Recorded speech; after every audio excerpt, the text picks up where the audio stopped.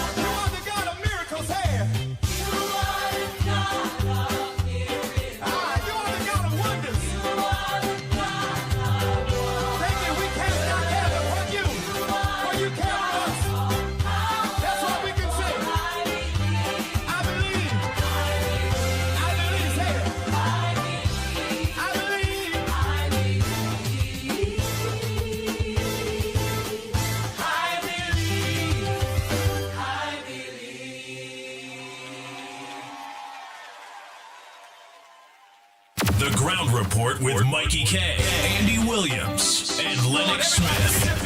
Let's go, come on.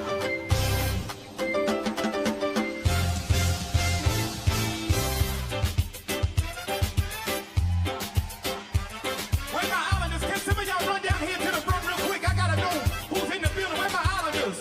I need y'all to run down here. Come on, let me see ya.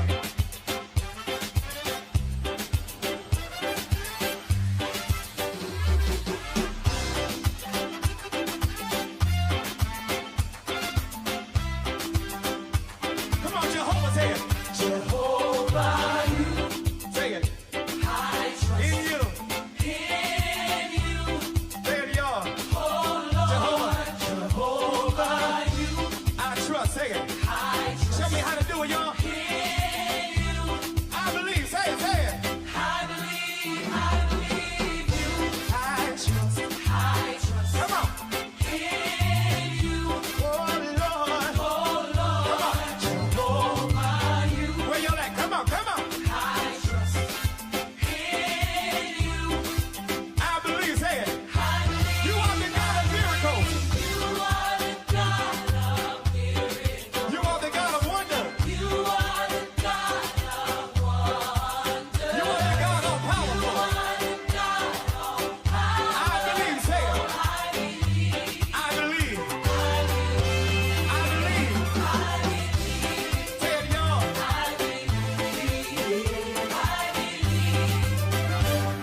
Come on, let your feet get heavy. Let's go. Let's go. Come on. Somebody make some noise in here.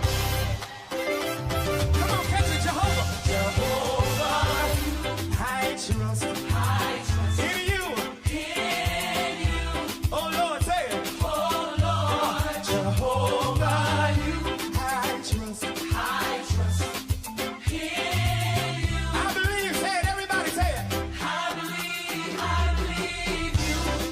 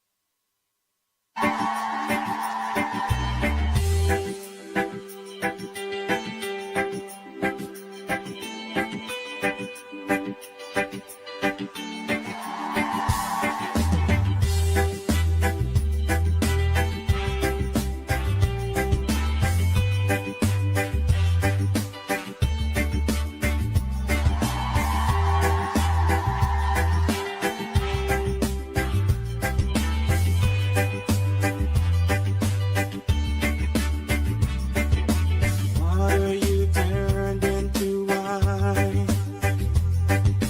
Open the eyes of the blind. There's no one like you. None like you. Into the darkness you shine. Out of the ashes we rise. There's no one like you. None like you. Our God is greater. Our God is stronger.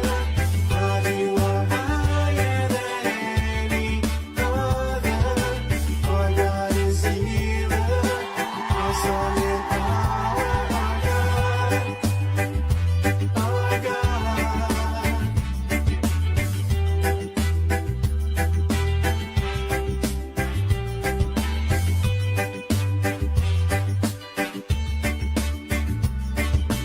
Into the darkness you shine.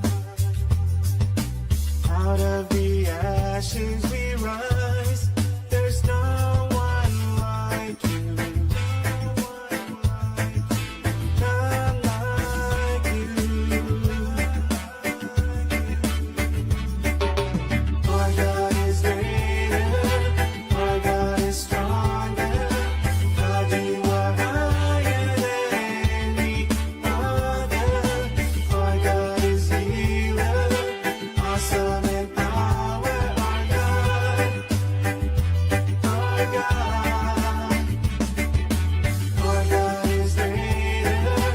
Our God is stronger. God, you are higher than any other. Our God is healer. Awesome in power. Our God. Our God.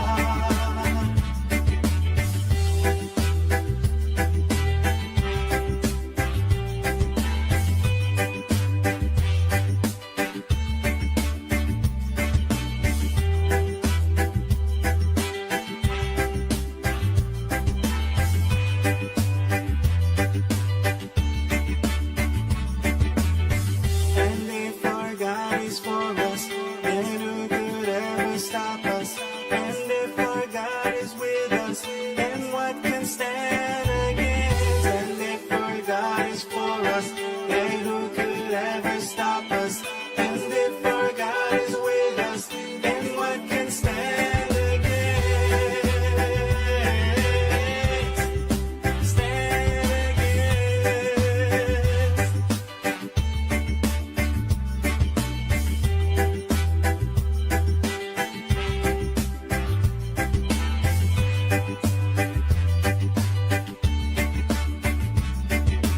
Our God is greater.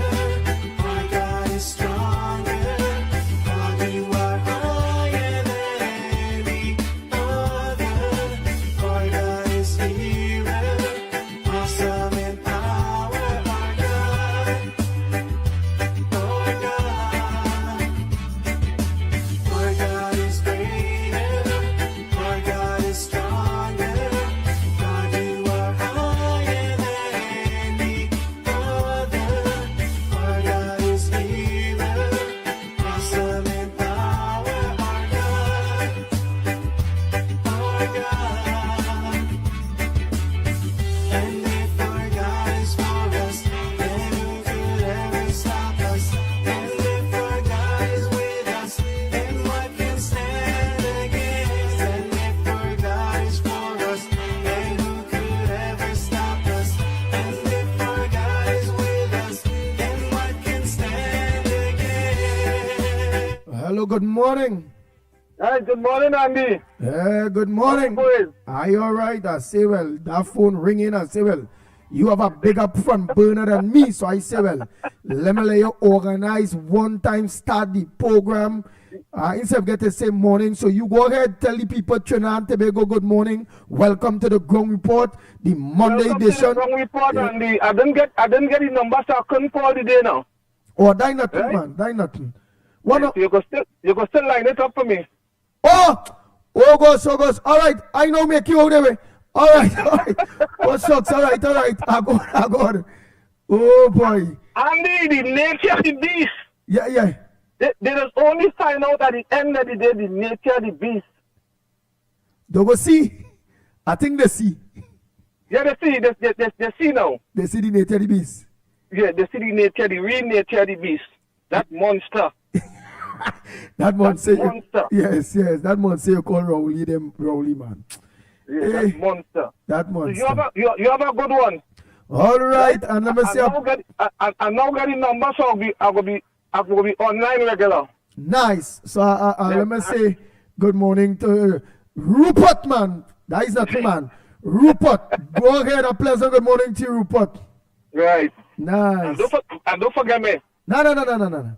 Yeah, bless.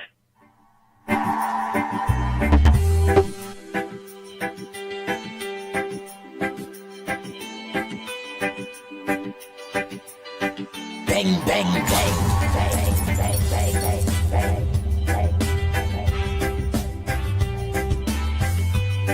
Well, boy, it was been a long weekend, so let us organize and the lines are open. What's on your front burner? Well, now the big problem is David, you know, first they had a problem with the lady working from home. Now they have a problem, she didn't go CARICOM. And the people going to green. But I see Minister of extraordinary there, ambassador, what you call it? Extraordinary ambassador. Ralph, what is the name of the game? What is the title of the game again, Olia? Extraordinary or something. Whatever, let me know what is the title of the game, man.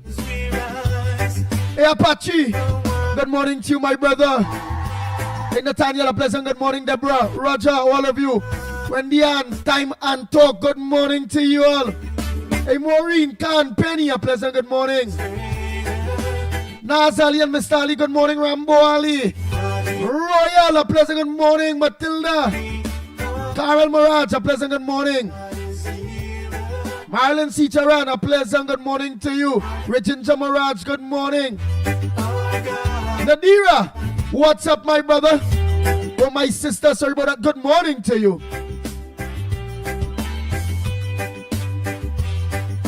Hey, baby Rampasad, good morning. But let me say a pleasant good morning to my baby, to the next baby. Yes. And teacher Balmain. Video all of them, they Vancouver. Good morning to you all. Hey, Patricia Reed, you're behaving yourself. Good morning, Tommy. Bernice, good morning, Chandra. Good morning to you, Rupert Lal.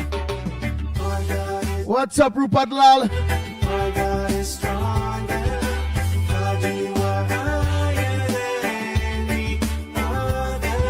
Hey, Donnie, good morning to you, my brother. And don't forget Danny too, man. Danny, good morning. Hey, Sukal, good morning to you. Ann Brown, a pleasant good morning to you. Balraj, a pleasant good morning to that. Good morning, Raymond. Good morning. Primraj, good morning, Ruby. Hey, Kathleen, a pleasant good morning to you. Semantic 62, a pleasant good morning. Jason Mitchell, good morning. Dindial, a pleasant good morning. That's Ramdas.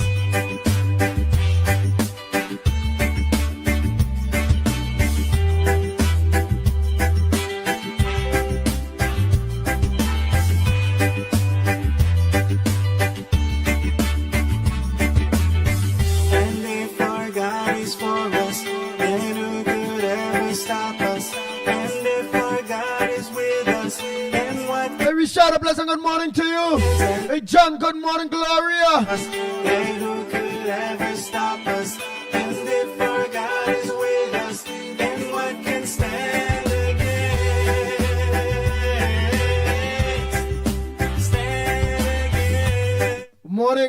morning to you. Morning, Andy. Andy Anderson here. Anderson, go ahead, my brother. I using my phone this morning. Yes. Andy. Yes. Mickie K. Lennox Smith morning, and to all the sensible listeners and sensible callers. Yes. That makes sense when the day come. Miss Woodbrook, morning to you, darling.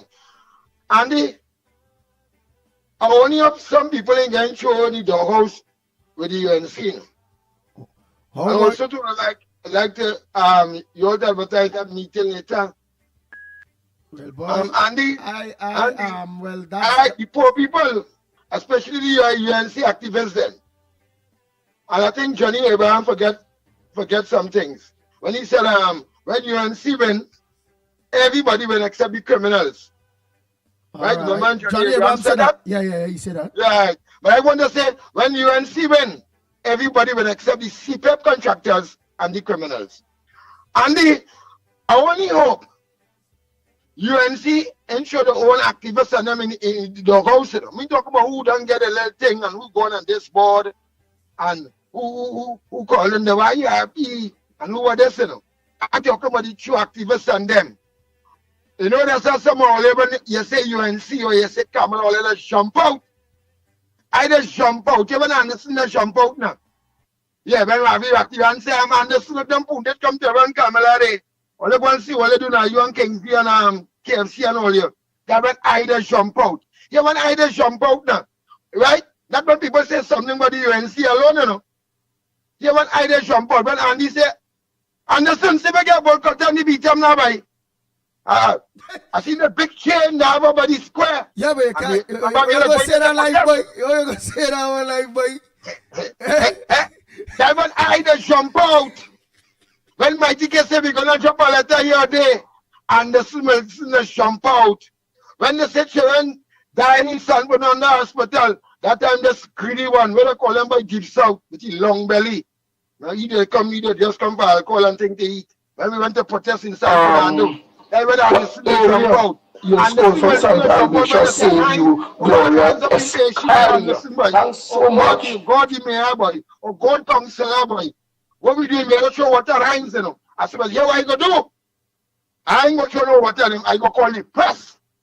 So I call Otoka Anton, CNC, I will understand the jump out. So when I say, I don't like how the UNC treating certain other activists, thus far, but I say, well, no. Not me alone, I on the ground. So I went Anderson and jump out. Right? So someone jump out from me now. Because I say, I don't want to know who fly here, who fly out, who fly in. All the poor man, I'm playing a black challenge for me this morning. The poor man just want to know where the next meal coming from. He don't want to know who jump out, who pawn panty, who pawn jockey. The poor man don't want to know that. The poor man want to know how his family will have sustainable employment, sustainable food on the table. The Anderson want to jump out. Right, Andy? Yeah. When things going wrong. And Anderson will also jump out tonight too. You know when Anderson will jump out again? You know when he does jump out? When I saw the Honorable Kamala Prasad be in accident on the highway, that is when I jump out. Yeah, I know when to jump out. Some people don't know when to jump out. Right? So I'm calling at the UNC. Know what they're doing, brother man. And I want you to call him from up and out Munilali in the house. I want you up Super Harley and Mama Bayer.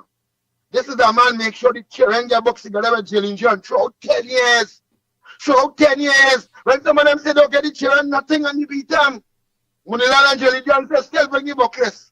But some of the callers that say don't get the children nothing. Don't get the children nothing. But I have a lot more to jump out for. Because the second that this one make it 3 years since them little boys die in front of but how he get you out, man? It's a whole big united team there. You see anybody that look like they but what I say, I want you my partner and get showing the doghouse and this Andy, you know what I mean? No, but this is a man that reach the ground, And I want some all in certain position. But how we get through the doghouse? Look, Andy, I know you can read and analyze where I'm coming from. The only way, Andy, Mickie K, people like Mickie K understand where I'm coming from. Watch, the only way you can say that your partner get thrown in the doghouse, or Jolene get thrown in the doghouse, or your people get thrown in the doghouse, is if it is our prime minister had left and you get to see who acting, you ain't get to see nobody acting. I don't want to know who so acting. don't play, you throw nobody get thrown over. I talk about the same people on the ground. Munila tell me that black man not mind him, you know. Munila didn't know no father, you know. The man that mind Munila, but that's a stepfather, what is a black man, you know. Black like that. And someone ain't gonna know that. That's why the man, he just watch and here goes out to poor people, to the most vulnerable, to the poorest out of the poor. I want to say good morning to you, Dr. Munilal. Michelle, you're going very good. You're working hard. A lot of them, Bandana Moet. I don't know if I get an appointment this year. When you asked a woman was all up in she face outside the headquarters, UNC headquarters. I didn't know appointment to run across and say, hey, you can't touch you, man. Right? So I didn't ask no appointment this year. I didn't make none. I didn't ask her this year. Sure, if I ask her this year, I will. And the list goes on and on. But UNC, how all that on, and I only hope only just didn't come here for 5 years. Right? I only hope only just didn't come for 5 years. Because I don't think the listening public, those that watch it on, want to see you all there for 5 years alone. Right? So I let everybody know, let good sense prevail. And then before I leave, Anderson know when to jump out there earlier. Somebody don't know when to jump out. And they're looking and listening. With Mickie K, Andy Williams, and Lennox Smith. Bang, bang, bang, bang, bang, bang, bang, bang, bang. I hear me name come. I hear me name come. I hear me name come.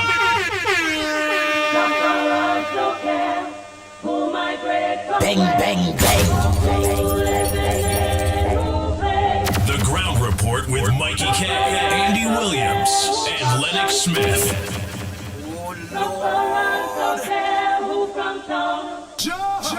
Sufferers only want to know Bang, bang, bang, bang, bang, bang, bang, bang, bang.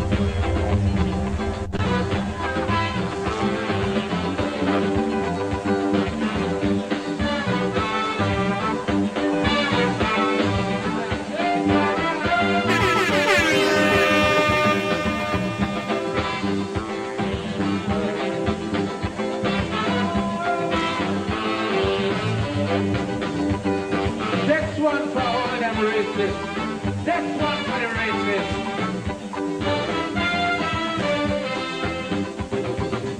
Anytime you bounce up a racist and you hear them running them out, it have a whole set of people don't care what they're talking about. A racist is someone living happy and all their family doing well. So race talk is really not for people in the ghetto catches hell.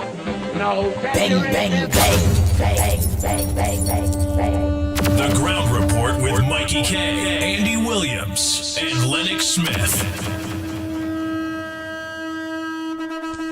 Sufferers don't care who migrate from where or who living in who pays.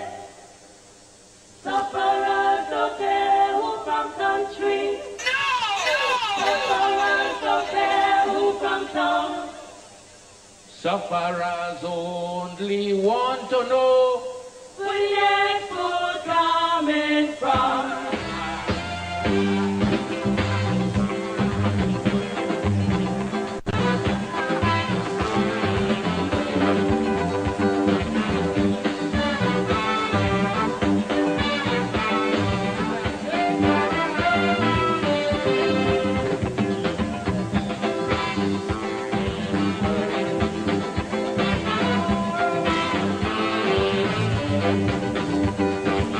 this one for all them racists. This one for the racists.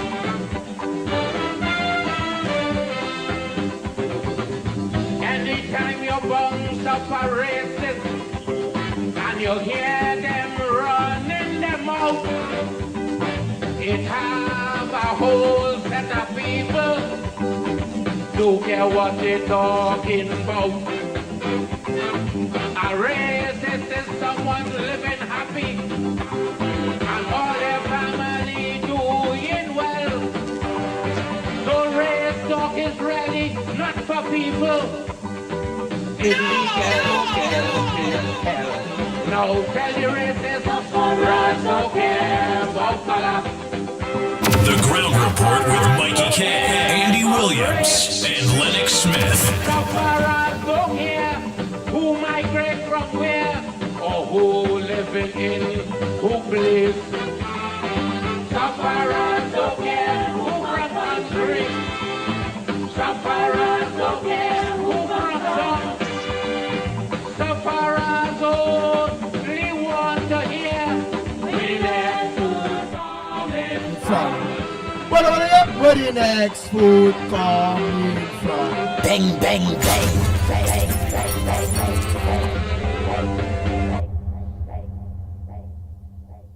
But here what I want to hear.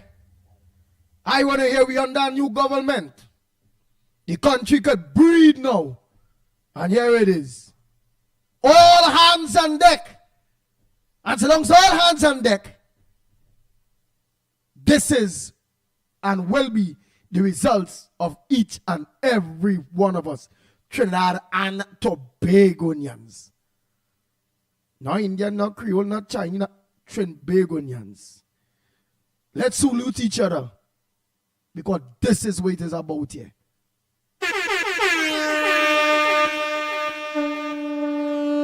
The Ground Report with Mikey K, Andy Williams, and Lennox Smith. One people, together, we can do it. Nah, not that at all. This is it here, man.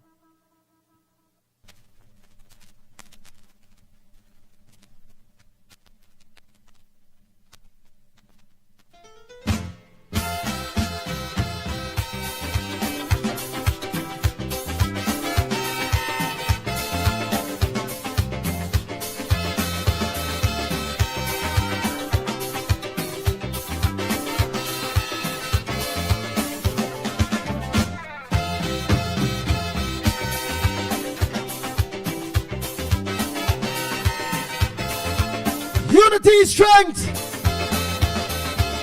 And we're gonna make it so long as we really, really try. I believe we can. We broke and they say that recession jamming. The south of foreign countries really start migrating. They lose faith in the country, they say we're gone down the drain. They say no more, we see Africans again. But the will to recover in my people like our confidence. Although many may seem to feel like Oh boy, Dana Parks. Green, a pleasant good morning to you. And let me say a pleasant good morning to all my Tobago brothers and sisters. Mother Bernie Silver Fox.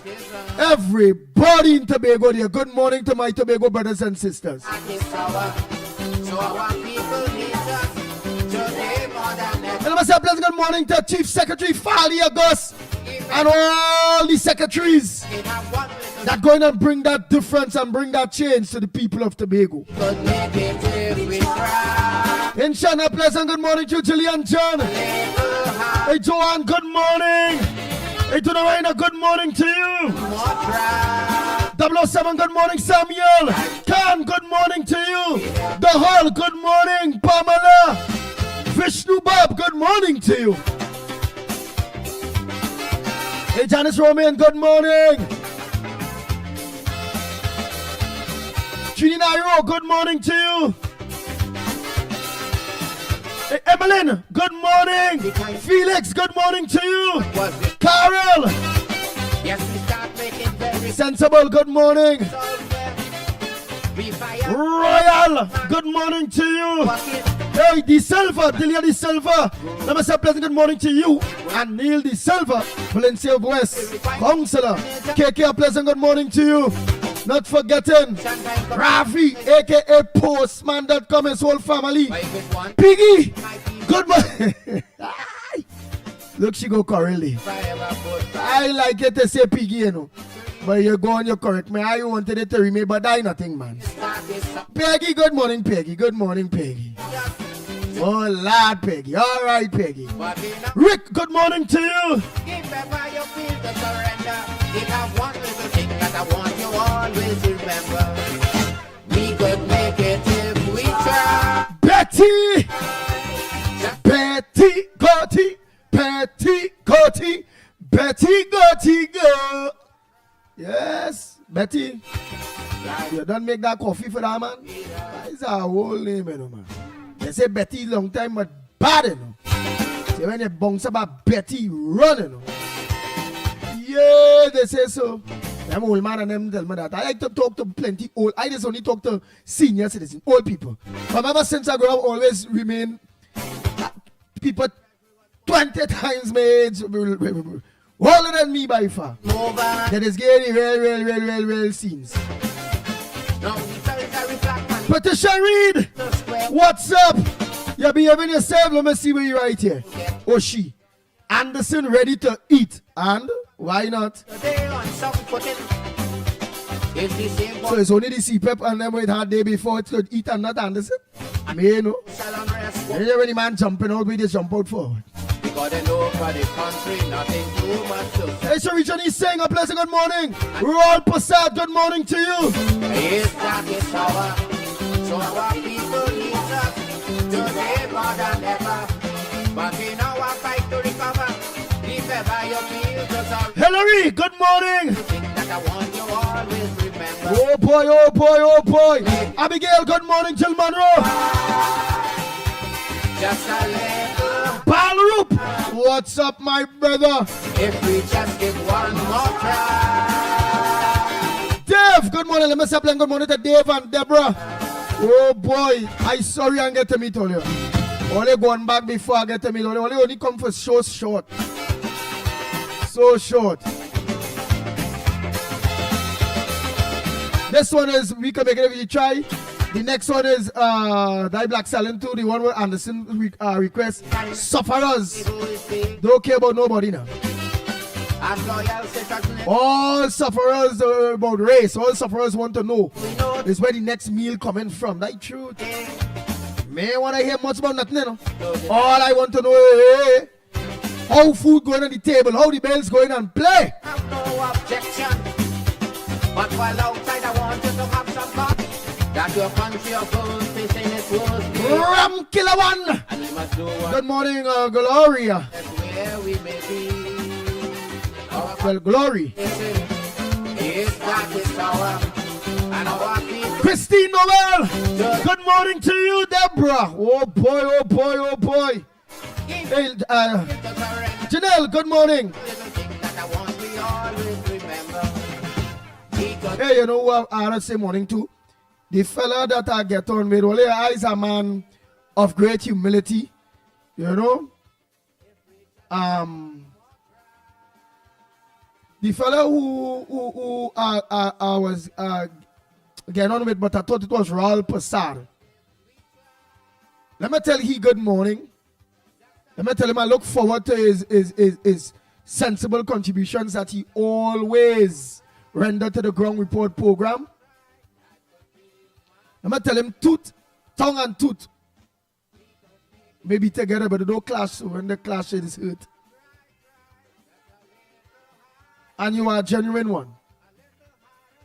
So whatever misunderstandings we both have or had, because it's hard for me. I don't hold people in mind. I don't be on them kind of thing, whatever. I believe that he was attacking me. And I maybe jumped the gun. So let's move on from that and move forward, my brother. I don't know your name. I thought it was Rolling with the song like Roll Passad. So long as I go through the phone, I'm going to know if you send a message. If you ain't send a message, it means that you're still vexed, and big people mustn't stay vexed for long. You mustn't tote feelings. God is vexed for that. Right? Don't tote feelings. God go vex with you.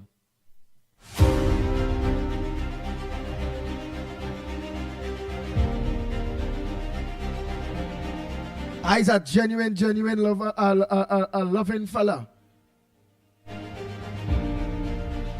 passionate, loyal. Alright, so I hope you send a message. I know he know who you are. I don't have name, have him done as by a name. But you did send a message telling me you go take a look over for the program and thing. And I say that don't do that, don't do that. Don't let my misbehavior or we misunderstanding carry to something like that.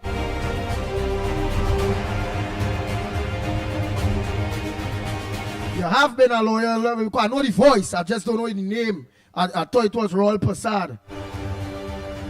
So I'm looking through here to see if I see any message because normally you will say, because I know you're listening, you know.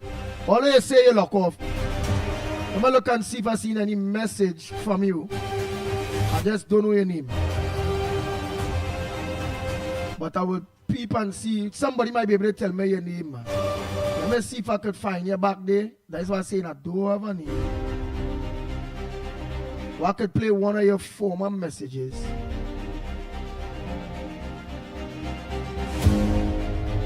And everybody will know that voice. So I peeping there. I wasn't comfortable over the weekend. But again, I always like peace. Each and every one of you that are part of the Ground Report program and takes time out to share it, come out for protest, do all those things, are my friends and my family. And in a home,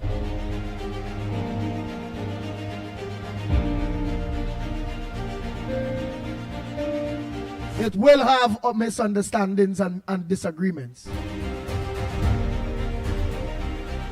I'm looking for the man here, you know. I wonder if this is, this him here. No. Voice note, no. I'm looking for him. Just give me a quick minute there. I really want to.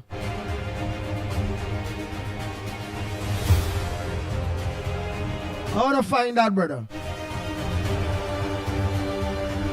You have always been with us. Me and he clashed there and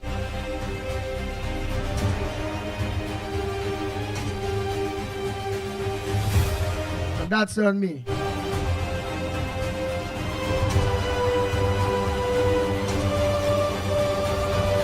Where the hell? I always thought it was Royal Passad.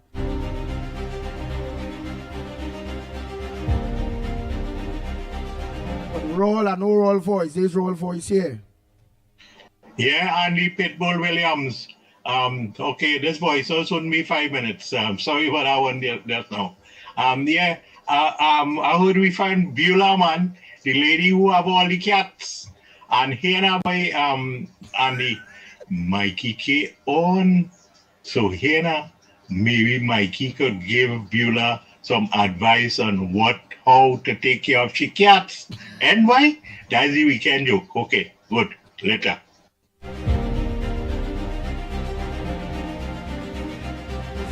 Oh Lord.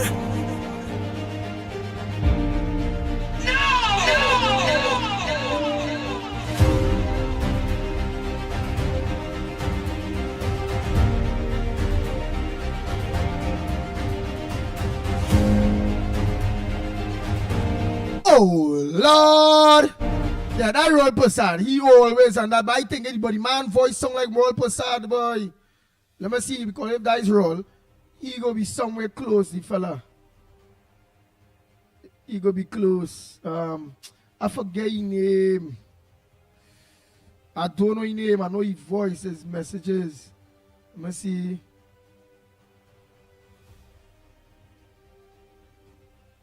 Alright, it's not this. Well, let me find him there quick now. My mind was on him over the weekend. I wonder if it's this. You know he talking about in the lock on, but he sent a message here for me. Let me find you back now. Where's God go vex with you? Because he's an ageable man. And you can't play a hole in the pit bull in mine. I wonder, it's not Felix. They Felix here. Let me hear. Felix. That Royal Passad. They Felix. Yes, Andy, must pay number. Right, I Felix. But the man, the song like all of them, he all of the oh Lord, what this man is, boy. What this man is, boy. Yeah. I'm trying to find him all here. I buff him up, you know. Oh Lord. Where him, boy? All I forget. All I forgive me. I ain't seen it. Because I never get a save his name. I never get to save the man name, man. Wait. Alright, so I ain't get to save the man name. I wonder if it's this. Good morning, Andy, Lennox, Mikey, wherever you are. Now, Andy, the boss man made some good, he gave some good ideas, right? He gave some good suggestions, very good. But these things, what he's complaining about or speaking about, they didn't happen overnight. It didn't happen only for the past month or so. It was going on all the time, and I never hear about no boss man calling in. Never.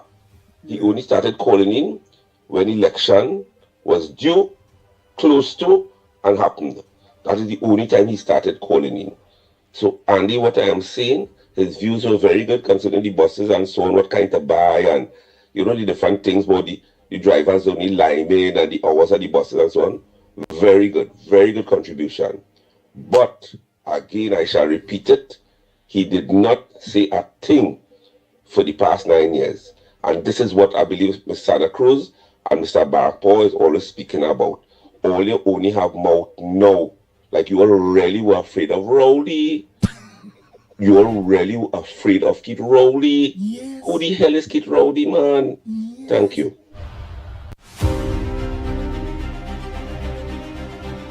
Bang, bang, bang, bang, bang, bang, bang. Oh, Lord.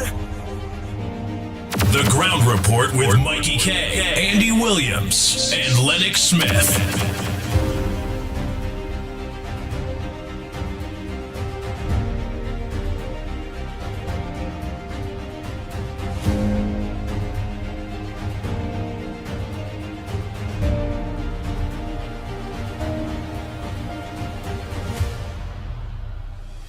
Alright, the show must go on. I really ain't finding, man.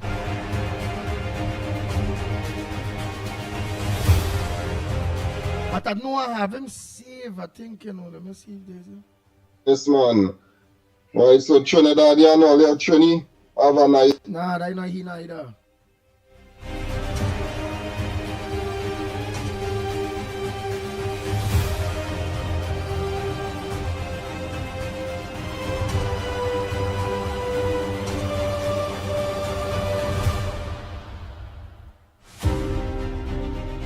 Alright, well I know he will know himself. So give us a call, send your WhatsApp. Have a guy name, or let that guy the voice.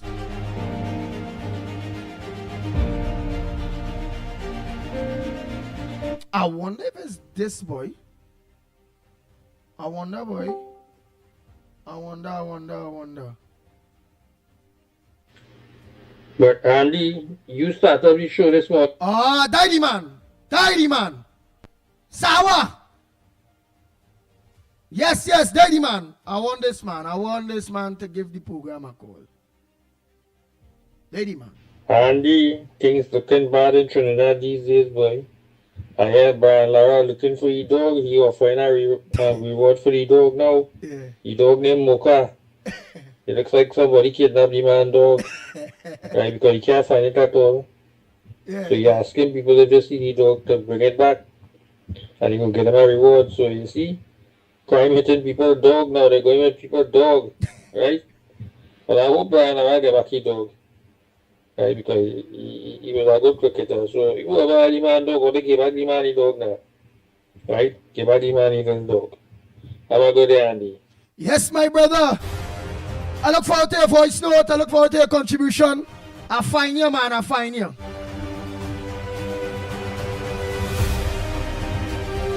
And I remember that guy it saved.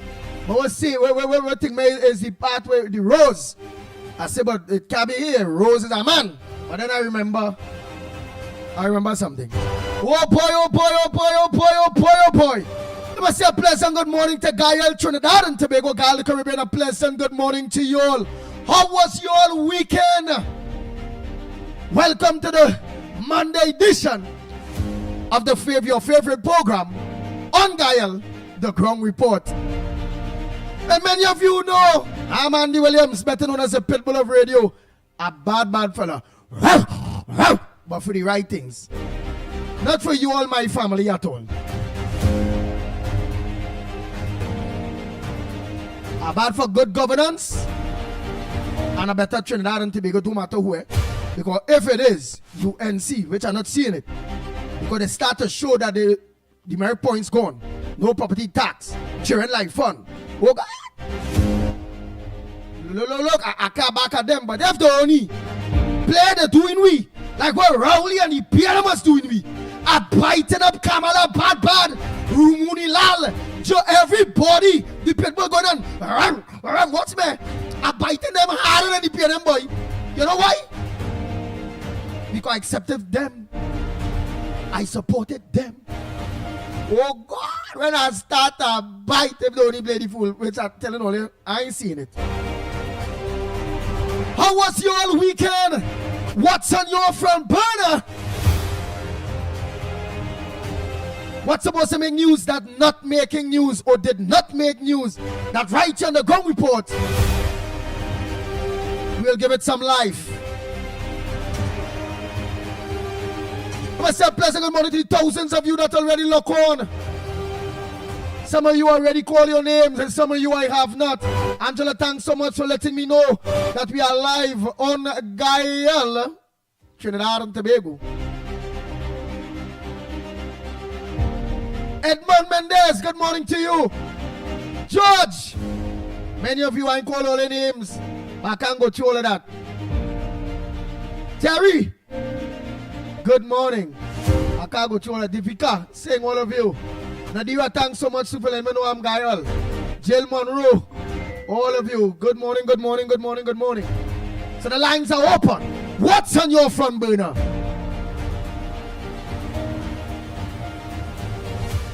Good morning, caller. Where are you calling from? And what's your contribution on the Ground Report? Good morning, Andy. Are you hearing me? Loud and because clear. I know I'm having a lot of problems with my internet.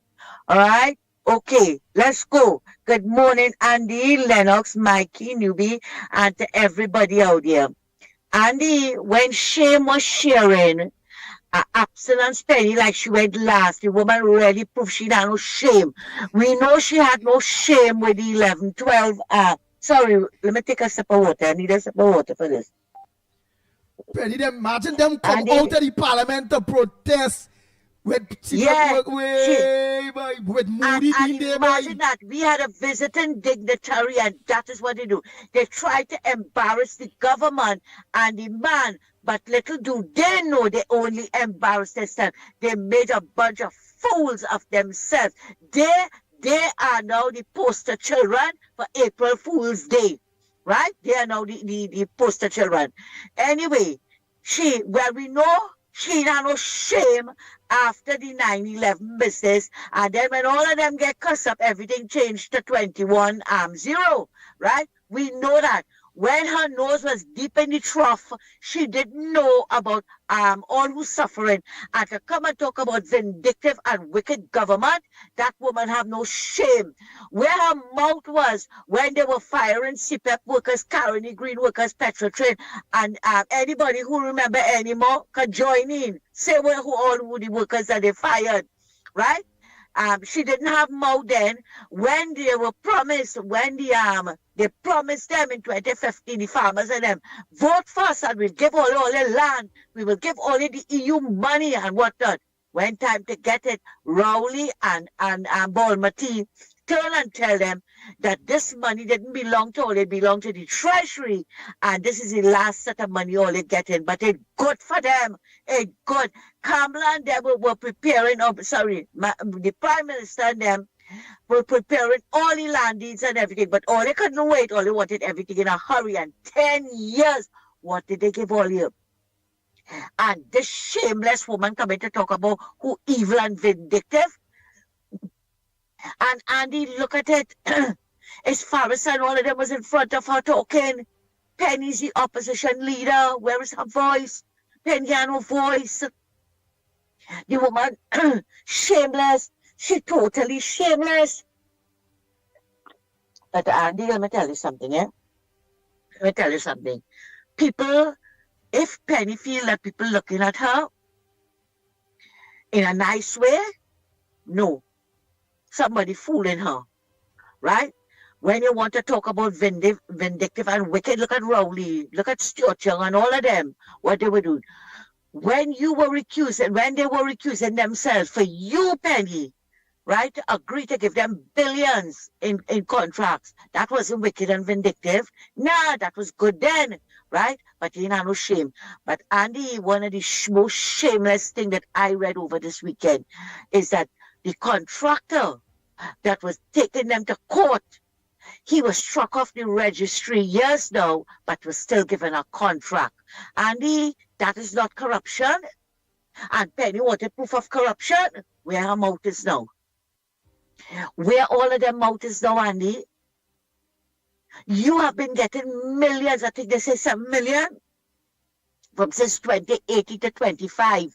I don't know when he was struck off the register, and that is why the case had to be dropped. And where Larry Lala now? Where contractor is that? Where contractor is that? The one that took the CPAP company over the weekend to court. With Larry Lala and I think some Sinclair man or something. So oh right, yes, that the first one gone there. Yeah. Right. He was struck off the register. I sent it for you. I sent it for you where they say he was struck off the register. How did he get? How did you see? And they want to go up against Adam Ram Logan. That's why they get a good thrashing. They were out the gate before they could have started with stupidity, right? They had to drop the case because he was struck off the register and get the money. No, he has exposed himself. And we are wondering now, Andy, how many more were struck off the register, but was given new contracts and was given, look at how much money, Andy, right? Struck off the register of what? Of registration of business. Company. Yeah, of companies. Companies registry. Ooh, that is a big book. Yes. Not struck off CPEP list. Or not the registry, that government thing we're talking about there. When they get struck off, oh God, now that is a serious thing, but this was a that's right. So they didn't check. Right, so they wait, but you see now he exposed himself, right, to corruption because you were not on the registry, you were struck off the registry, but yet still you were getting contract up until this year 2025, right? And then you want to know where the corruption, that is the corruption. The next one, there's two more I want to deal with this morning, this rainy morning. Amory Brown, that man in had no shame. No shame to talk about fake. He should look in the mirror and you will see what the fake looking back at him. You talking about this boy, Sean Sobers, our new foreign affairs minister. You are talking about our not national security, but homeland security minister, that they shouldn't be going to the CARICOM meeting. Why? Who is you? Who is you who sat down there for how many years and what profit did you bring to this country? It was under your watch that thing happened with the UK visas. It was under your watch. You have no moral authority. You feel because Penny feels sorry for you, right? And portray in the Senate that you is somebody. Amy Brown, you are nobody. You are nobody to come and talk about fake vaccine and whatnot, right? That is why the India High Commissioner them didn't want to have anything to do with the PNM government. You coming to talk about fake vaccine while the man is, that vaccine saved so many lives. And why me and Motley, who were the first to get it and share it for the Caribbean? Why she didn't talk about fake vaccine, but you come in to talk about fake vaccine, and you come in to talk about Sean Sobers and Roger Alexander. You have no moral authority. That is her business if she choose not to go and send proper representative. She running she business why all you running all your mouth because all you not to sell all you want people to like all you. But we saw what all they did for 10 years and more in this country. Nobody like all you. And this next little upstart that they call Curry Marcel put up a post. The biggest heist and hoax of the century was when UNC win, everybody win. The first 7 weeks, over 13,000 citizens lost. CPEP, WASA, ministries, regional health authorities, central bank, etc. When UNC win, only UNC win and everybody else lose. But I want to ask Kareem, where were you? Where were you for the last 10 years? When Bita Magi, same constituency you represented, were losing. Where were you when the children were pulled out of the vehicle and killed? Where were you? Where were you when they were recusing themselves? I want to ask him this morning, did anybody recuse themselves of all the recusal triplets and whatever, quintuplets and thing? Did they recuse themselves for anybody in the beat or anyone in your constituency? Where were you? You have no shame. You better get facts before you come and you run your mouth about who losing. When PNM won, it was only friends, family, and financiers that won. Nobody else. Not the shell nuts. Nobody. So all who running behind them, all they have no shame neither because they did nothing for all you. Right? He took what I wonder where was his mouth when they sent home carrying the green workers, CPF workers, petrotrain workers, Jawala Rambarat, everybody that they were sending home left, right, and center. Over 50,000 people lost their jobs under the PNM. Where were you, Kareem? That you could put up heist and hoax? But I want to tell you, the biggest heist and hoax is when they tell us we get $22 billion for COVID and nobody didn't see a cent. But our new prime minister is going to investigate that. And the biggest heist and hoax is when Rowley fooled all you with that email. He fooled the country with Section 34 for him to get into office, right? That was the biggest heist and hoax that they perpetrated on the people of this country. And talking about, look at how much money Andy he spent, make everybody feel that he was a corruption buster. Spent so much of money with SRP Kate from Scotland. Where are the charges? So when you want to talk about heist and hoax, Kareem, take a good look inside Balisay House and you will see the biggest heist and hoax. And your new opposition leader, your new leader, the PNM, is the biggest heist and hoax. Andy, thanks a lot for listening to me. You take care and you have a good morning. Take care. All right. Oh boy, oh boy, oh boy, oh boy, oh boy. A lot of things off the chest, eh?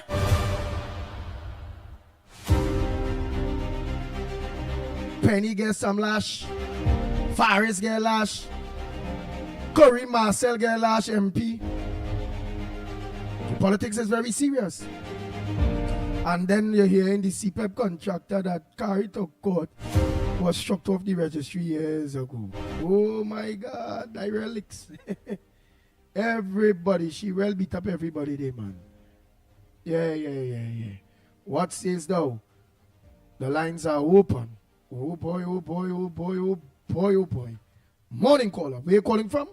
What's your contribution on the Ground Report this morning? Blessed morning, Andy. Hey. Andy, there's defender here. Hey, my brother. Long time, very long good, time, man. long time. Happy to hear you, long man. Time. Happy to hear you. Yeah. Go ahead. Yeah, man, well, I know it's not more of a defender again. I know it's not I'm a defender again. No. There's defender. So now we have PNM. Them know defending. Anyway, Andy, I called this morning first to ask the country to denounce this opposition fully for trying to embarrass this country internationally. Because Andy, I know when me and you and we went to the savannah to protest, we get tear gas. I ain't seen no tear gas yesterday. Friday, sorry. But the reason why I brought up that, and you listen this, right? And I want you to listen carefully and call listeners, I want you to listen this carefully.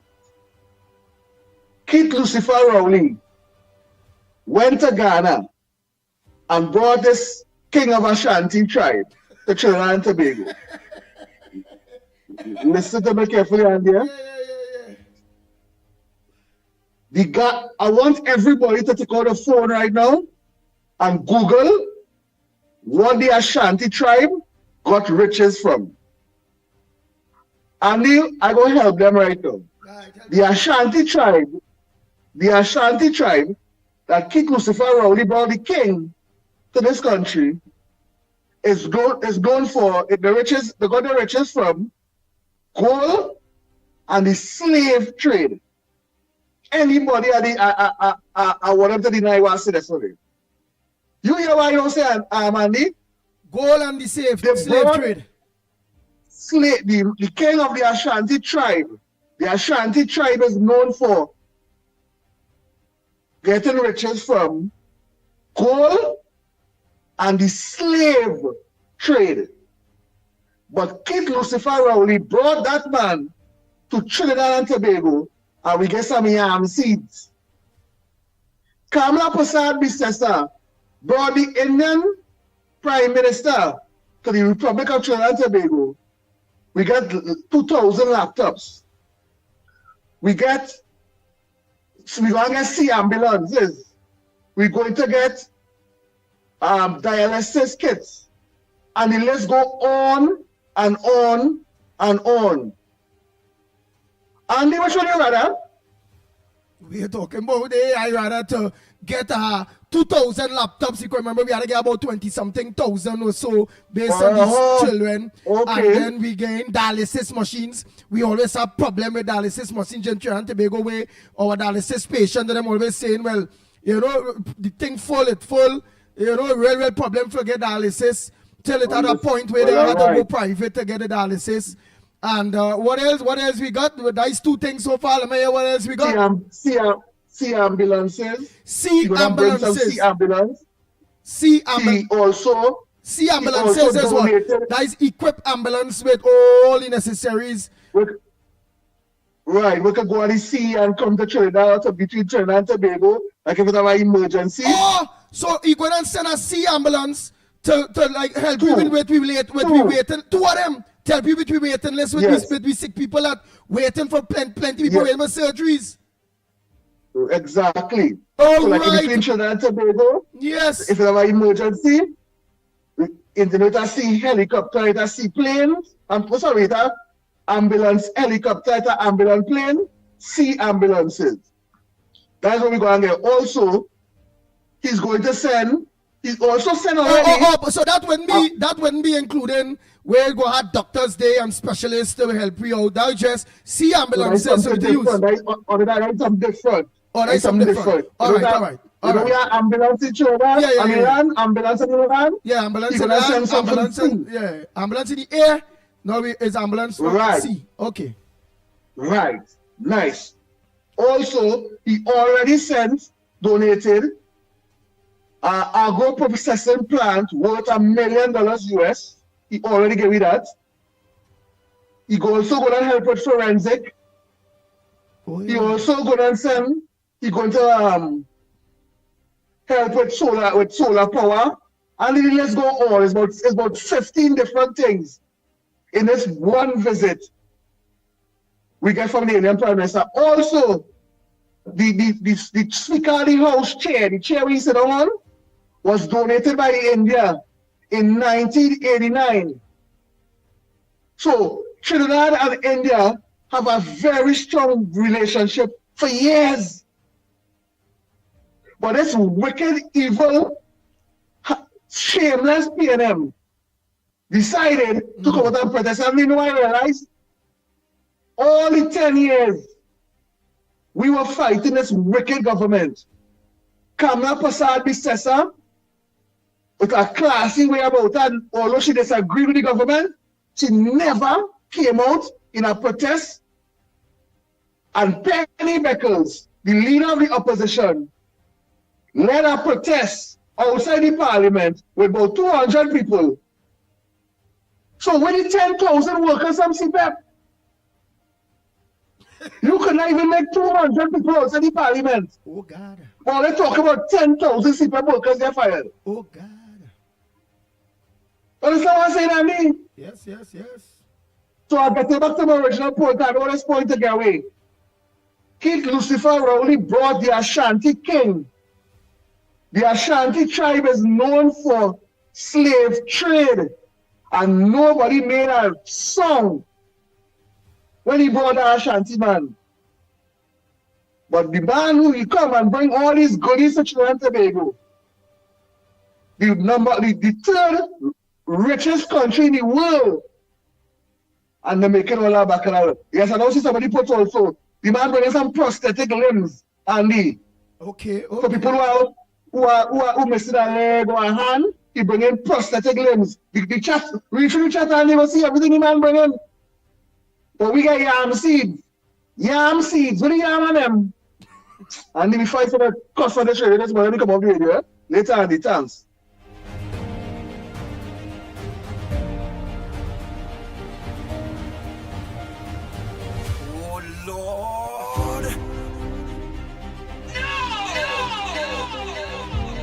The Ground Report with Mikey K, Andy Williams, and Lennox Smith.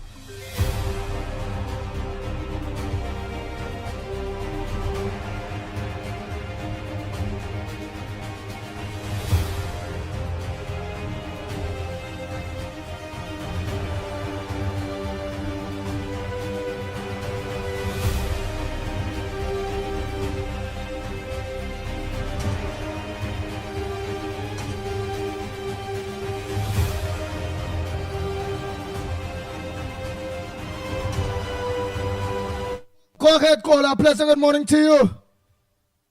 A pleasant good morning to you, Andy, Lennox, Mikey, Trinidad and Tobago, and if Guyalon, up the Caribbean, down the Caribbean, and all of that. Guyalon, not if. Guyle on. So tell the Guyal family morning, man. So a pleasant good morning to the Guyal family, and stay tuned for facts and economic prosperity and information. Good morning to the Caribbean. We are one family. So, Andy, normally I doesn't bad talk callers, but I had a bad talk one this morning. Mr. Defender, why you telling me we get laptop? When we have to that laptop is good. When you telling me we getting terrorists, then terrorists machine is good. When you telling me we getting a sea ambulance, we don't need that.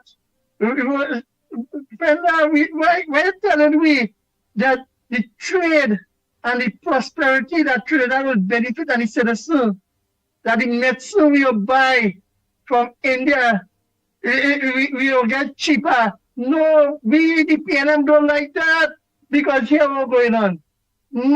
Ask the Alsing, he'll tell you that drugs are good, but he could give, right, $1.2 billion in contract to a selected few importers by you want to take away. We work our, we just thief, you know. We just serve the people. We tell all the senior citizens, boy, always as trade and the treasury, boy, we want to cut all the pension, boy. We are about saving money, boy, and serving the people. We take good care of them. What are you talking about? India, we get yam, boy. Yam just eat good. And we every day African snail. Because here what's going on. You see, I want to come back in the parliament, but I want to rule the country. My party want to come back. Because you know why? We see and we get the taste of the nectar from Eric Williams, how we thief out everything, boy. And the people they're just blinded, and the following blinded, boy. We want that way. You try to obstruct me. But anyway, Andy, condolences to the late Hanuman Singh, because I would like to say on your program today that he was a pioneer in East Indian culture. And when the Prime Minister of India had braced us on this show, he had said that the sixth generation of indentures, right, laborers, that they will have benefit to get it India. It was a dream and a passion of the late Mr. Hanuman Singh to bridge that gap, and he was searching for our roots of East Indian to kill India, and he was always putting us back home to see where we came from, and to know that we as East Indian, in the East Indian diaspora, we have our roots and we connect where we came from. The PNM under Dr. Williams took it away from the African diaspora and say he is their God, the king, and the leader. All the PNM know, and the supporters, they only know Eric William and the PNM, the PNM, and the PNM. That is why they will be in bondage, and they don't know the roots, right? And as Defender said, the slave trade, with that try they bring for Emancipation Day to tell them, right, that they are slaves and they will never free. So you see, there's only one, like it takes our political leader, Ms. Kamla Prasad Bisesa, to show equality across the board and try to find the roots and show them what is upliftment. 10 years at the PNM, just 2 months ago, Lavantil still like a shanty tongue, right? And check the go Martin. Rowley say he know not one of them. Eh? And then you will see in them areas, you see billionaires, millionaires, and business-oriented people. But yet still you see little shanty tongues and people suffering. Eh? So you see, when they want to talk, Penelope Beckles, you drop your underwear and you expose everything, your pride, because you want to be leader. And when you is leader, we need trade. We need bilateral agreement with other countries. For the last 10 years, the government you will serve never bring in trade like that and talk to trade missions like that, those head-to-head government. All they see is gas to keep thieving it out with Repsol and Shell and Access Stuart Young. Where is the dividends for NGL stock? And they have more to say, but have a pleasant day. Thank you very much.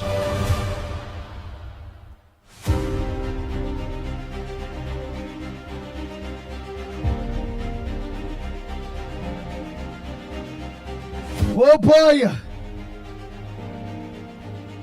A squad car drops woman off at social event. Top Cup orders probe. See the woman coming out the thing there. We don't know. It could be the all that says she was broken down on the highway somewhere. And she have an event to go.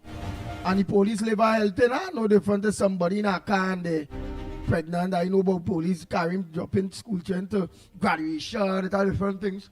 So you know them things could be dealt with. I find that is too small. Well, unless it is that might be the policeman woman going somewhere there. I mean, you're why in back? You want a woman there, why you ain't organize and get a car? When you want woman, you have to be able to take care of them. Don't use weak car or people car or borrow car to hook she. She like uniform? She like car? Can she buy a car and you want to buy a car and wrap it? If that is turned she on.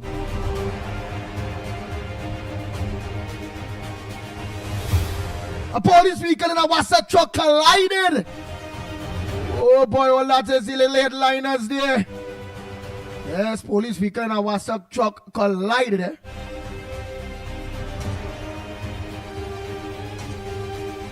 $19 million for incomplete work at youth camp.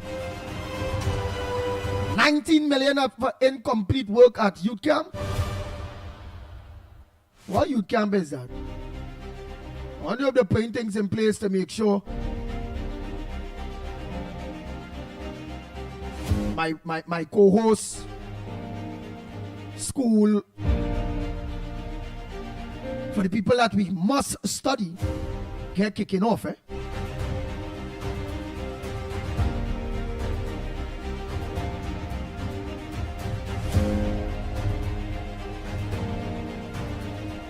This is 4,000 to 6,000 a month. Views are varied on a living wage. Man, 6,000 a month, 4,000, that can't help, but people have to pay the rent, 2,000 something. Children have to go to school. You have to still pay for 6,000. Can't walk, it can't walk.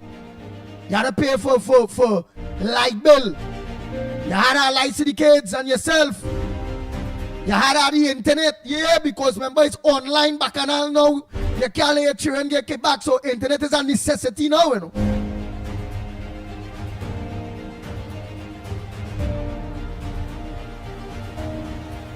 I agree with you, Rick. It also could be the policeman who uses the police vehicle to drop off. It could be the man's daughter. But again, you really can't use the people's vehicle to drop off your daughter, your girlfriend, your friend.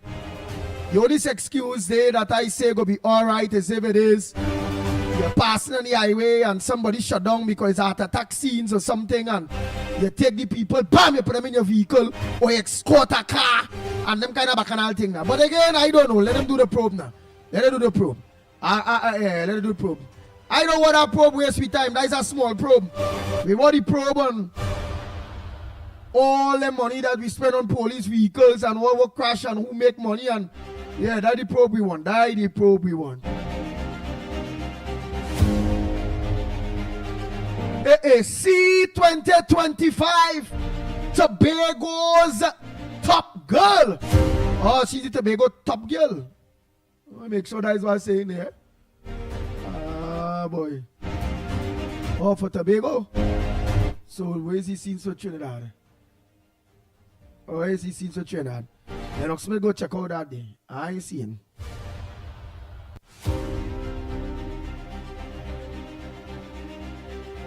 Jamaicans new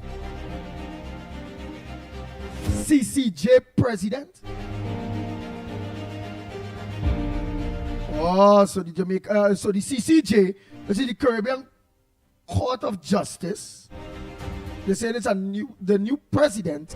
So they might indulge Lennox Smith here while we will get some of the other headliners there. Well, we know three shot dead in 24 hours. We all know that, and in the Guardian here it also say the murder toll is 199 people dead. The piano was empowered, it have been about 300 already, around this time. Lennox Smith. So on the CCJ, which that is not the High Court anyhow, what, every country have to send a representative or something, so? What that is about? Could you clarify who topped the C exams first and what school? And Tobago, where I see a girl top. Alright, and what's your thoughts on the police, top police, or does a probe into somebody look like they're getting dropped to a prom? Right, the opposition and all. The opposition and all. Nah, I want to go into the politics last. Yeah, because that's what it is. No problem. We do as you request. Pleasant morning, however, to all and sundry, East, West, North, South, Central, our friends in Tobago, and wherever you are streaming on the World Wide Web, a pleasant day to you. Yes, this is the Monday morning edition of the Ground Report. And yes, of the three matters that you have indicated, I will take them not necessarily in the order that you have indicated, but certainly I will want to deal with the CCJ. The CCJ, of course, is the Caribbean Court of Justice. Yes, Trinidad and Tobago is not a member as yet, but of course, the hiring practice is that you can have Trinidad and Tobago justices hired on it or in it because it's a regional court. No, but also, Lennox, just one quick interruption. But remember too, We don't have to worry about we going there because in opposition for the whole 10 years, this UNC government, so we ain't playing that, stated clearly that we people of Trinidad and Tobago not ready for no CCJ due to the close ties of these Caribbean people, and we are staying and they're supporting the Privy Council, the warlords and them, or the yes. Go ahead now, Lennox Smith.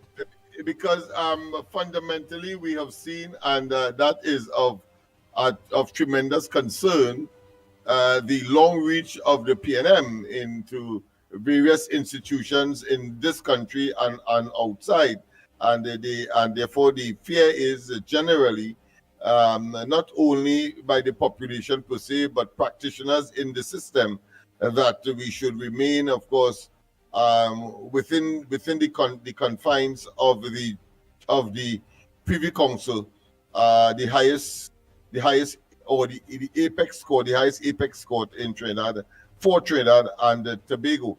Of course, it doesn't mean that the justices, including of course the head of the CCJ, will not want to advocate for ultimately for every single member of the community, the Caribbean, the CARICOM, to be part and parcel of that particular court formally, even though of course it was created by CARICOM and located here in Trinidad, right on Henry Street in Trinidad. So the court itself is located here, but we are not, of course, a part of it.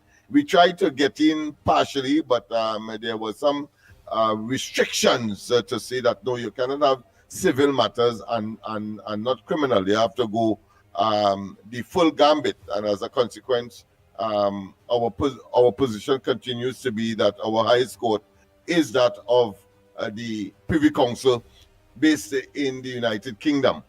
That is as that is concerned. Of course, with respect to the C students, well, again, while the last government attempted, and we knew it was for reasons not what they would have said, but because their fantasy that the Indians are, of course, faking their degrees, etc. Yes, Bowley did say that to pacify the African community. And we have been telling the African community, no, you have to compete. If it is that a particular grouping in the society is doing well at sea level, don't you think that it's logical they will do well at the CXC level?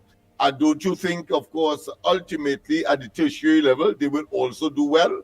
So for Rowley and they to manifest their illusion and not tell the African community, listen, you are not doing well as we have been doing, and therefore everybody should put their shoulders to the wheel, recognize that that is happening, and of course engage, because at one time, CIC, QRC, Fatima, and so on, where most of the African community would have, of course, been attending, was the best schools, was the apex schools, or was the superior schools in Trinidad and Tobago. Suddenly, of course, in recent times, we have seen that has gone to Central and Deep South and other parts of the country, and not these schools, of course, performing well, even at the primary level.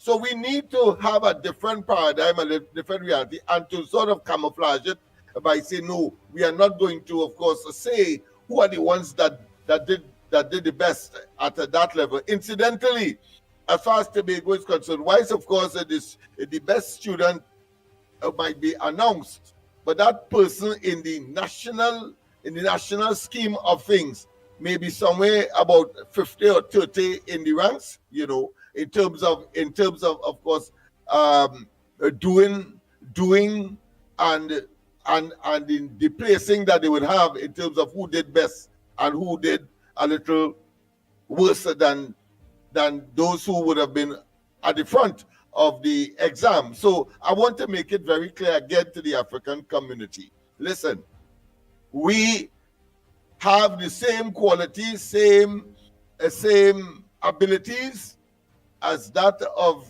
any other grouping, whether it's Chinese, Indians, etc. And we must now put our shoulders to the wheel parents, the community, distant family, close family, and let us get back to where we were.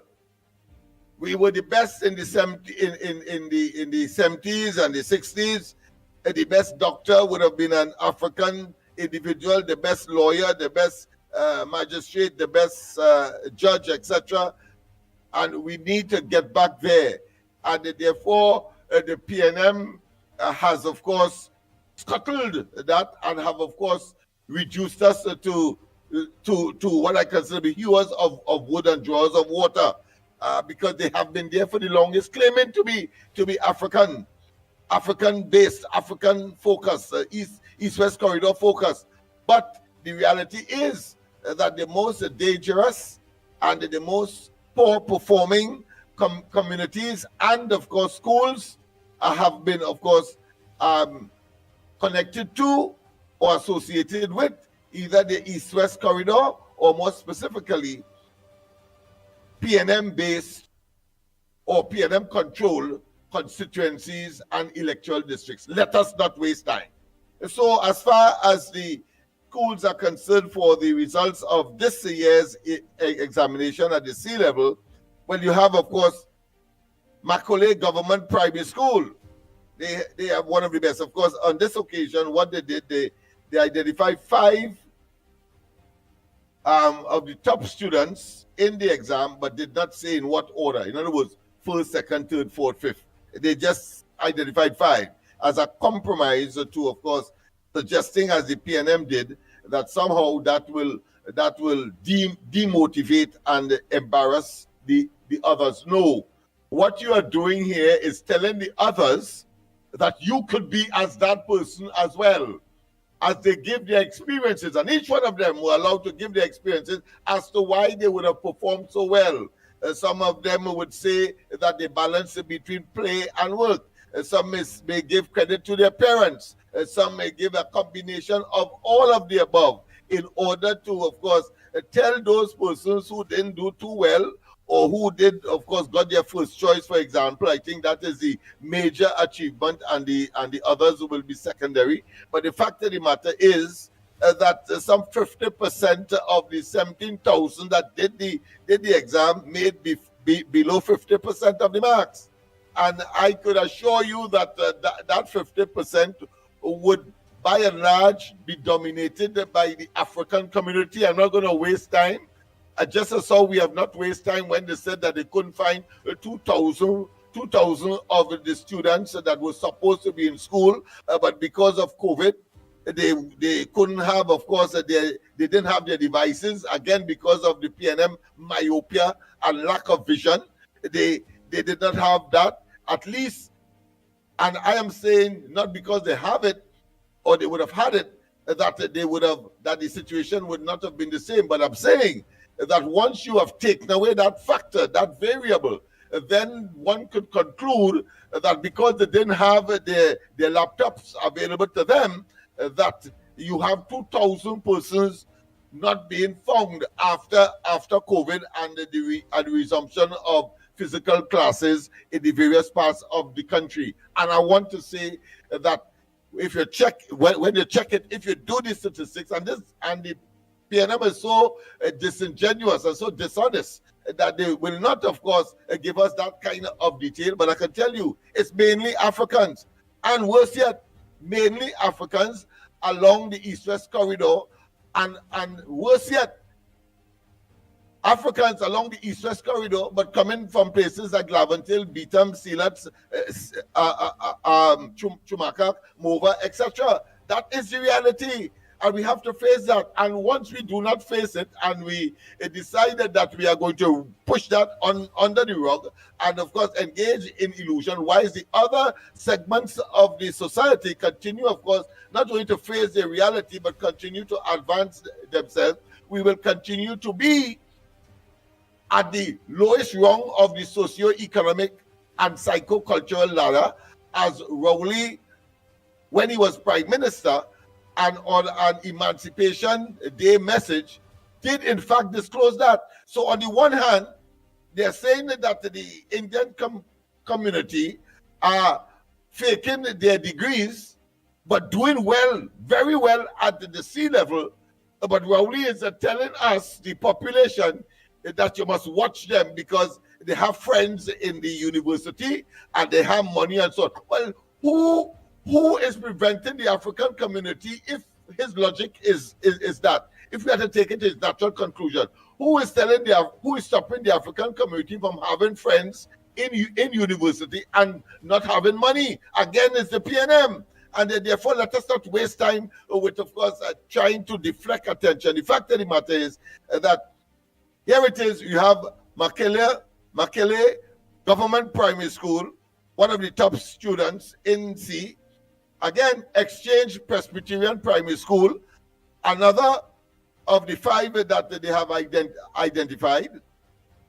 Another young man, of course, he was homeschooled, so we don't have a school for that person per se. And then we have Shagwanas, of course, Government Primary School. Yes. And of course, the names, Mirage. Nice. DL Singh, Dolly, and it is clear, right? And Survey, Telesford is, of course, a mixed individual. It looks like. So those are the areas that I thought I should intervene or make some kind of overture to let the African community know that we, at one time in the 60s and early 70s, we were the best. Nice. And we still have the capacity. And let us continue, of course, along that route. Now that the PNM, the factor that created the stymieing of that particular section of the national community, they are the bane. They have been, of course, the detriment to the African community and must stay out of power in order for us to strive. Nice. You have another one? Yes. Yeah. We're just going through there. Again, I on this side, so I see what's going on. And so long as I see, well, we going up. Well thing, and then all of a sudden, if I seen, people dropping off, it will mean that we are taking too long in a conversation, and we need to move on. Oh boy, here it is. The PNM accuses the PNM accuses government of taking credit for WASA upgrades. Lennox Smith. What says thou? Not too much. Little too much or something. Sometimes good for No. I think education, is my thing. So therefore, I have necessarily had to take a little longer than normal. But certainly, this is no different to the PNM taking credit for Prime Minister of India being in Trinidad. Coming to Trinidad. Al-Rari did make that claim. So any port for a storm, because they have been metamorphosized, or should I say they have graduated to political opportunism. So they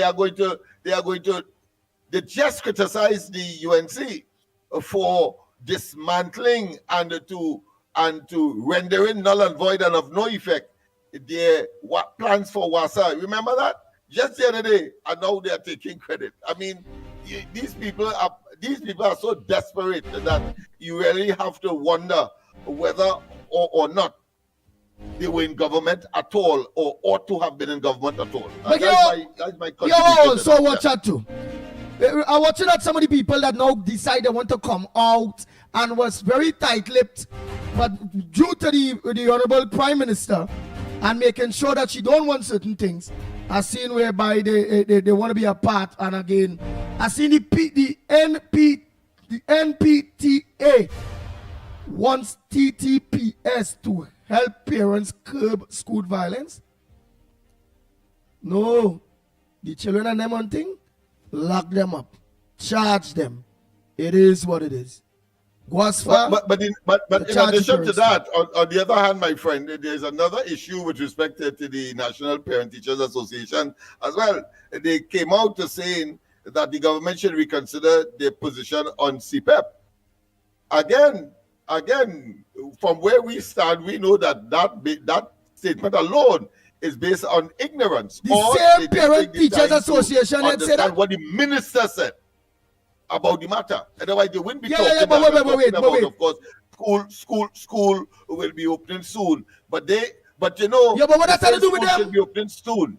But you know, they ain't saying that school is in the process of closing, and therefore there's enough time to, of course, have the minister implement what he said that they will implement. But instead of that, they go in, of course, the route of the PNM, indicating that somehow there is something dangerous, something disastrous, or something inhumane that the government has implemented by dismissing politically appointed contractors only, 300 of them, and not the 10,000 that they are bandying about. Oh boy. So if he's his parents, the National Parents Teachers Association.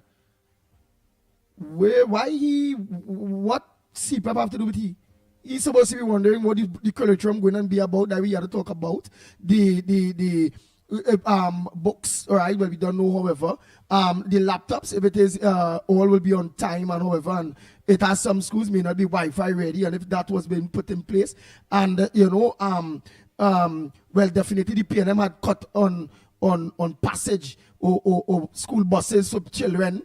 And if it is the government will be implementing back school buses, knowing it's hard times and parents would not be able to afford to send 4 children to school.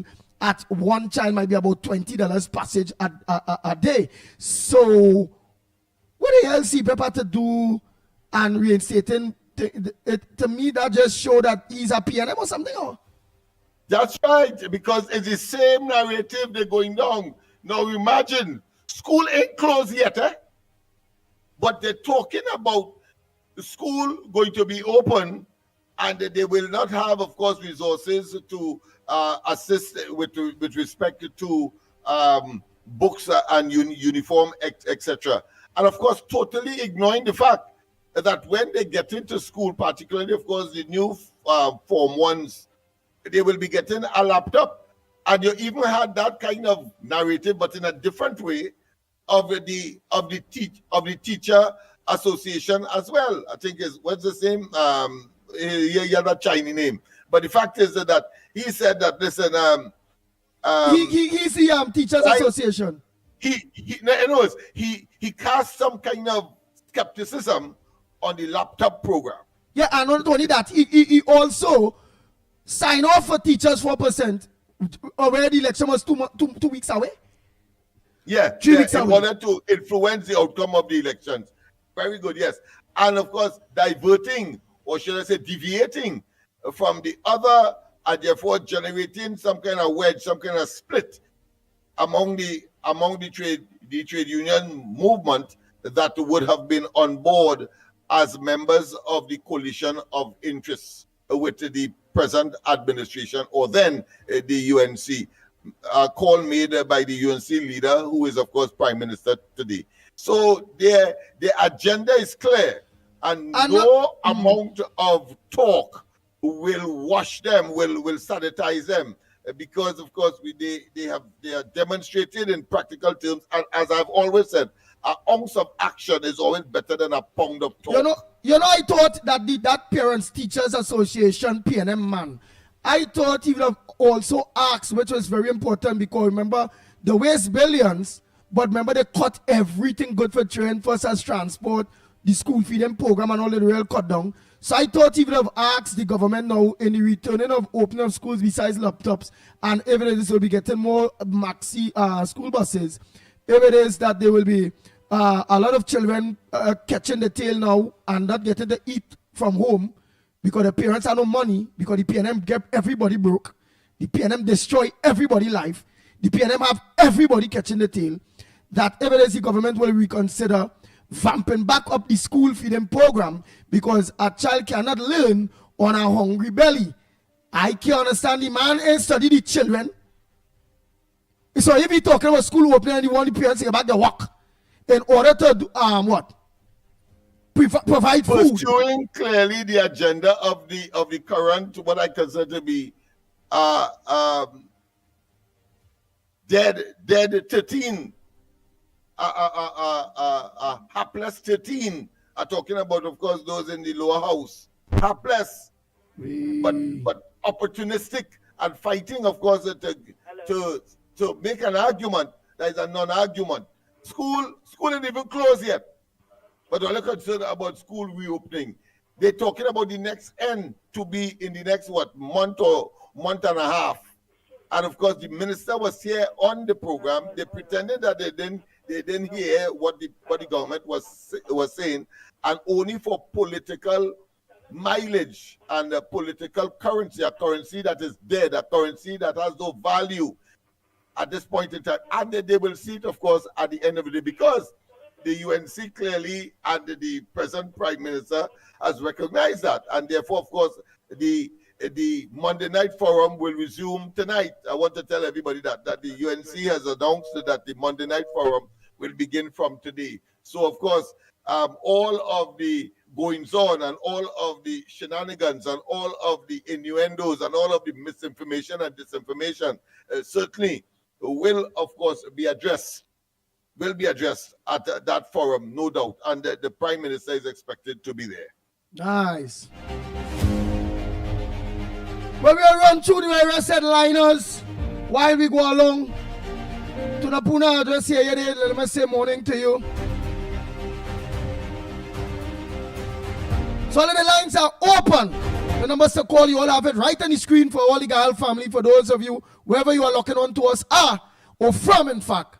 The numbers there are 225-6644, 225-6644, or 239-5120, 239-5120, or give us a WhatsApp call at 366-3053, 366-3053, or send a WhatsApp voice note if it's more convenient for you.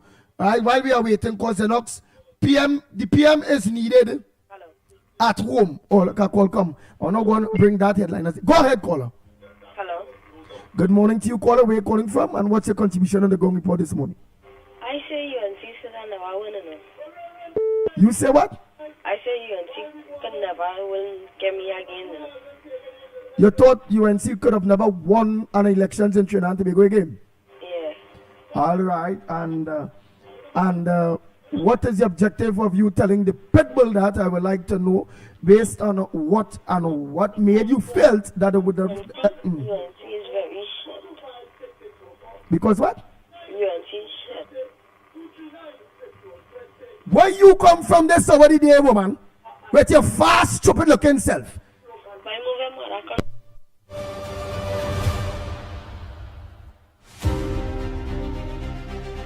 Oh Lord. Ashamed to ask why, because I ain't get my headphone yet, but I have to ask. The woman cussing me. The woman. What she said? She I rude. didn't hear what she said. What she said? She said she never thought UNC that win. And then I just thinking, because normally you hear why thinking, well, she going and she's happy or however. She say, well, UNC is HIT, so she come with that language. And then I say, where you come from this, or where your woman will hear my answer. She back. I see, okay. And then, well, you know them PNM, she might get very hot. So I had to cut it fast before the dirtiness come out. She dirty mouth. People like them really, they fly against their conscience. They know that the PNM would have lost. They know that the possibility was serious. They know that the UNC would have, of course, won, having regard to the arguments that the PNM would have tried to tarnish the UNC between the period 2010 to 2015. But I think what they felt is that the PNM would have used, of course, its illegal conduct, manipulating the various institutions in order to get unmeritorious access to power and to be in government. Well, on this occasion, as we said, it was too big to thief. It was too big to rob. It was too big. The results was too egregiously important and vivid and conspicuous that they had to leave the process alone, because I'm sure the EBC would have told them, any elements they had in the EBC would have told them, we have to do it so, because we had, of course, international observers as well, and based, of course, on the Trump administration's position, they had no choice, and therefore, because of the fact that the playing field was leveled, the natural victor has come to the fore, which of course would have been the UNC. Now in 2025, it would have been the UNC in 2020, and it would have been the UNC in 2015 if all these factors had come to play on those occasions.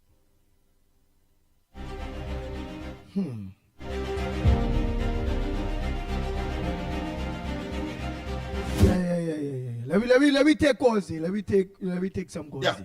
Oh boy. But like I feel she now learning about this program, or like she don't understand. I see pitbull, you know. I don't like that, you know. Don't call here and come with that kind of stupidness. There you're playing it, talking nice, coming normal, and then you're coming like a matapee to sting just so with your dirty mouth. I'm looking out for you again. The smart PNM people is playing nice. That's how PNM is operate. In opposition, come nice. Of course. Look how nice there is right now. Many of them are distraught that the person on whose behalf a pre-action protocol letter was sent to CPEP had to withdraw their action altogether, because I understand not only was the pre-action protocol letter sent, but they had already prepared, of course, even before the response by CPEP. They had, of course, documents ready to file to have a substantive case. Well, of course, they had to withdraw. Lala would have been the man at the forefront of this entire exercise. I mean, he continues, of course, to go where angels fear. I mean, none of the PNM lawyers, so-called lawyers, didn't do that, but he did it, only to have to withdraw it. I mean, how many times you will get beaten by like stick break in the airs from Kamala Prasad Bisesa, the UNC, and indeed a very, what I consider to be very accomplished stateswoman who is today the Prime Minister of Trinidad and Tobago, the Honorable Prime Minister of Trinidad and Tobago today. Yes. You understand, ma'am? The real reality is, you know the PNM not going to win back elections no time soon. I say that they will never win back an election no time soon, you know. I say the PNM going through, and from 13 they will go to 9 or 5, then they will go along to 1 and then nothing, you know. I say going to have a new opposition in Trinidad and Tobago will be rising because the PNM outlive its usefulness, you know. Yes. That's why I say, you all jagabat like you. Let me continue this program here. Morning caller. Hi, good morning. Yeah, morning caller. Where are you calling from? What's your contribution on the ground report? Go ahead, Grandy. Don't study here. Let me continue being productive. Yeah, but I was going to talk about the caller just now. Yeah, forget she. She's suffering from something. No, she retarded. And when she find God, she will know why PNM had was to come out of power. Let her go and look for God, and when she get God, she will know why PNM have no place in Trinidad and Tobago. We don't want the devil in this place. We don't want the devil to control here. Yes. And that woman is totally retarded. Yes, she makes herself a fool, boy. Yeah, don't worry about she. Come with your nice subject and thing there. Don't worry about she. She missing the red couch that Rowley used to she on. So don't worry about that. Go ahead. Yeah, I kind of think my cause, but really I wanted to talk this morning about you see how the PNM zombie this come and zombie we had? Yeah. What your kind self? Catch yourself. Don't wait. Let me make sure we catch ourselves there. Wait, hold 1 minute. We have to make sure we catch ourselves, man. Hold 1 minute. Yeah.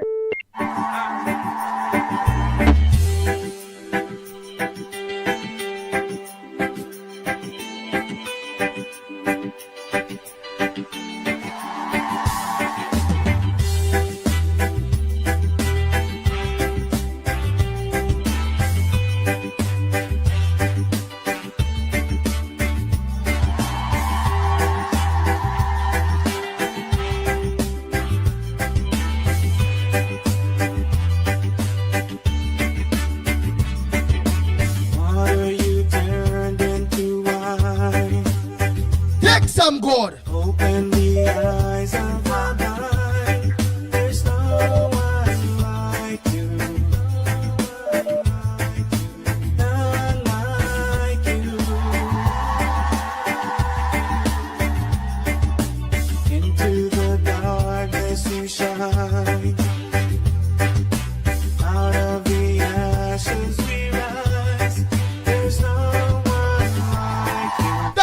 talking about.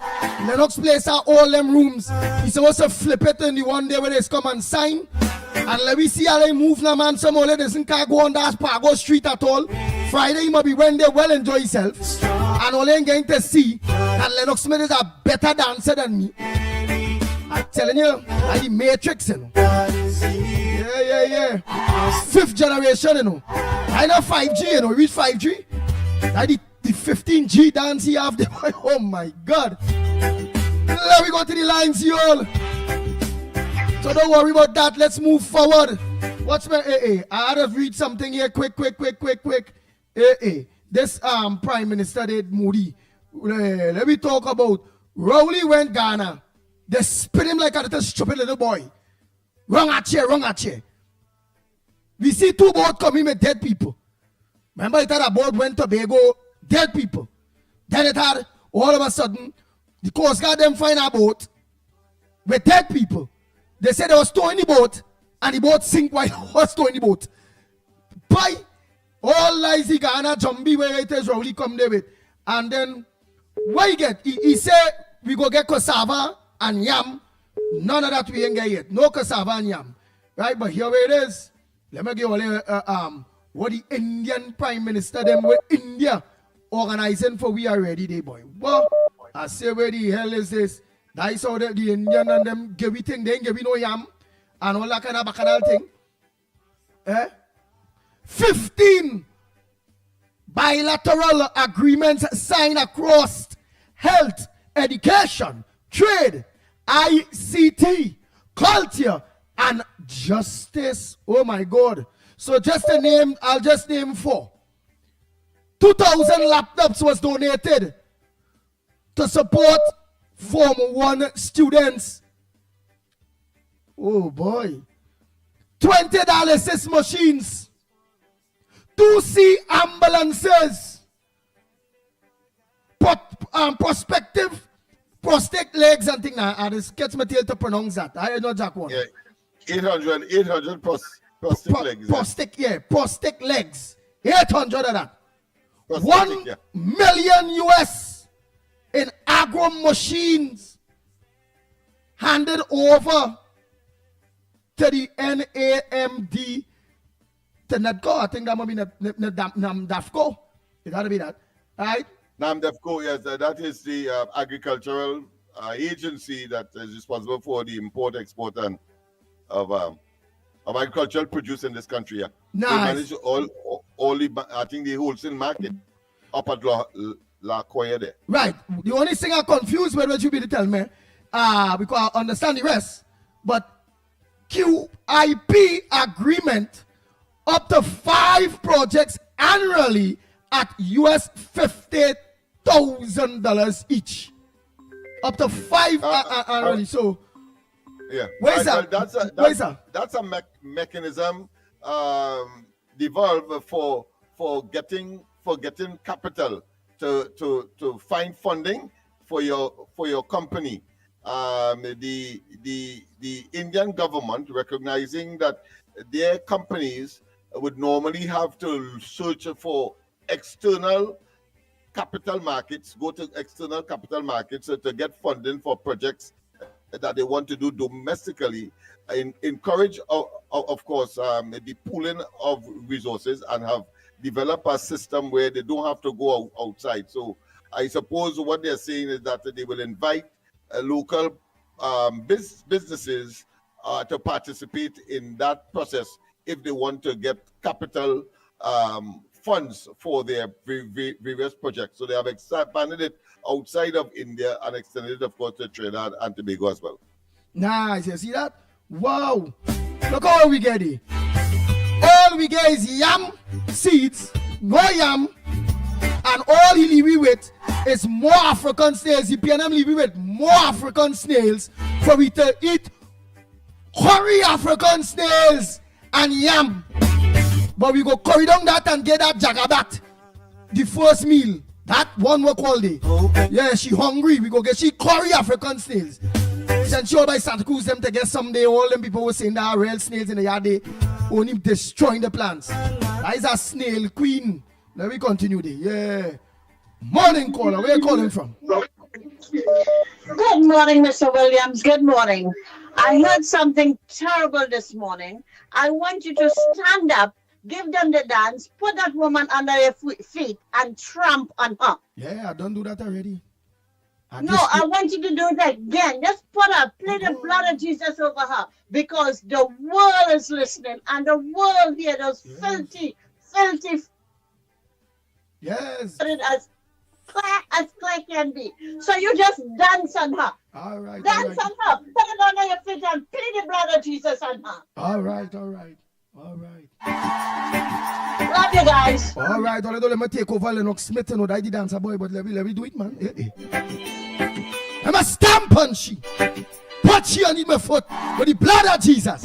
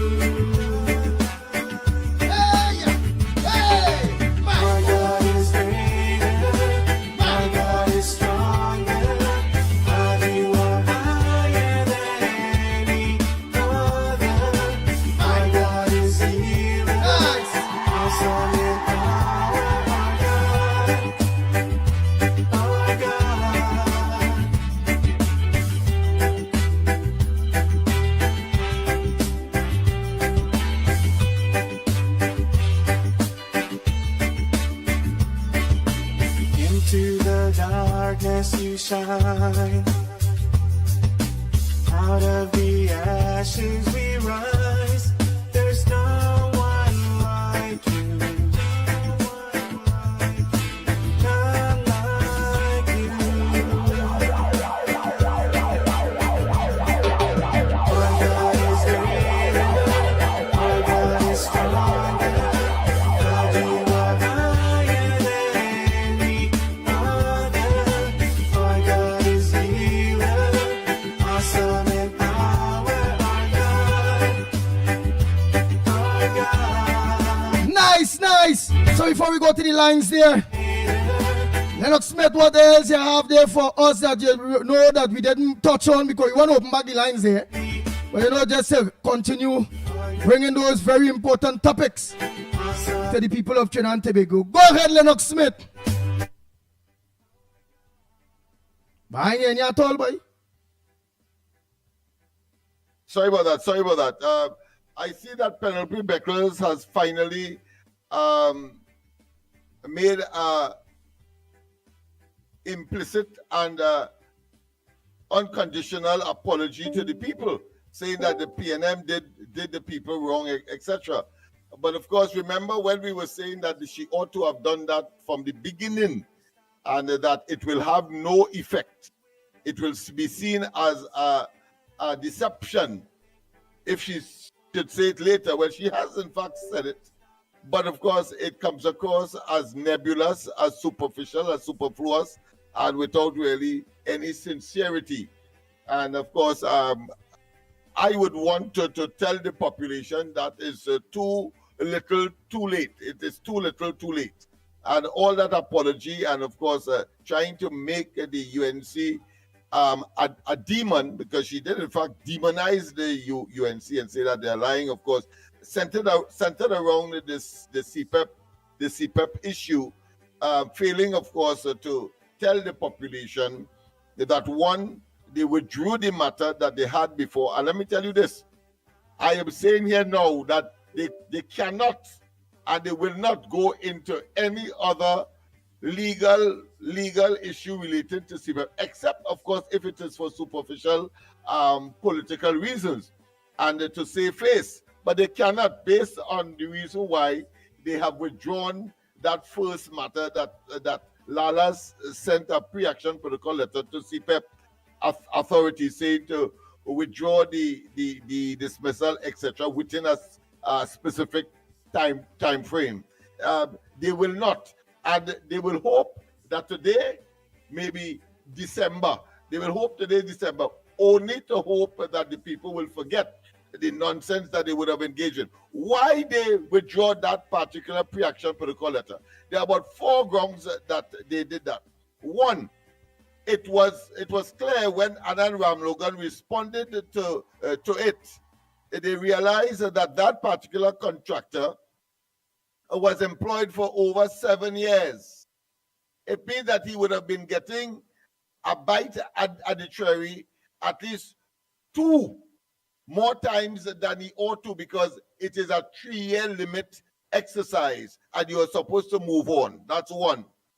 2, that apart from the fact that millions of dollars that particular contractor would have received over that period, I think the most crushing blow is this, that the contract, his contract, a Lavatil contractor, incidentally and clearly connected politically, and decide to take that chance, but find himself, of course, in hot water in the process. Because listen to this, they signed a new contract just before the 2025 April 28 general elections, days before, but he had to complete his contract around November this year.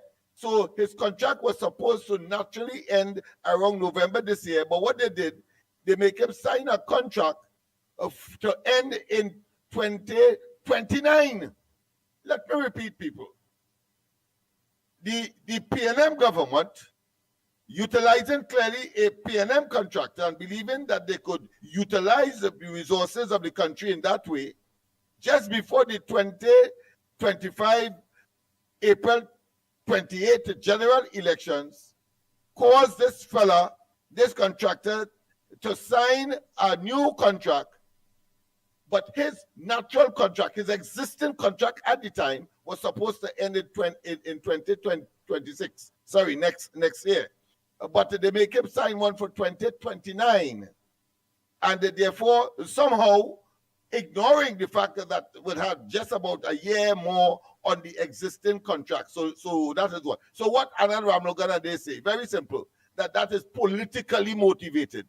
Politically motivated. And may have, of course, contractual, or should I say, criminal possibilities having regard to where it is, because you are not safeguarding the public's interest. If a contract was not completed and 2026 has not yet arrived, how are you giving the man another contract one time to complete in 2029? So that's the other area. But it gets even worse. When you think it couldn't get worse.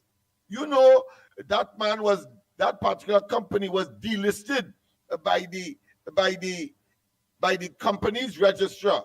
So in other words, it doesn't exist for all intents and purposes. Because if you go to search for that company at the company's registrar, that company will not be on the books. Yes. So you understand. So they had no choice but to withdraw it. And of course, Al-Rari and they will continue to say that, listen, they are going to come again because of some technicality. Well, if that is a technicality, I could really bad. And I'm certain that all of the contractors that would have found themselves in that situation, cussing Al-Rari and Penelu Beckers and they for putting them in that position, because what has happened now is that they will have to find money now in order to compensate Anand Ramlogan and they, so they are pursuing that. And the fact of the matter is they could have never had a good case in the first place because of the circumstances that they got this new contract to be completed in 2029, when in fact they had an existing one that was never completed and was to be completed in 2016. So in other words, that fella has to be saying, if I was him, I would be saying, listen, but only set me up because I could have a solid case if I had kept my original contract. I didn't have to interfere with it, and I would have get compensated by 2026. But no, only put me in a situation where I have nothing to get. And I suppose that is the backfiring, and that is where I suspect Lala and the Penalty Beckers and of course Alwari and they are now of course pretending now that they were never part of it, and you will see that happening, and they will never put a cent to help out the man. Nice. Nice. Mikey, a pleasant good morning to you, my brother. A pleasant good morning to you, my brother Andy Pitbull Williams. Good morning to political leader Love. And Lennox, you couldn't have said it better. I mean, the whole thing, and according to reports, the legal case had no merit and no legal justification. None whatsoever. None. Just total madness, you know. Total madness. All the way up to 2029? Yeah. But I think up to 20, and the man have an existing legitimate contract in his hand to complete in 26. So at least he could have bring the CPEP company to court and see if he could have get at least compensation for that. Now we had nothing to get. Now we had nothing to get. He must get vexed with, if I was he, I must get vexed with Penalty Beckers for putting me up that gum tree or down that cesspit of no return. Yeah, I mean, come on. And these people take chain up until they realize, hopefully they realize now what it is they're dealing with. It's total madness because they held hands, they prayed, and at the end of it all, Penny and them jump in the Mercedes-Benz and the fancy car and left these poor people left jostling for Maxi to see if they can make their way back home. You see how wicked the PNM is? You see how wicked these people just walk away when you see the guards and them, the police. Yes. Him would have a right to walk away. Him would have a right to walk away because he realized long time they on games. They walk and they march I mean, we had divers who was killed in a tragic accident and none of them came out. None of them lit a candle, said a prayer, but you're up and down pretending you care about CPEP and the workers and what have you. And this whole thing fell apart because there was no legal justification before it even reached in the court. You see, this is madness. Alwari and them had to be shaped up. But then again, look at the legal team. Look at the legal team. Hey, folks, listen, man. We talking, listen. Tonight, Monday Night Report. Come and join the UNC. Join the UNC tonight at Penal Secondary. That's right, Olivia Drive, Clark Road at Penal. Oliveri Drive.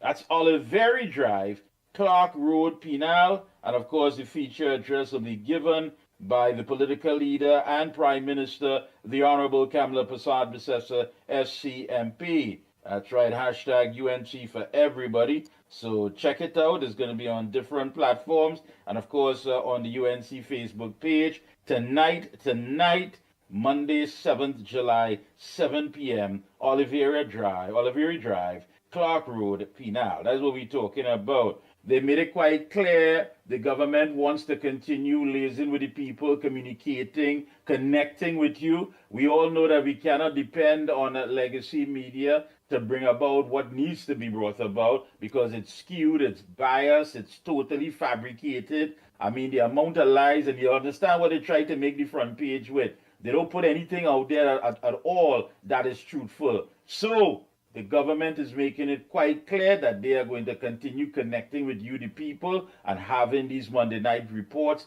across the nation, informing you of what is going on, and you can get the information direct from the horse's mouth. Not no third party and lies and what have you, and people chaining up workers. There's no shame in it, boy. None. Andy, what you have there for? And the exploitation is so glaring. You know, they're concerned about the workers. So they converted 300 to 10,000. But listen, so the workers are in the majority because it is established it's 300, at least contractors. You know, they talk. If the workers are in the majority, why are you mentioning the contractors first? I mean, that's simple indicator. The contractors and workers. Why? You should be saying workers first and then contractors, because the workers are in the thousands, and the contractors are just 300. So what is that? Is a commingling of their nonsense in order to give justification and to emphasize that they look have at a the case. team. Look at the team. Yeah. Look at the team, Lennox. Look at the team. This boy from Port of Spain there, cold quad bicycle, alien versus predator face, coming out and talking all that nonsense and talking about line up. Are we going to line up? This is the most work he ever do. This is the most you ever heard of this fella. I'm telling you, Alien versus Predator has so much to say now and talking one set of utter rubbish. In Port of Spain, so they just call him swordfish face.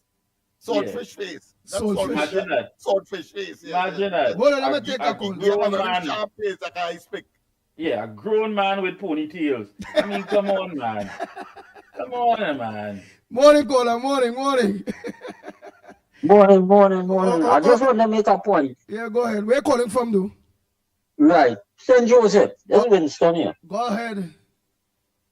Right. Here what's going on. First of all, I want to comment. Capable of that too. Well, if I can boss there, that's the first thing. The second thing is those PNMIs who call in like some old bad talking a set of nonsense and bad talking. The Prime Minister, they should go on YouTube and watch what's doing. Calling like Hello? Yeah, hello. Oh, God, we lost that caller. That was really breaking up. Go ahead, caller. Yes, two things I want to mention. Guys, and don't forget, yesterday, due to circumstances, you all missed the observers. But God is working mysterious ways.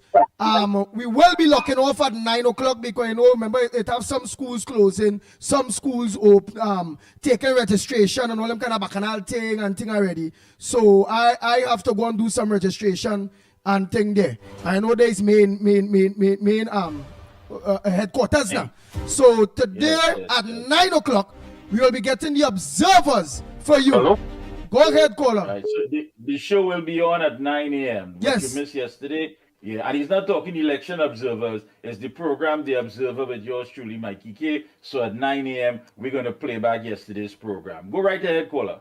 Oh, how that going on? Oh, that tuna call the landline. When you call the cell phone and the poor people who call in the WhatsApp, you're cutting them. So you want to call the landline tuna puna. Go ahead, caller. Yeah, hello. I want to know. Go ahead, caller. Hello, Andy. Yeah, we hear you. Go ahead, Yes, go ahead. caller, go ahead. Yeah. The pharmacopoeia agreements they signed with India. I suspect healthcare services to buy drugs direct from India, where we just get most of the drugs in any case, and eliminate the middleman. That 1% who multiplying the profits by 100% and selling the expensive drugs that they get in cheaply. We're going to end up getting cheap. And the next thing with this contractor, right, that get delisted, right? How he paying NIS and how he paying tax for these people that he employed, because he had no NIS number again, he had no border inland revenue number again. So how he paying tax for them? Where that money going?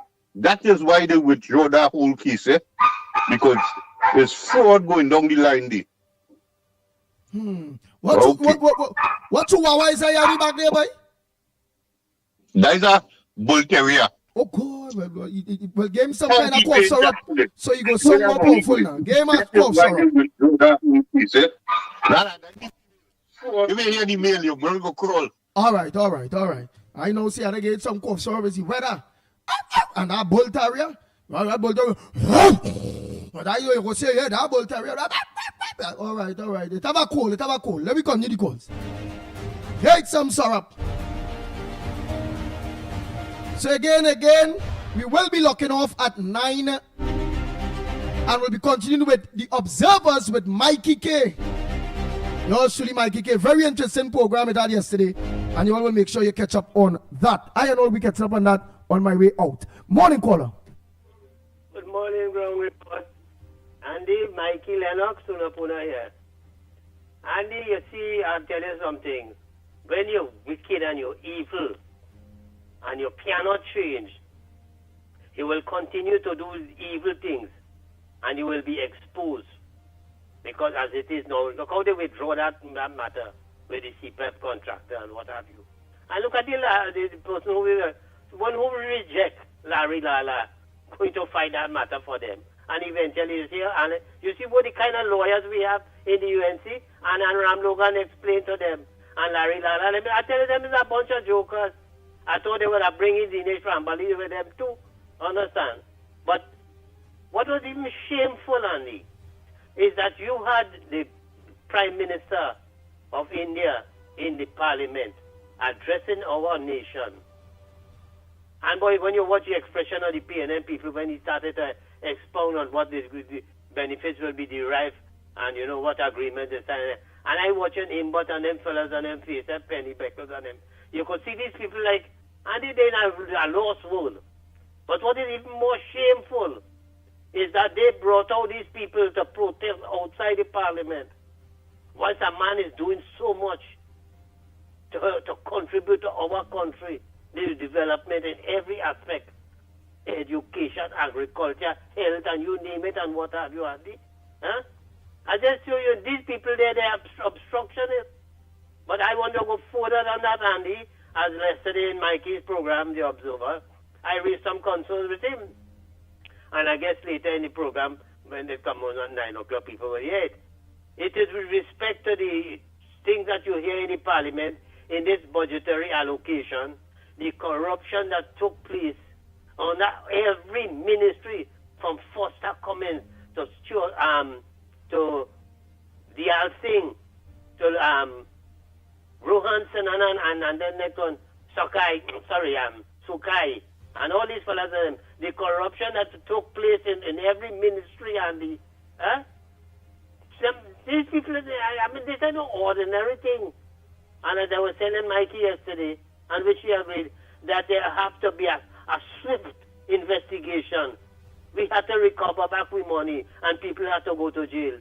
Because you can just tell me, when you say, and you hear the budgetary allocation, it's not something that the UNC coming up with, they're proposing. This is based on what you fail to do, and majority of that money is going to pay to creditors and whatnot, and things. Money that the PNM government is owing people who supply goods and services, Andy. Huh? And you want to tell me all your renege on that, all your thief so much money. Look at today, Keith Rowley. You hold your tail and you go on your merry way. And talking about the country, before you left, the country is in a better place, and we well off and what have you and what not. Huh? I tell you, but you, Stuart Young, Rohan Sinanan, Keith Rowley, all including the Attorney General. Look at the thing that you hear that is being revealed in the Parliament on that, but I watched that over and over. After yesterday again, I watched it. It is unbelievable. So what Rowley said? Rowley said the country was left better than he meted? He said the country was in a better place because he left it in the solid, and then when he said that when he put Stuart Young as the Prime Minister thing, he said, well, now that I have somebody there who is capable to continue the show, you understand? The good work. And these people, them have to be joking, but you see what? He collect all the bribe money, the money that he thief and all of that, and he go on the merry way. But let me tell you something, Rowley. All you. You see, you hear, if you listen to yesterday, to what the Minister of Legal Affairs, Mr. Maharaj, and he talk about certain things that the DPP wrote the then Attorney General for things to implement to deal with a number of issues, and they never responded to him. This is why the justice system is in a crisis, and now that he wrote to this present Attorney General, will you believe it, Andy? He's getting immediate response, and the thing that he would requested. There are a number of things, for the go on search warrant and all these kind of things and whatnot and things. And this government is going full speed ahead, Andy. So therefore, it goes to show you that the PNM government, Keith Rowley, you and all your ministers, from your Attorney General and everybody, all your, now look, the governor of the central bank. You see, that's the next case you're going to see, they go fail. Because they know they don't have a case, Andy. Because it's not only to tell people about what, that you fail to declare the names of the people who get the foreign exchange. There were plenty other matters. Your failure by one. You didn't want an internal audit. The central bank have their internal auditors. But you didn't want them to do it because why? You want to organize with an outside company, a foreign company, based on instruction, because they say that the only way you could have a external auditors come and check the books is that it is with the consent of the finance minister. And who was the finance minister? Aimbot. And he wouldn't want no local people to investigate it, so he sanctioned it. Let them bring in the external auditors, and they come and they take it. And today, your failure, we have made a report of what come out of that audit from the foreign company and whatnot. Understand what I'm saying, Andy? So therefore, there's a number of issues that the governor, the then governor of the central bank, he had to answer. Because up to now, he raised a concern about that 2 point something, that almost $3 billion missing. We don't know the status of the economy, and he's been lying about the inflation and all these kind of things. So Kamla Prasad says, and them tell us, hey, you unfit for this position. We don't want you nowhere at all, because you will make our government crash. And this is the reason why they remove you. So your matter going to court, but I will tell you something. When we finish with all who want to play, remember Keith Rowley and him used to say, this government, now when they was in opposition, they always quick to run to the court and whatnot, and Andy, remember that statement, Lennox, Mickie? But now you're hearing it now, that every issue now, they're running to the court, even though they found wanting and all they're lying to the population and based on corruption and all these kind of things. But I will tell you something, there is a God, and what is done in the dark will come to light, and gradually you get all the ministers, all the government officials, from senators to ministers and whatnot, exposing all the corruption. And as I say now and there again, I wrap it up, I hope the present commissioner of police, brother, your table, your desk full of papers, you have to start dealing with it. You work together with the DPP and all, let me sort out these things. Let me start to see people going to jail. We can't afford a thing, and we want to have an investigation, and and this and that. Cut out all of that. All that is wasting time. Your investigation, like with the Suzette Martin, with the going and bringing Brent Thomas and what are they, there is nothing to investigate, because that has an investigation going on for the longest while, and all the issues are there. You just have to run through it, and hear what? Let me start to prosecute people. And they have a blessed day. Thank you very much. Next caller, morning caller. Where are you calling from? What's your contribution? Good morning, Andy, Mickie, Lennox. We and everybody out there. So turn up on your investigator now. You telling the man how to do your job. Don't investigate it all that. Where they?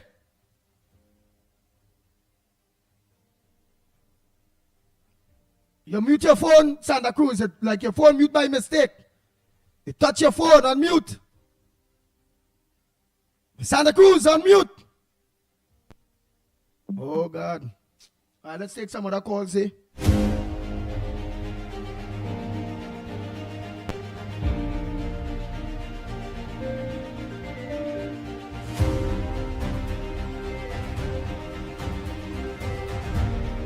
All right. Next caller, morning caller. Where are you calling from? What's your contribution on the Ground Report this morning? Hey, Andy, morning.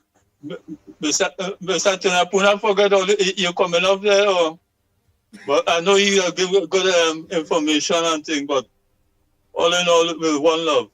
Yeah, well, say, Andy, the information about the thing, you could get more information from your partner, Anil, because he did a video on that over the weekend.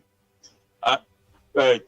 On Thursday evening, I listened to a program on YouTube where there's Casey and some heavy man talking concerning about forestry and the forestry workers who with corruption and all kind of things.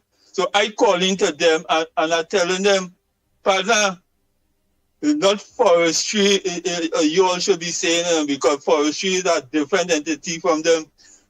Forestry head office is in St. James, and two they are subsidiary around the country. And I used to work there in St. Joseph, Farm Road, St. Joseph after Wassa. And I was one of the person who was appointed through the ministry to drop off funds when they formed a new entity. And their job spec was to learn the works so that when the older workers in the regular forestry retire also, they could fill in them places. But over the years, they become a party group, right? And they started to do otherwise. The other day, I heard Kadisha Amin saying that how they even plant a tree. And that could be true because they lose focus on what they were supposed to be doing. Yeah, they were supposed to be locating fresh land to bring it like House and Benedict Hills is.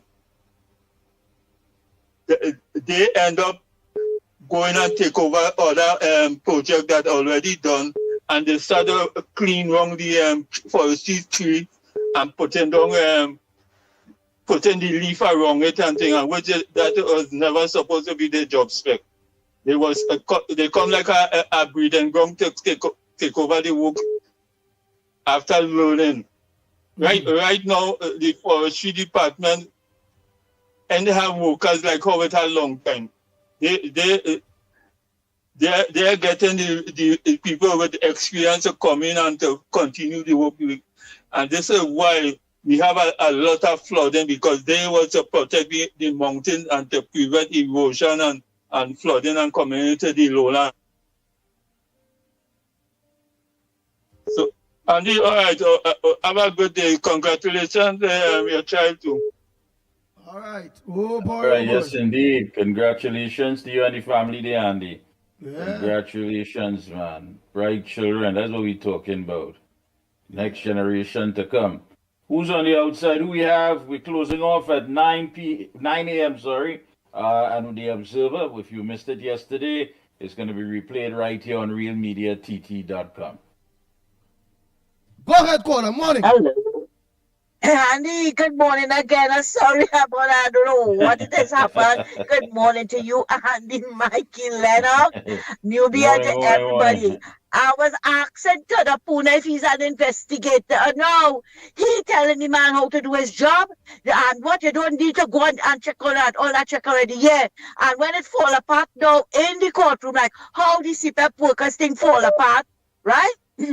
Then that will be time and money wasted. No, they have to have a thorough investigation into what it has happened. And if based on what I am reading, I am seeing Susan Martin file missing, right? Well, let it go missing. Just like how all of a sudden Mickie and company, you cannot find anything about the Karen Greens Award on Google again. I don't know where it went to. You see what happened with them? They knew that we were going back and making reference to it, that they won the Norris Narayana Award 1 month before Rowley shut them down and said that they were wasting the treasury money and what. Investigation has to take place. It has to. You can't just leave it like that. Andy, my next point is I want to tell Patricia Reed, you or nobody else have no moral authority to tell me about leaving Karim Marcel alone. He put himself in the political arena, and when he want to open his mouth, his pie hole, and want to bash my government, that's right, my government, I am going to respond to him. And if you or nobody else don't like it, too bad. Just tell him to hush. Because he's talking a whole set of nonsense about heist and hoax. And I will remind you again, the biggest heist and hoax was the PNM on this country. Rowley, he was a corruption buster. He got to bust corruption in the partnership government. And up to now, after he paid SRPK $1.something billion, where is the evidence? Where is it to put anybody before the courts? And I want to remind all of them, not because Camille and Foster Cummings and the rest of them and Faris and all of them, not before the court yet means that they didn't do something wrong. Because it is there, evidence is there, where Camille refused to tell the bank about her source of income. What Faris did with Wilson Nelson and the DPP had to wash his hands off it, right? But I want him to wash it further and remove that stain of Annan Ramlogan and General Ramley because he knew that something went wrong. But don't worry, our Attorney General is a fair man and he's going to deal with that. So anytime you want to come after my Prime Minister and my government, I am going to come after all you. And I want to tell Penny something. Penny, again, I would say it every day, 10 times a day and 20 times on a Sunday. You have no shame. You asking this government that they quiet on the crime situation. Where was your mouth, Penny? When the child was shot in the thing and they call the child collateral damage. Where was your voice when the children were pulled out of the Kind Laventil and killed?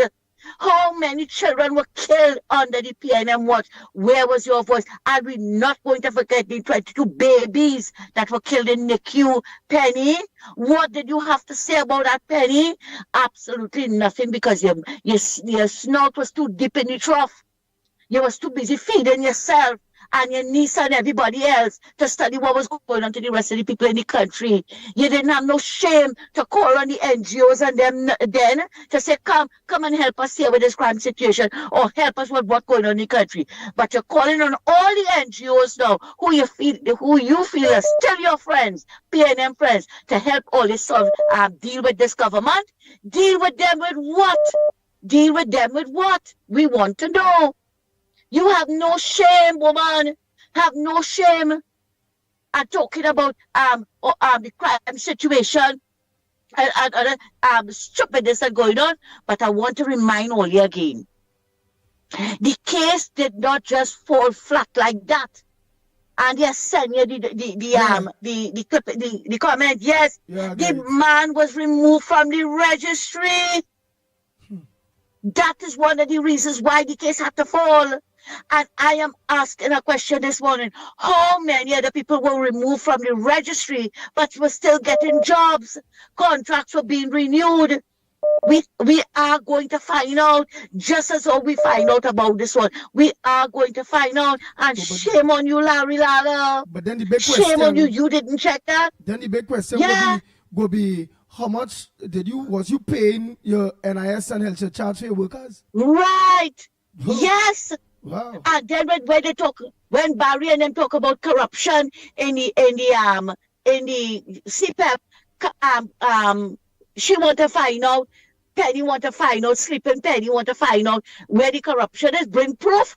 But you have to put, but you ain't saying a word. You're moving on to something else. Penny, let me tell you something, you ain't no different to Rowley. You ain't no different. And we know what Rowley said, they're not going to support the government on anything. And apparently, you take it up where you left off. But you see the same hatred that the people had for Rowley in this country, and it was a hatred. I don't care who say what. It was a hatred. They're going to pass it on for you because you know why? You started off real bad. You started off real bad because somebody who was there, sitting in a cabinet, watching over 500 recusal, you coming out now to talk about the UNC government? You coming to talk about them? You have no moral authority. You should have get a wet cement bag and put it on your head. You see all the rest of them that are coming in front of you to talk? Because everybody knows it's a waste of time. Total waste of time. And as Mickie rightly said, when the march done, and only had to hop the maxi and the bus. That is what all they want for themselves. No, all they have to want better. All you have to want better. And all you want to take shade up from Penny and the rest of them who did nothing for you for 10 years. All I can. I know my sentiment. We are not going to sit back and allow no PNM opposition to come and disrupt our government because they are not even yet 3 months yet. And Penny wanted to wave a magic wand. What she doing 10 years? She won't come to do in 3 months. Less than 3 months. Thanks a lot, Andy, and have a good one. Take care. No problem. Oh boy, time check. It's 5 minutes to the hour. And we'll have to look on to this great interview. I think people need to understand just how deep this cult is, You don't take the PNM lightly, Just the other day, I think Gatsby Dolly mentioned something about PNM women, and they talk about PNM children, and now they're saying it's PNM lawyers. This is a different country for them, I want you to understand the seriousness of this, These people are all about division, They redefine the whole social structure, PNM children, and a new PNM. A new PNM is a true cult. We hear that from Rowley. There's always a new PNM when a new person is at the end. Yeah, but Penny talking about a new chapter. While you sat there and said nothing. Yeah, you sat there and said nothing, Mr. Santa Cruz is correct. You said absolutely nothing, and it's new this and new that, and all that set of rhetoric. One has to understand and be careful. You see how they're redefining everything. The PNM this, PNM that. They believe wholeheartedly that this is PNM country, They believe that for whatever logic that lies, that this administration will just fall down in the next month or 2 months. People, we have to defend what is right. We suffered for almost 10 years. Yes, things may not be moving as fast as you wanted to, but there were promises made and there were promises kept. When you talk about the selection of a commissioner of police, the expansion of the Children's Life Fund, there were things that have been accomplished in this short period of time. Yes, there are positions that still need to be filled, but of course, it has to be filled by the right people, the hard-working people, the people who are always there, willing to commit, dedicate, and make that sacrifice. And of course, you know the ground report. You have been with us from day one. We are the ones who have been bringing it to you, leading the charge, going out there. So understand, there are things that are happening. You have to defend this administration at all costs. Put aside whatever pettiness and whatever you feel. Tonight, right there in Penal, come out in your numbers, come out and hear from the horse's mouth directly from the Honorable Prime Minister Kamla Prasad Visesa, MPSC. Come out and hear for yourself. Hear from your government. It's not a matter of having a town hall meeting when they feel like, and then Rowley coming and talk about you have to choose your partner wisely and he don't live in your bedroom. No, the UNC, the government is not holding anything to insult or somewhat come down on you. That's not what it's about. It's about giving you the information. Promises made, promises kept, and a lot has happened and a lot is going on. The Prime Minister has set the tone that this hemorrhaging and wastage, wanton wastage of taxpayers' money must come to an end. And they have all rights to tell us exactly where it went because it's our money. So again, come out tonight. Come out. Monday night report. Come out. Well, Andy, it's 8:59. Yes, I know we have to make our way out. Up next, yesterday's show of The Observer with yours truly, Mickie K. Of course, I interviewed Education Minister Dr. Michael Dowlett, veteran journalist Ken Ali, the public relations officer for the UNC, had a lot to say, Dr. Kirk Megu, and of course, Roxanne Paul and Ms. Sampson, who, of course, spoke about the Trinidad and Tobago Welfare Association elections. And boy, I tell you, quite interesting, quite interesting. These women are so courageous. So, it's going to be great. Check it out. Until then, try to stay alive. And of course, later on, 8 p.m. tonight, our very own Lennox Smith Corridor Transformation. So you got to check that out. Folks, we are out of here. Andy, I know you got things to do. Let's go. food we eat. That's not the beginning, Andy. Our bodies are under a lot of stress, and all of these can lead to high inflammation. Saved my life. Behold, I just want to spread up my hands and free. I just feel it deep in my soul, good vibes and energy, nothing no bother me. No, I want to spread the joy to the world. Welcome to TNT, the greatest street party. Yeah. So when you see me winding up, jumping up and carrying up, look like a drop and falling down, leaving up. I'm moving with the company, friends and family with me, sipping the juice that I keep believe me. I just want to spread up my hands and free, spread up my hands and free.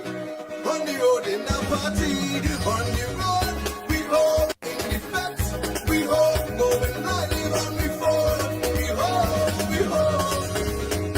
The whole country ready to party, Calypso so catch at me, Panorama not missing me. No, cause when the music hit me brain, it don't make me go insane. It's gonna all come again. Yeah. So when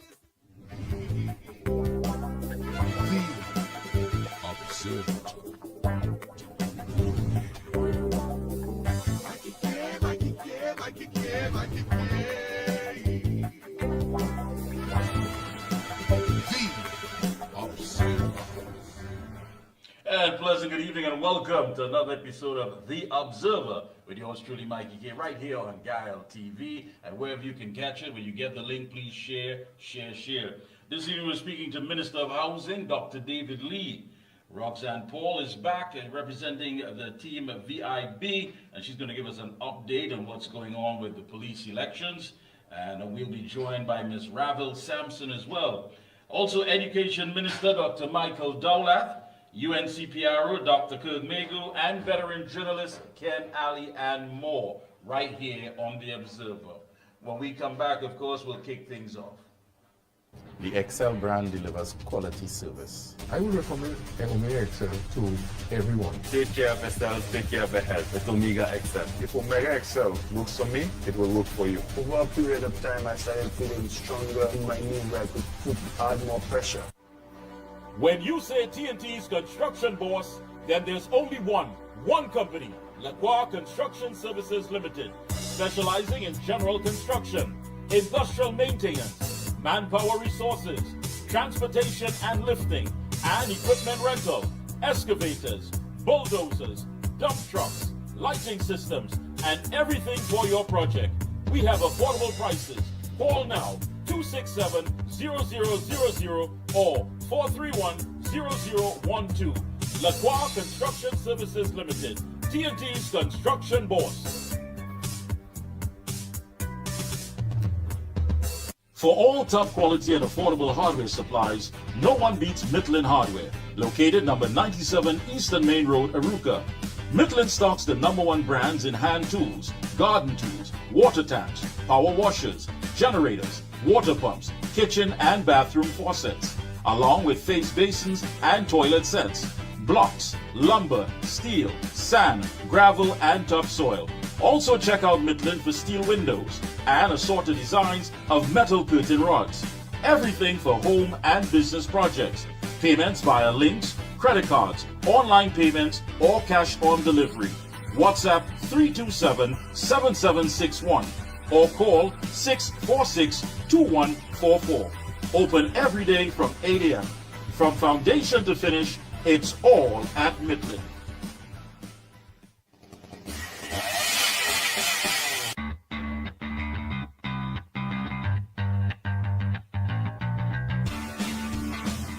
Husqvarna, a global leader in outdoor power equipment, known for its high performance, durable and innovative products, tested and proven by generations of professionals. Full after sales and service support whenever you need it. Contact Provar Distributors Limited, 223-9438 to find a dealer near you. Oh gosh, this place hot. and the AC in this car not working. Check Ryanair. Ryanair is ranked among the best in TNT for auto air conditioning service. They specialize in repairing and servicing all makes and models of vehicles and heavy equipment. They also stock a wide range of parts. Give them a call at 640-5828 or visit them at number 41 Cane Farm Road, Tacarigua, or email ryanairac@gmail.com. For prompt and efficient service, look no further than Ryanair. Limiting chronic inflammation is important for so many conditions that occur. I had a lot of pain 4 years ago. I used to have pain in my knees, in my hip. Taking it for arthritis. Omega XL saved my life. Then I started to realize, but hey, I could use my hands, I don't have any pain. All in all, I am pleased to say that the Omega XL has worked. When you say TNT's construction boss, then there's only one company, Lacroix Construction Services Limited, specializing in general construction, industrial maintenance, manpower resources, transportation and lifting, and equipment rental, excavators, bulldozers, dump trucks, lighting systems, and everything for your project. We have affordable prices. Call now, 267-0000 or 431-0012. Lacroix Construction Services Limited, TNT's construction boss. For all top quality and affordable hardware supplies, no one beats Midland Hardware, located number 97 Eastern Main Road, Arouca. Midland stocks the #1 brands in hand tools, garden tools, water taps, power washers, generators, water pumps, kitchen and bathroom faucets, along with face basins and toilet sets, blocks, lumber, steel, sand, gravel, and topsoil. Also check out Midland for steel windows and assorted designs of metal curtain rods. Everything for home and business projects. Payments via links, credit cards, online payments, or cash on delivery. WhatsApp 327-7761 or call 646-2144. Open every day from 8 a.m. From foundation to finish, it's all at Midland.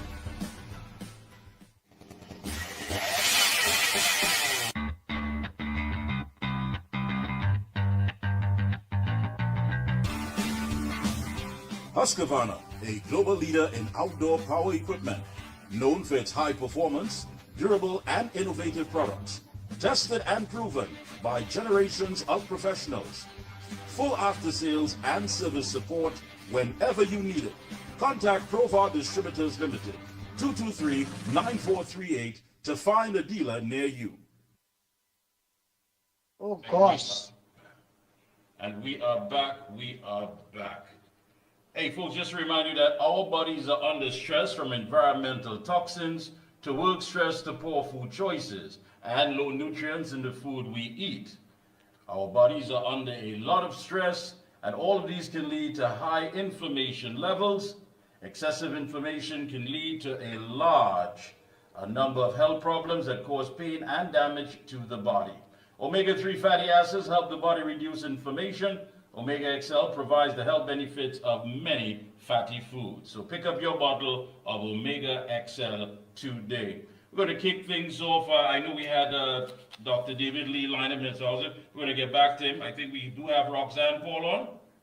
Hi, good afternoon. Hey, good Mr. afternoon. Mickie K, to you and the wider listening public. Thank you so much for coming back here and, of course, giving us an update. I do have some questions for you because when we did open the lines, there were 1 or 2 questions that people were asking, and I think it's only in their interest that we talk about it. But first of all, the headlines was court halts police elections, and they said that Mr. Anand Ramasa was blocked. So the 2025 executive elections of the Trinidad and Tobago Police Service Social and Welfare Association have been halted by court order, and this follows legal action brought by one of the contesting slates, one that you represent, which is Voices in Blue.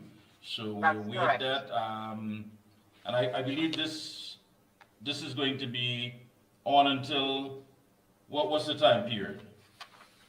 Well, I must say that, yes, I'm confirming that an injunction was filed on the 30th of June to hold the elections of the Trinidad and Tobago Police Service Social and Welfare Association by Voices in Blue. This step was taken after careful consideration and out of growing concern over the validity and the integrity of the electoral process. The matter is now before the High Court and is scheduled to be heard by Justice Frank C. Prasad on Tuesday, 8th July. That's next Tuesday, next 2 days. Yeah. So it's going to be quite a busy week. Let me ask now, the slate, of course, we spoke about all that, all the stuff that you're looking to be implemented. We did have from one caller asking about widows. What do you have as far as widow or widowers fund to benefit those people who may have had a loved one, a spouse that died in the line of duty? Okay. I would not have heard the question per se. Can you tell me exactly what the person was inquiring about? Well, they were asking about what are the benefits for widows? Widows of police officers? Police officers who would have died in the line of duty. All right. What I do know is that there's some sort of widows and orphans pension benefit. However, all of that is usually processed. Whilst it's processing, they get part of the pension as long as they're married to the person. About expediting same, I believe the proposals that Voices in Blue have to bring in an independent team to train the HR personnel and the civilians in the different departments and also monitor them, it should expedite that process. Other than that, the Social Welfare Club has no real control over it except with working with the commissioner and having the HR staff trained properly. All right, excellent. And of course, is there anything that's going to be added to that? I mean, if it is that the VIB wins the election, let's say, have you looked at adding anything extra to that? What we were looking at to see how feasible it was something called a pension top-up plan. Sorry, not pension, the death benefit top-up plan. So, like the same way that the National Insurance Board has that $7,500 that they give as a funeral grant, we were exploring a funeral top-up plan. However, it has to be contributed to, firstly, by the police officer whilst they're alive, if they are interested. But plans are still on the drawing board for that, and we were working with retirees from the National Insurance Board where that is concerned. Okay, good. You know, this election, ever since the interview last Sunday, my phone has been bombarded with calls from police officers who are saying, listen, it's so good to hear these issues, you know, coming to the forefront, where many things, of course, that they have inquired about has never been forthcoming. The information seemed to be somewhat the best kept secret, or there seems to be a lack of transparency into what transpires behind the scenes, especially where their benefits as part of the association goes. And I'm sure you may have gotten some of that feedback as well. Some of the things that people are asking, officers are asking, is about these petrol stations, when in fact that I believe, if I'm not mistaken, if you are assigned to guard or to work at one of these stations providing security, is that overtime or extra time? No, actually, what Voices in Blue is proposing where the petrol stations are concerned, it falls under the belt of the treasurer, where monthly we would have audited statements for the petrol stations, if either it's on the Facebook page or available at the office where members can access it easily.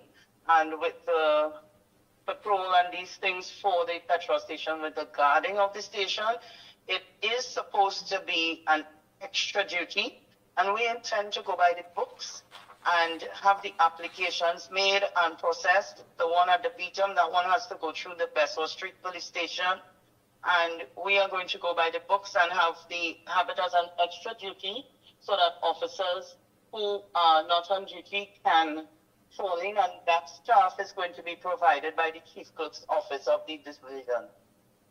You know, many times we see different associations where people have to question what is happening, and not looking at it from the fact that there are people who may have been sitting there next to these key figures who have said absolutely nothing. I mean, we're seeing that with this new administration coming into office, where there was a deafening silence by many people who were sitting there. I don't know if you can clear this up, but the perspective is that, is it some sort of clique that has been operating for quite some time, where others were just simply turning a blind eye and not informing the rank and file as to exactly what is taking place? Well, I can't speak for them, but what I can say is, if you have an association, it has rules. And if one does not agree with something that is happening, instead of having that deafening silence that I so agree with, you can call a meeting, get a quorum and call a meeting and have it dealt with. Yeah, but the thing about it is most times people will not want to have the will to do that if it is that they're benefiting. I mean, if they find themselves in a comfort zone where they are benefiting from alleged wrongdoing, then why would they have anything to say at all? Well, at this stage, Mr. Mickie K, I believe all would be exposed through the judicial process. And you're confident about the process?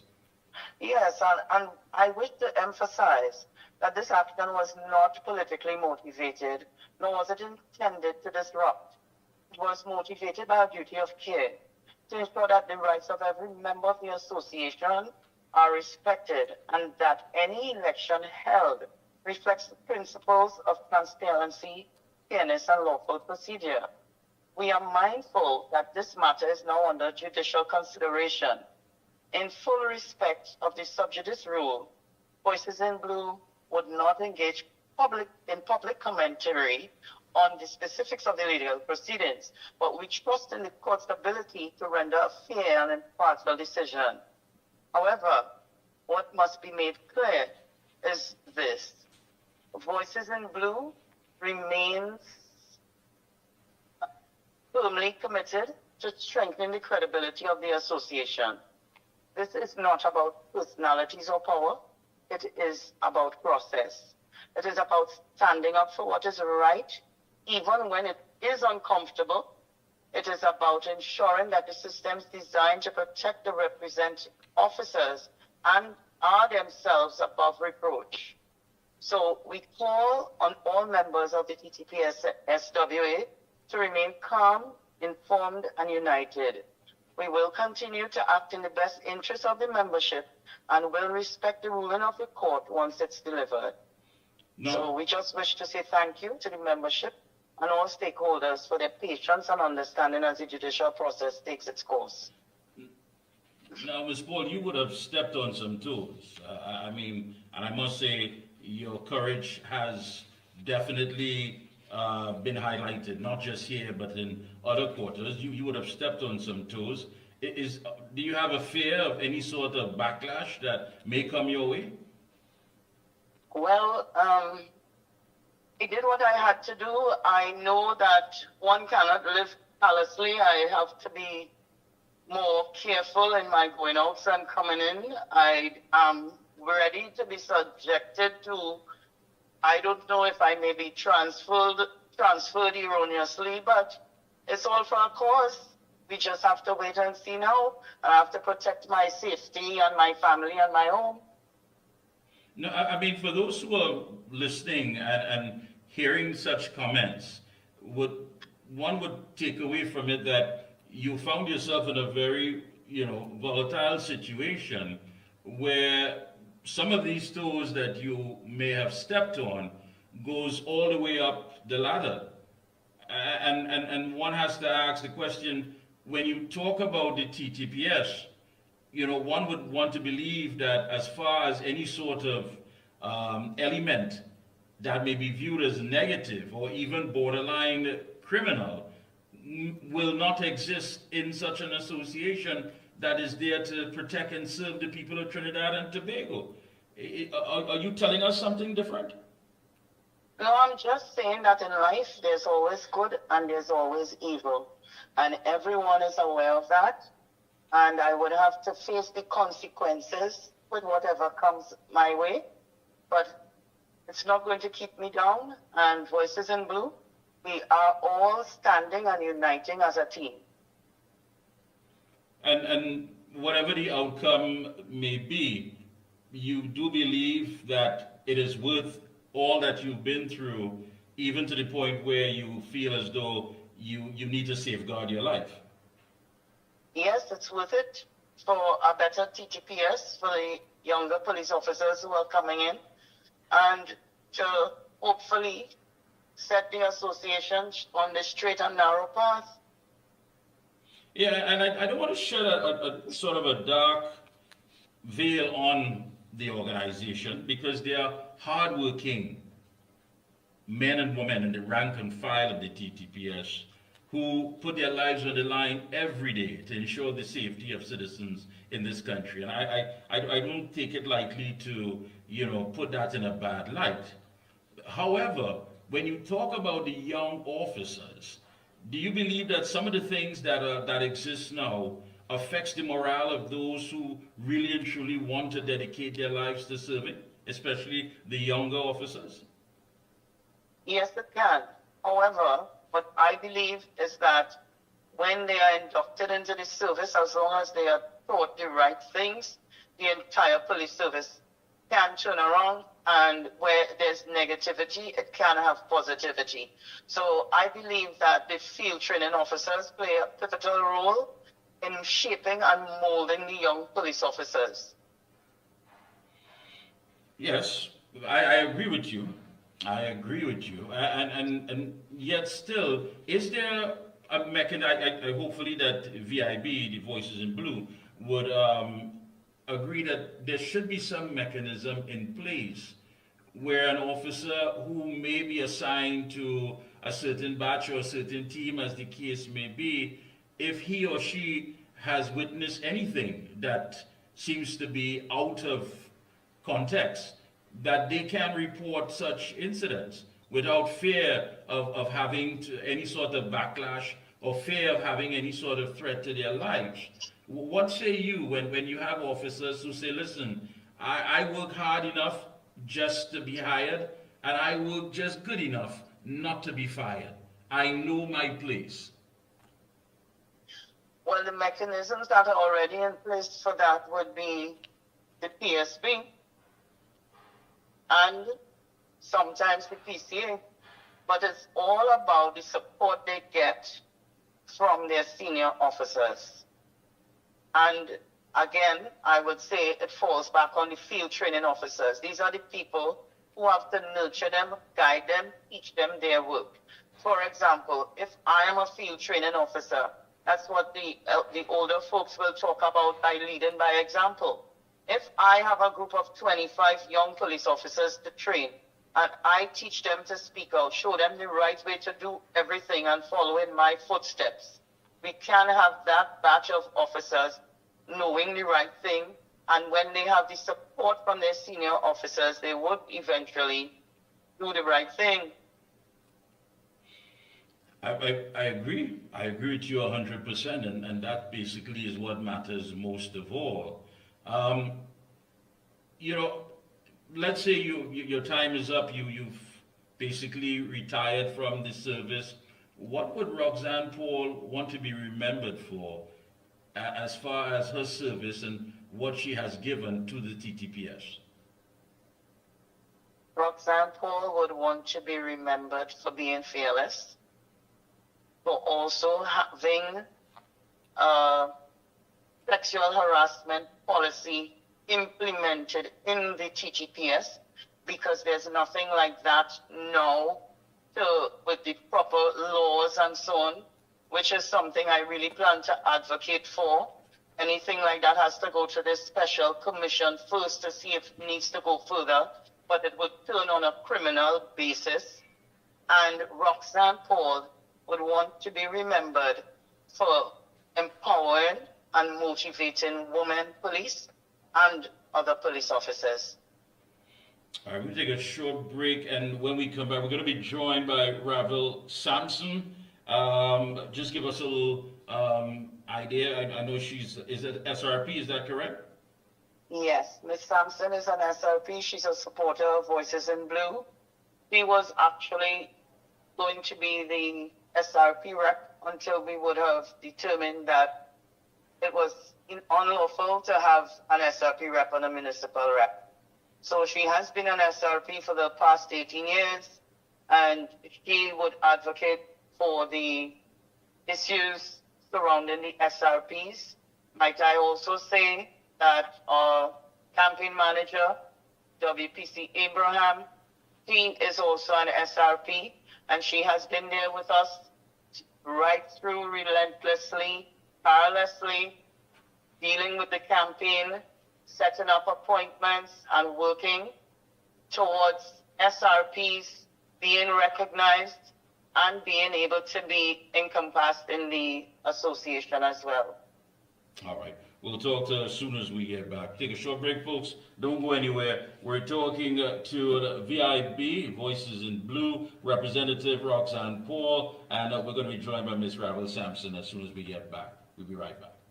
The Excel brand delivers quality service. I would recommend Omega Excel to everyone. Take care of yourself, take care of your health with Omega Excel. If Omega Excel works for me, it will work for you. Over a period of time, I started feeling stronger in my knee where I could add more pressure.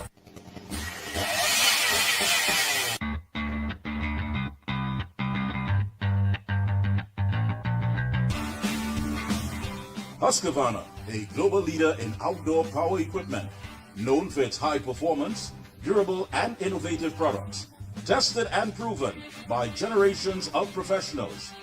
Full after sales and service support whenever you need it. Contact Provar Distributors Limited, 223-9438 to find a dealer near you.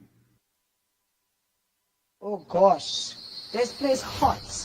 And the AC in this car not working. Check Ryan Air. Ryan Air is ranked among the best in TNT for auto air conditioning service. They specialize in repairing and servicing all makes and models of vehicles and heavy equipment. They also stock a wide range of parts. Give them a call at 640-5828 or visit them at number 41 Kane Farm Road, Tacarigua, or email ryanairac@gmail.com. For prompt and efficient service, look no further than Ryan Air. And we're back. Thank you so much, Master Control. And joining us in this conversation is Ms. Ravel Sampson, who is a SRP. Pleasant good evening and welcome right live on The Observer, Ms. Sampson. And of course, we do have on the other line as well, Ms. Roxanne Paul, representing Team VIB. Good evening to you. A pleasant good evening, Mr. Mickie, and good day to all the listeners. Thank you for having me. Yeah. Now, you of course were to represent the SRPs, but however, it has been said that the association couldn't represent the SRPs, although you also have a campaign manager that's an SRP, and you know, I mean, how do you feel about the fact that your positions have been sidelined? Honestly speaking, I don't feel anyway. I feel happy to the fact that Voices in Blue would have enlightened me regarding to the law that I had no knowledge about prior. So it's like a sense of relief that I am actually doing something lawfully by stepping aside and not feeling any way about it. I mean, you are always there, of course, you know, to be out in the line of duty, to serve. You have the same level of commitment and dedication. Do you think that this is a fair policy? Well, it wouldn't be my choice to say if it's fair or not. I have to remember that I have to do what the law says because I am a law enforcement officer. And regardless of my feelings, I have to follow the law. All right. Now, if you had given that, if you were given that opportunity, let's say that, you know, that you had gotten over this hurdle and that you were been able to participate, what are some of the things that you would have liked to see implemented? I would have liked to see a proper implementation when it comes to like salaries, like a digitalized system, because as it stands, you know, SRPs deal with like duty sheets, I think that that system has since been outdated. There are a lot of other things, including pension and gratuity for SRPs, a promotion system, timely payments of extra tolls, and there's a lot more. But there must have been some low-hanging fruits that you believe that could have been changed a long time ago if there was that will to make that change. We just heard Ms. Paul saying that one of the things that she would make sure to put in place is a policy when dealing with sexual harassment. And I think that's only fair. It's 2025, and if there's no policy there to protect the women in the rank and file of the service, one would have to question then who's coming up with these things, who's coming up with many of these things that are being drafted and not looking at the fact that women have made so much advancement, even in the crime fighting situation. What say you on the fact that there's no sort of policy to protect for sexual harassment? I actually agree with what Ms. Paul would have stated, and I endorse it because it's something that needs to be implemented. And I would say not only for women police, but also for male officers as well. What would you say is one of the biggest challenges for the SRPs? Again, you're not allowed to participate, but if you had to come forward and make that an issue, what would be the major issue? My major issue would have been working on, the pension and gratuity. That is something that I think is needed, because when you look at, we have officers working 15 years, 20 years, and at the end of it, when they go home, they have nothing to go home with. That is a major issue at times. Definitely. It makes you wonder exactly if it's even worth it at the end of it all. Exactly. Yeah. Any closing comments? Go right ahead. Well, all I can say is that I just want, the membership of the association, regular police officers, SRPs, I want everyone to, at least don't feel down. The proceedings is going to be completed as soon as possible. And after we get over this hurdle, we are going to try to work with whoever is there, whoever is elected, because Voices in Blue is not really behind power. What we would like to do is the right thing, regardless of whoever sits in the executive seat. I agree with you. Thank you so much. Thank you, sir. Ms. Paul, any closing comments? Not at this time, Mr. Mickie K. We just await Tuesday to see what's going to happen at the moment. Yeah, and we're not going to drop this issue. So come Tuesday, I hope that things rule in your favor, and I really and truly do hope that you can get this association in order and put it where it needs to be. And most importantly, that of course is in the interest of the rank and file of the officers who work hard every day, putting their lives on the line to protect the citizenry. It makes you wonder why something like this could be in so much of a chaos just from the outside looking in, when all of this could have been avoided. There's more questions than answers, and again, there has to be some form of accountability moving forward. That's right. That's right, Mr. Mickie K. And that's all it is about. Voices in Blue are campaigning on transparency, integrity, and we are a team advocating for the voices that are unheard. And I want to tip my hat off to you again, because at this level of courage is not something that we see on a daily basis. I mean, many issues that you spoke about, sexual harassment, is sometimes deemed taboo, and it's something that one is never, of course, should I say, it's endorsed, or should I say it's approved, or even given the encouragement to make such a statement. I'm certain that people who are viewing are saying, my gosh, there's no policy for that, and then I can't believe that she said that. So I want to tip my hat off to you, honestly and truly, because I always believe that, there's a difference when it comes to change. People who make history, it's not the folks who say that's the way things are going to be, but it's the people who stand up and say, this is the way things are no longer going to function. And it's no longer going to be the way that it is. So again, I applaud you. for your courageous act. And again, I hope things work out, not just for yourself, but for all the stakeholders involved. Yes, Mr. Mickie. However, with the sexual harassment policies, that has to be law drafted. So since we have a female prime minister and a female president of Trinidad and Tobago, I hope that this is one of the things that is going to be priority. It's not just in the police service, it's in the laws of the land. I hope you get the encouragement. Thank you so much. Thank you so much. It's been a pleasure. Have a good evening. Take a short break. When we come back, we'll be speaking to one of our other guests. We'll be right back.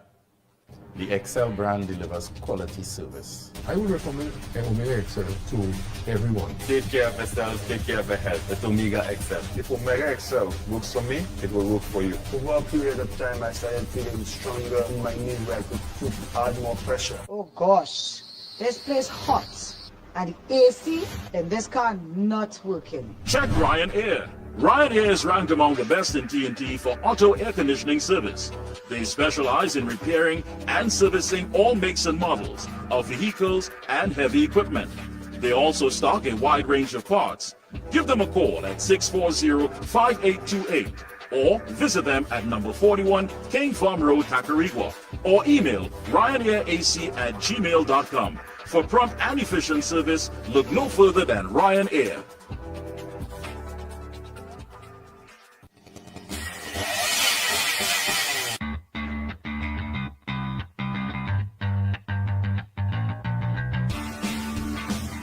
Husqvarna, a global leader in outdoor power equipment, known for its high performance, durable and innovative products, tested and proven by generations of professionals. Full after sales and service support whenever you need it. Contact Provar Distributors Limited, 223-9438 to find a dealer near you. When you say TNT's construction boss, then there's only one company, Lacroix Construction Services Limited, specializing in general construction, industrial maintenance, manpower resources, transportation and lifting, and equipment rental, excavators, bulldozers, dump trucks, lighting systems, and everything for your project. We have affordable prices. Call now, 267-0000 or 431-0012. Lacroix Construction Services Limited, TNT's construction boss. For all top quality and affordable hardware supplies, no one beats Midland Hardware, located number 97 Eastern Main Road, Aruca. Midland stocks the #1 brands in hand tools, garden tools, water tanks, power washers, generators, water pumps, kitchen and bathroom faucets, along with face basins and toilet sets, blocks, lumber, steel, sand, gravel, and topsoil. Also check out Midland for steel windows and assorted designs of metal curtain rods. Everything for home and business projects. Payments via links, credit cards, online payments, or cash on delivery. WhatsApp 327-7761 or call 646-2144. Open every day from 8 a.m. From foundation to finish, it's all at Midland. Limiting chronic inflammation is important for so many conditions that occur. I had a lot of pain 4 years ago. I used to have pain in my knees and my hip. Taking it for arthritis. Omega Excel saved my life. Then I started to realize, but hey, I could use my hands, I don't have any pain. All in all, I am pleased to say that the Omega Excel has worked. Oh gosh, this place hot. And the AC in this car not working. Check Ryan Air. Ryan Air is ranked among the best in TNT for auto air conditioning service. They specialize in repairing and servicing all makes and models of vehicles and heavy equipment.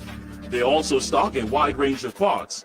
Give them a call at 640-5828 or visit them at number 41 King Farm Road, Tacarigua, or email ryanairac@gmail.com. For prompt and efficient service, look no further than Ryan Air.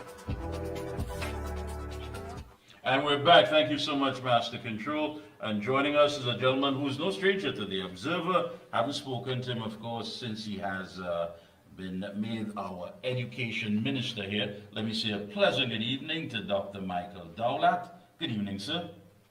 Hi, Mickie. Good evening, and good evening to all your listening viewers, those online especially.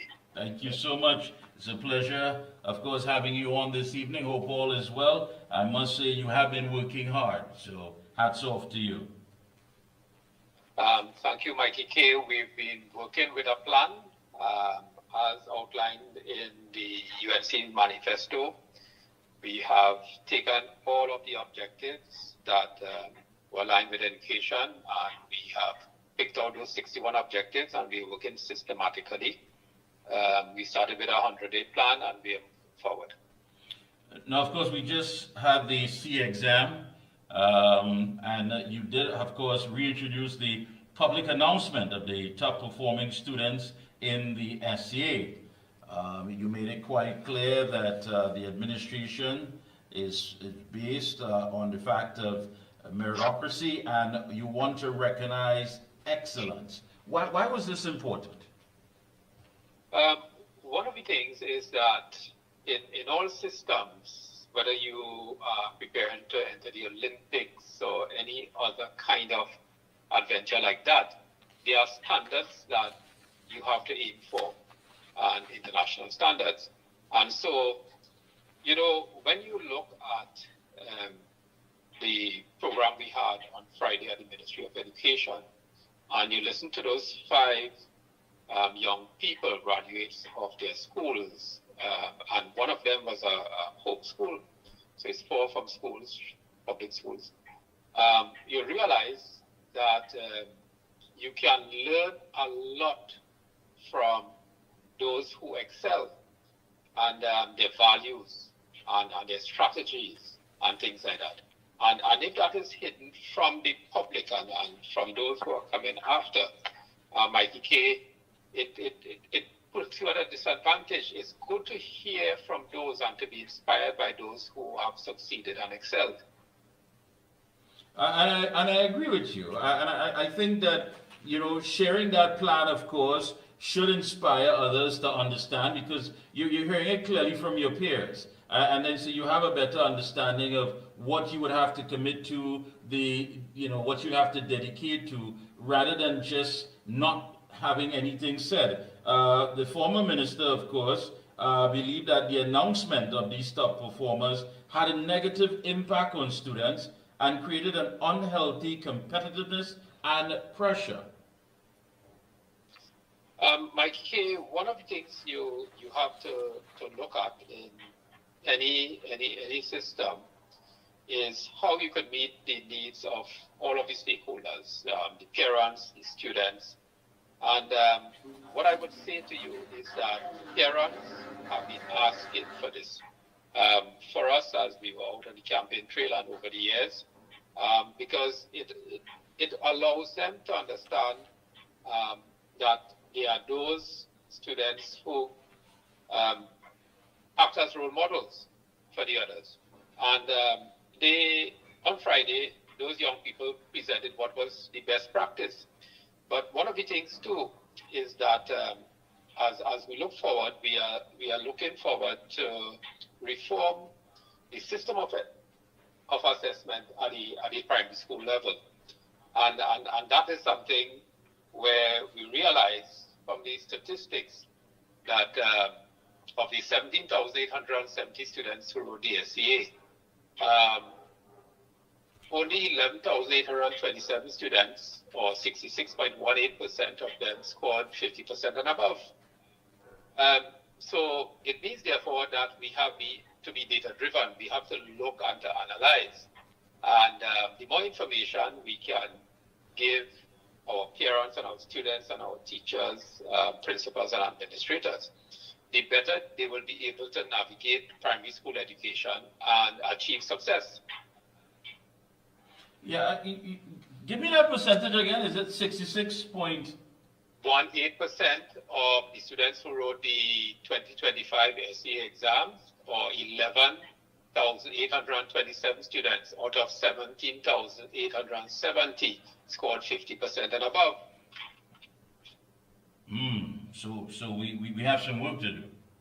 And that's why, Mickie K, we are in the process of developing targeted interventions, especially for those students who are in the category of 50% and below. The previous administration would have had a vacation remedial program that focused on students scoring under 30%, and that was primarily delivered during the July-August vacation. But that was a short-term kind of intervention. And so we are introducing a more comprehensive and sustained support framework, targeting all students below 50%. You know, one of the things that stood out here is that you said that there were improvements in mathematics and English language arts, but a decrease in English language writing. And I have to ask you, how much has the texting has affected that? I mean, because when you look at what is the in thing when it comes to texting, sending a message, of course, that's not the best of grammar that is being used. There are many shortcuts, many abbreviations, many symbols and what have you. Are young people losing that sense of how to properly express themselves when it comes to writing the English language? It may have an effect, Mickie K, but one of the things is that you realize that we move easily from the vernacular to standard English when we have to write and things like that. Right. But the important thing is this, you are right in looking at, is it that we are teaching well in terms of the whole holistic approach to students expressing themselves. And sometimes when you teach just an exam, students will learn off all of those, how you call them, those essays and topics that, you know, others may have written and would have gotten top marks in. So it becomes more assessment driven rather than learning the language to be able to express yourself, express your critical thinking ability and your problem solving ability.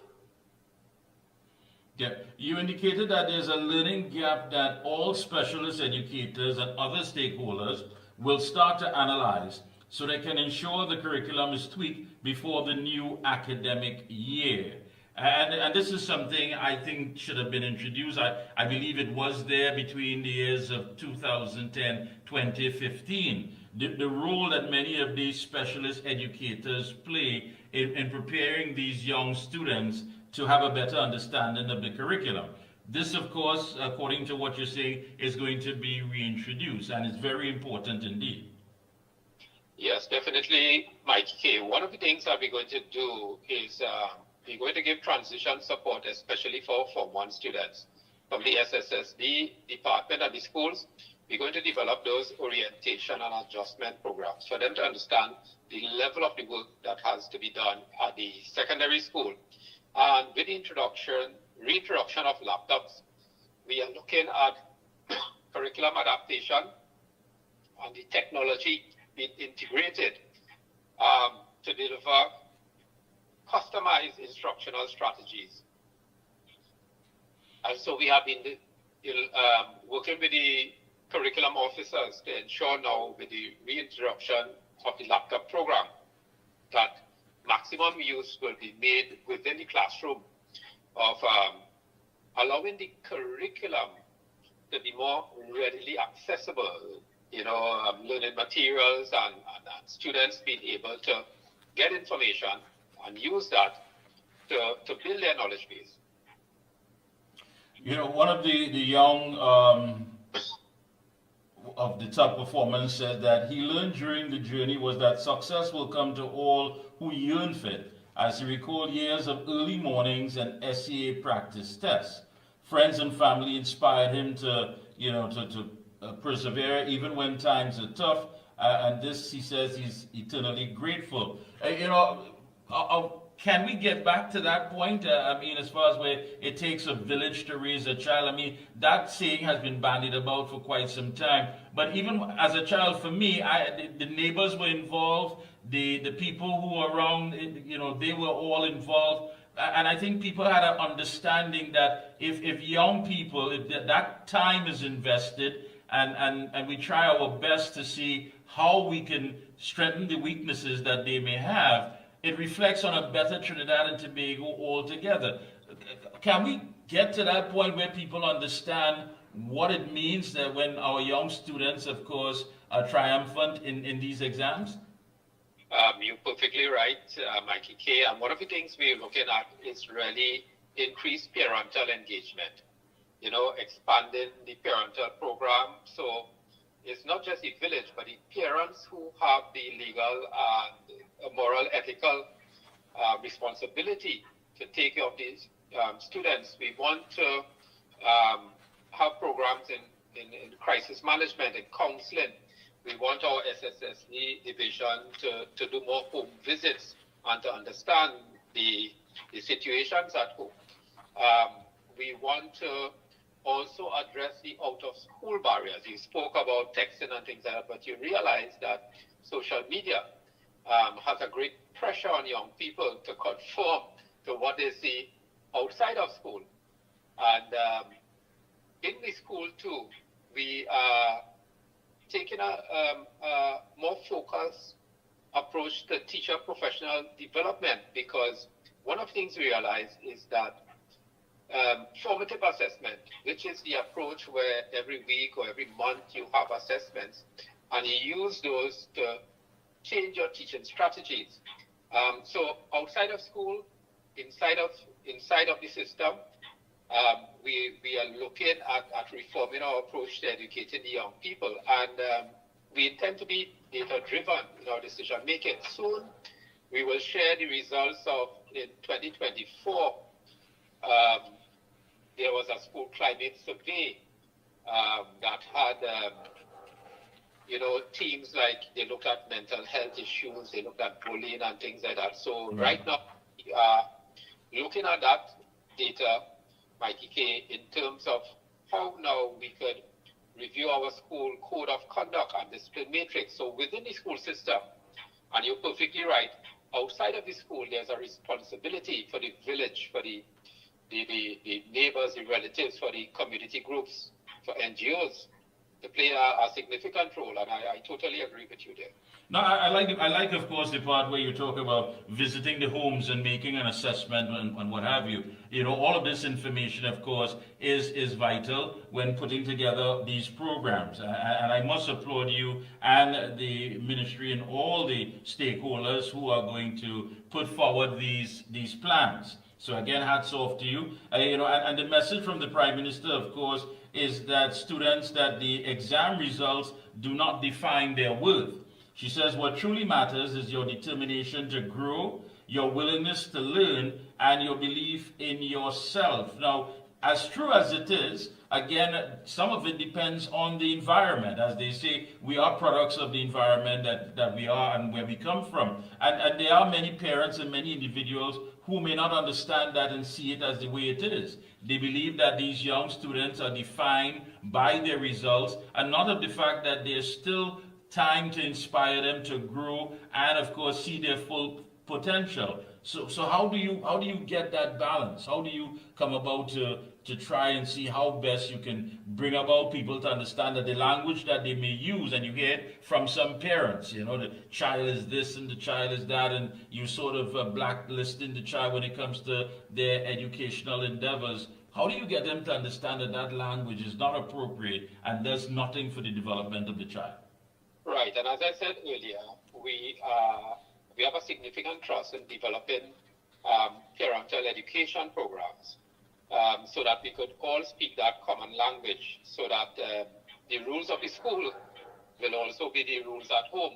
And the more congruence you get with that, the better we will be able to have a student, a child who understands that, you have the support of the parents, you have the support of the school, and they are on the same page Sometimes the school may have certain rules and strict rules, and if when the child goes at home, those rules are relaxed and there's no follow-up.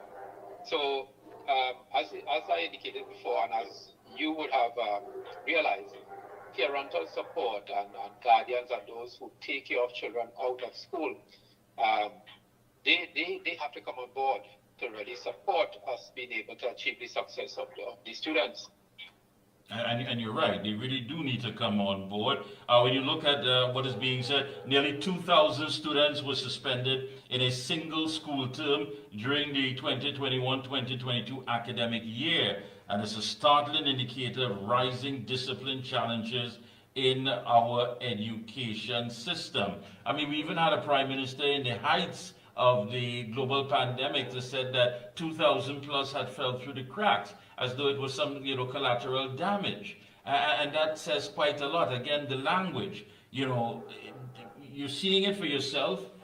People share the videos. You see the fights where students even get involved in fighting with the teachers, and it's a breakdown when you look at what is going on. How does one arrest this situation?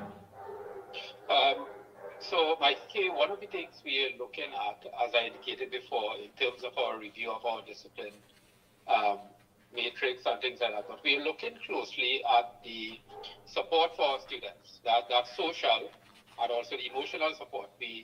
Our school climate survey indicated, and something we'll release soon, in terms of the information we've gathered from over, I think it's about 9,000 students surveyed. There seems to be a link with chronic absenteeism of students. And that's one of the things we want to start doing quickly in the school system, to flag those students with repeated or unexcused absences. And so that's where we're going to use the technology. And we will assign a school staff member to follow up on those patterns with those students. What we have found is that, well, of course, because of illness and sometimes because of injury, but sometimes in some cases, the students have no money to get transport to come to school and things like that. So that is something that we have to pay. Some of them just don't feel like coming because when they come to school, they're not motivated, they're not engaged. So that's why we have to look at how we teach and the retraining of our teachers to engage students emotionally in the learning experience. Yeah, you're right. When you look at these figures, I mean, when you look at some of these serious breaches, such as, they spoke of gambling, possession of drugs and alcohol, robbery, extortion, the bullying, as well as disruptive conduct and inappropriate behavior. If a student isn't motivated, he or she is not going to sit in a class and be attentive as to what's going on with the curriculum. They're going to do whatever it takes to, try to disrupt things, and that in itself becomes a challenge. Yes, I remember when I was a student in Form 1, I loved to go to school to play football before school with my friends. Yeah. You have to find what motivates them. And you mentioned bullying and things like that.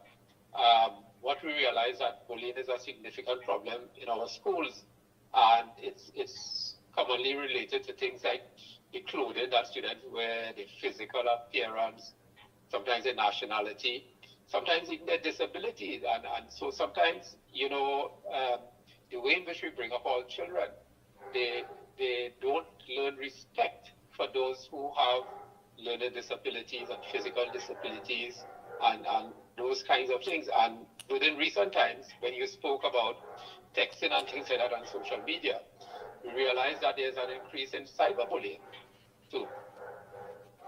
So true. And getting into the ministry, of course, from day one, what jumped out at you most that, made you say to yourself, listen, there needs to be something done to fix this current system?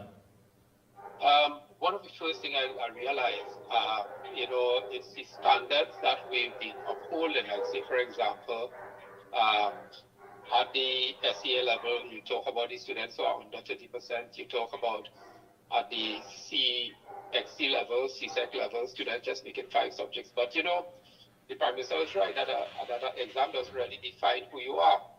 And so, therefore, together with the team at the ministry, I started to look at how we could better describe a child, that ideal graduate, who is much more than an exam score. You know, if I make 50%, does that mean I represent who I am? I'm more than that. I have talent. I am good in drama. I'm good in music. I'm good in sports. You know, I'm a caring individual. I am socially responsible. I look out for my friends. I'm a member of this cult group, the Girl Guides, and we've learned certain values there. And so recording of those descriptors, of those characteristics are very important. You know, for too long, we've just used the academic lenses to define our students. Yeah, and you're right, and those changes. Closing comments, go right ahead. Yeah, I want to say that as we move forward, I'm looking forward to all stakeholders coming on board, especially our parents. We're working very closely with what exists at the ministry, but also with government policy. And I especially want to thank our Prime Minister for giving us guidance in critical areas, taking a very serious approach to school discipline to ensure that those students and parents who are serious about their education, that they have a safe and secure environment for teaching and learning to take place and for them to be able to achieve their dreams and to move on. So, Mickie, I want to say, as we go forward in education, we are looking inwards at the ministry, and we're also looking outwards, as you said, for the village to help us raise those children, for all of those stakeholders. Now the word we use will be stakeholders. Right. All right. Thank you so much for taking time out and, of course, linking with us here this evening. We'll be calling upon you again as things develop. Hats off to you and your entire team. Keep up the good work. Thank you so much, Mickie. Thank you, Joe. Great. Take a short break. We'll be right back. The Excel brand delivers quality service. I would recommend Omega Excel to everyone. Take care of yourself, take care of your health with Omega Excel. If Omega Excel works for me, it will work for you. Over a period of time, I started feeling stronger in my knee where I could add more pressure. For all top quality and affordable hardware supplies, no one beats Mitlin Hardware, located number 97 Eastern Main Road, Aruka. Mitlin stocks the #1 brands in hand tools, garden tools, water tanks, power washers, generators, water pumps, kitchen and bathroom faucets, along with face basins and toilet sets, blocks, lumber, steel, sand, gravel and topsoil. Also check out Mitlin for steel windows and assorted designs of metal curtain rods. Everything for home and business projects. Payments via links, credit cards, online payments, or cash on delivery. WhatsApp 327-7761 or call 646-2144. Open every day from 8 a.m. From foundation to finish, it's all at Mitlin.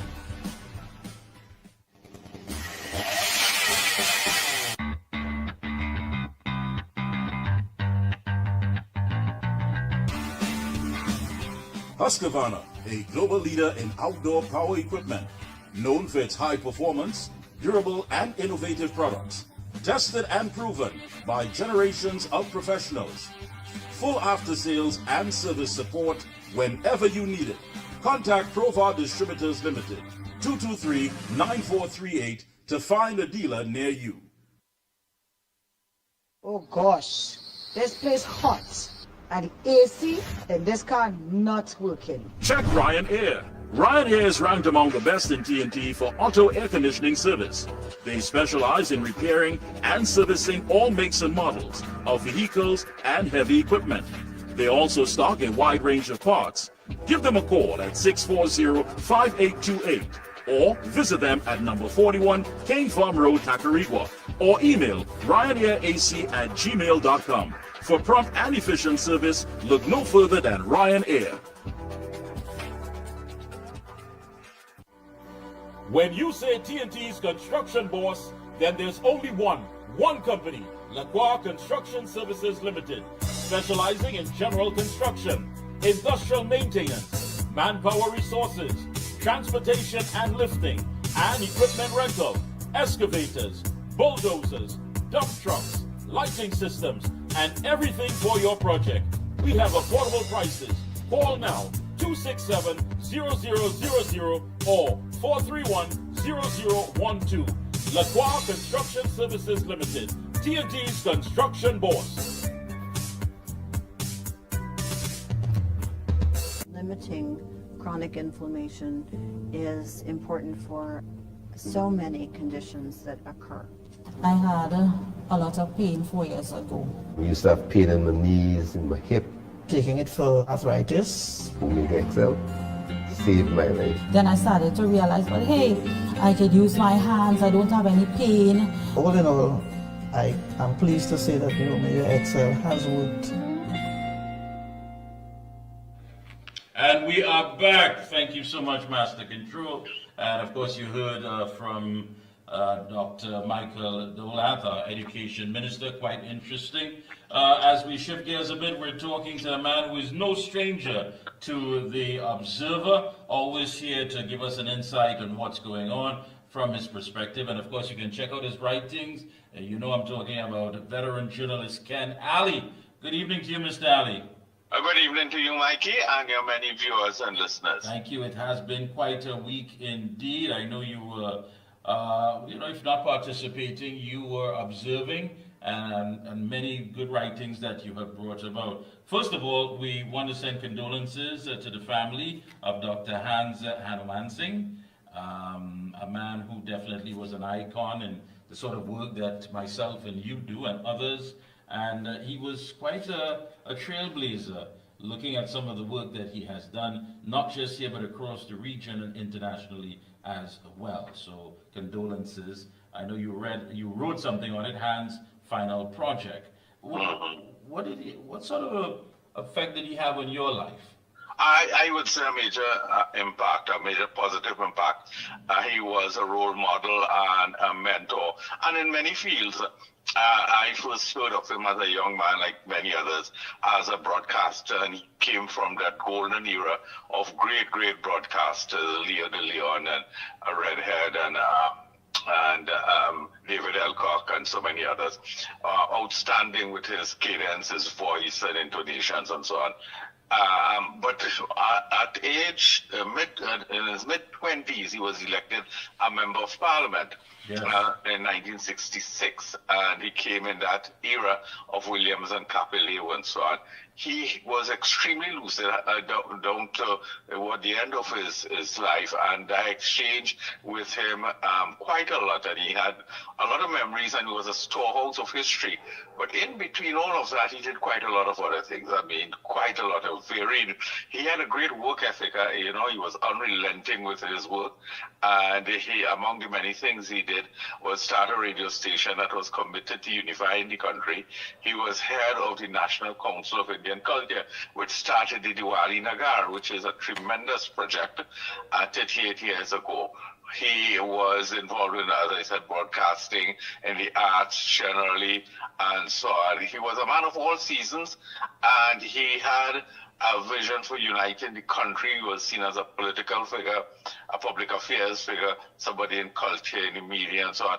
And I don't know of anybody else who wears all those hats and wear them with the capacity and the competence he had, and it remained grounded and simple.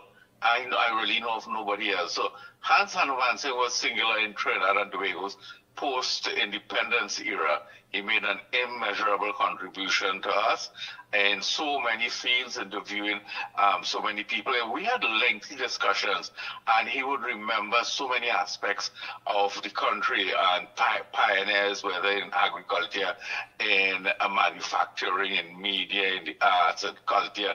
He was extremely knowledgeable. It's the kind of person who really should have been put in a university hall just to lecture and to field questions from students. He has made a tremendous contribution. I hope the country honors him posthumously with the country's highest award. I agree with you 100%. And I think one word says it all. I had a chance to meet him several times, and humility stands out the most. I think of very humble.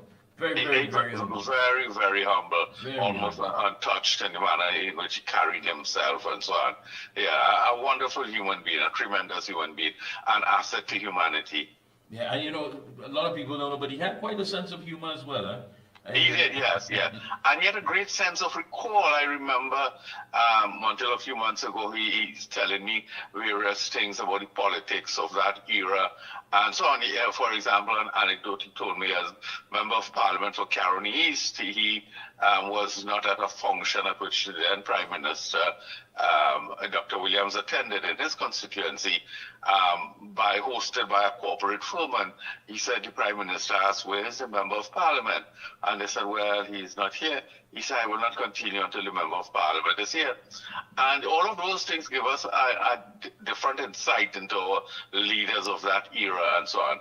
So they quickly found Mr. Hanuman Singh at the function, and Dr. Williams went ahead with it. He spoke a lot about Dr. Kapil Dev. He was very disappointed that Kapil Dev had forsaken what was then the DLP party, and he stayed in London and so on. And he remembered so much of what took place in those formative years of the country, and in all, as I was stating, in so many different fields, whether it was media. He was involved in what was then AM radio, 610 AM, where he did these wonderful programs. He later did a series of interviews of pioneering people in various fields and so on. He really was a man of all seasons, a man for the ages, a singular person in our history. Yes, and he will be missed, definitely, yeah, his for contribution. Sure. Of course, and the other big story, you wrote The Mood Over Moody, which I thought was very, very interesting. You said the controversies, there are at least 3 competing narratives, are particularly disturbing. And the point here is, having emerged shortly after a huge chunk of the nation united in a common political cause. We hear, of course, that line from David Rudder, how we vote is not how we party. And, we did unite. People said, listen, these are the issues. We want these issues addressed. We believe that this is the best political choice that we have to move the country forward.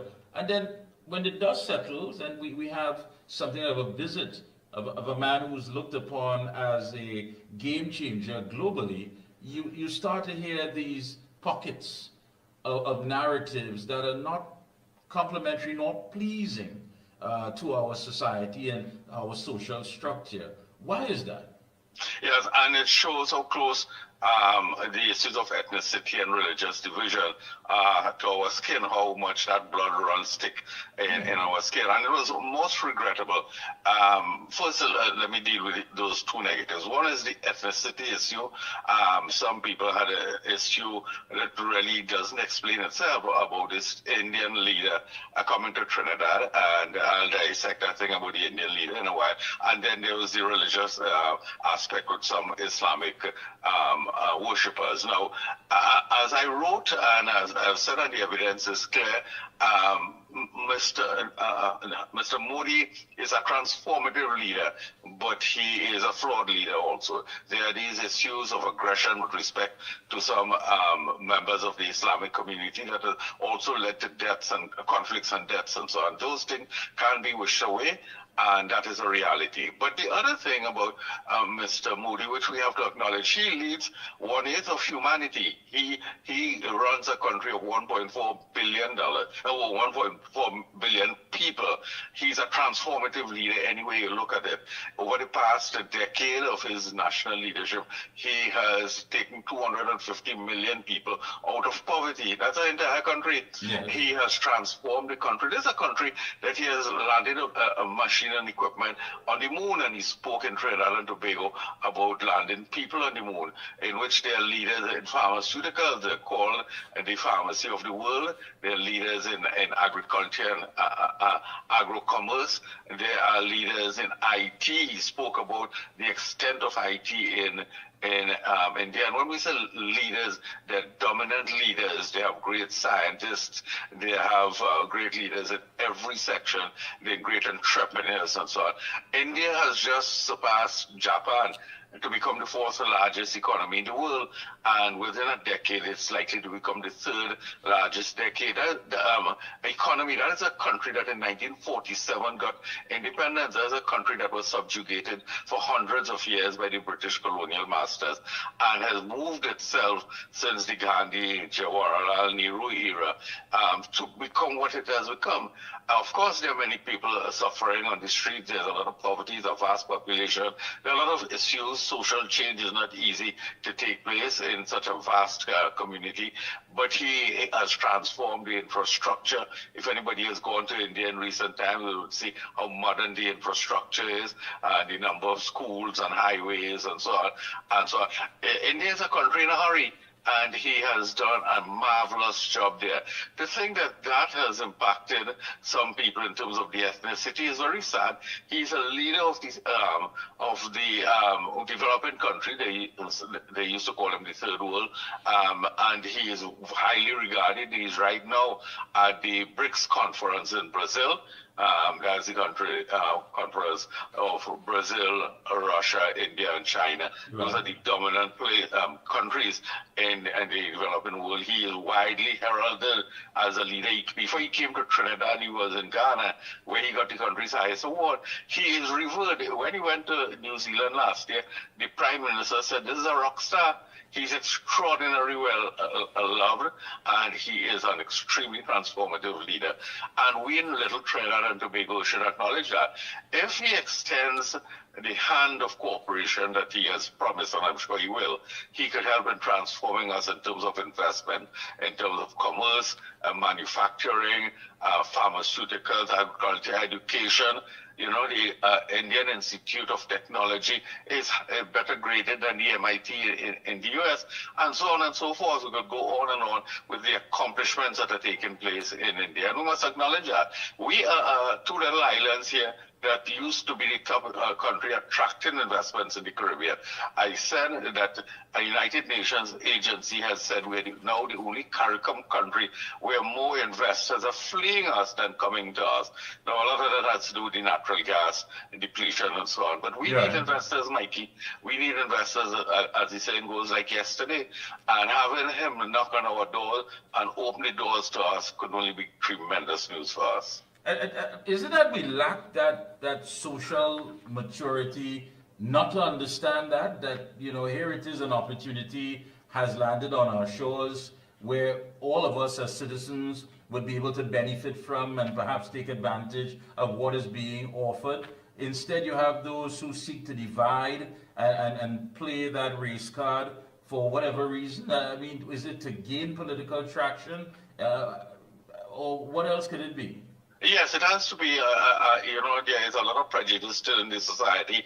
The competition for political power remains very keen among East Indians and Africans in the country, which is highly regrettable, and it transfers into various aspects of life.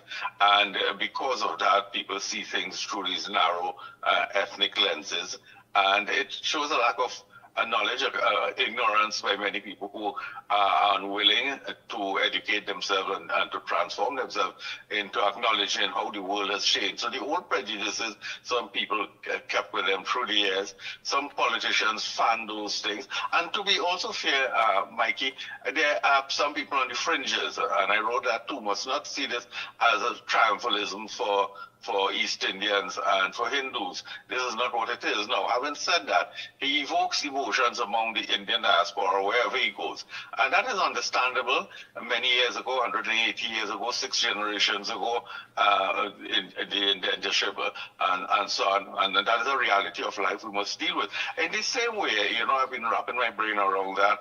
If we have leaders from West Africa come here, you must expect the measure of emotion and sentiment and reflection on what took place all those years with respect to chattel slavery and so on. That is expected. So there'd be some of that, and did some people probably go too far? Yes, I'm sure they did.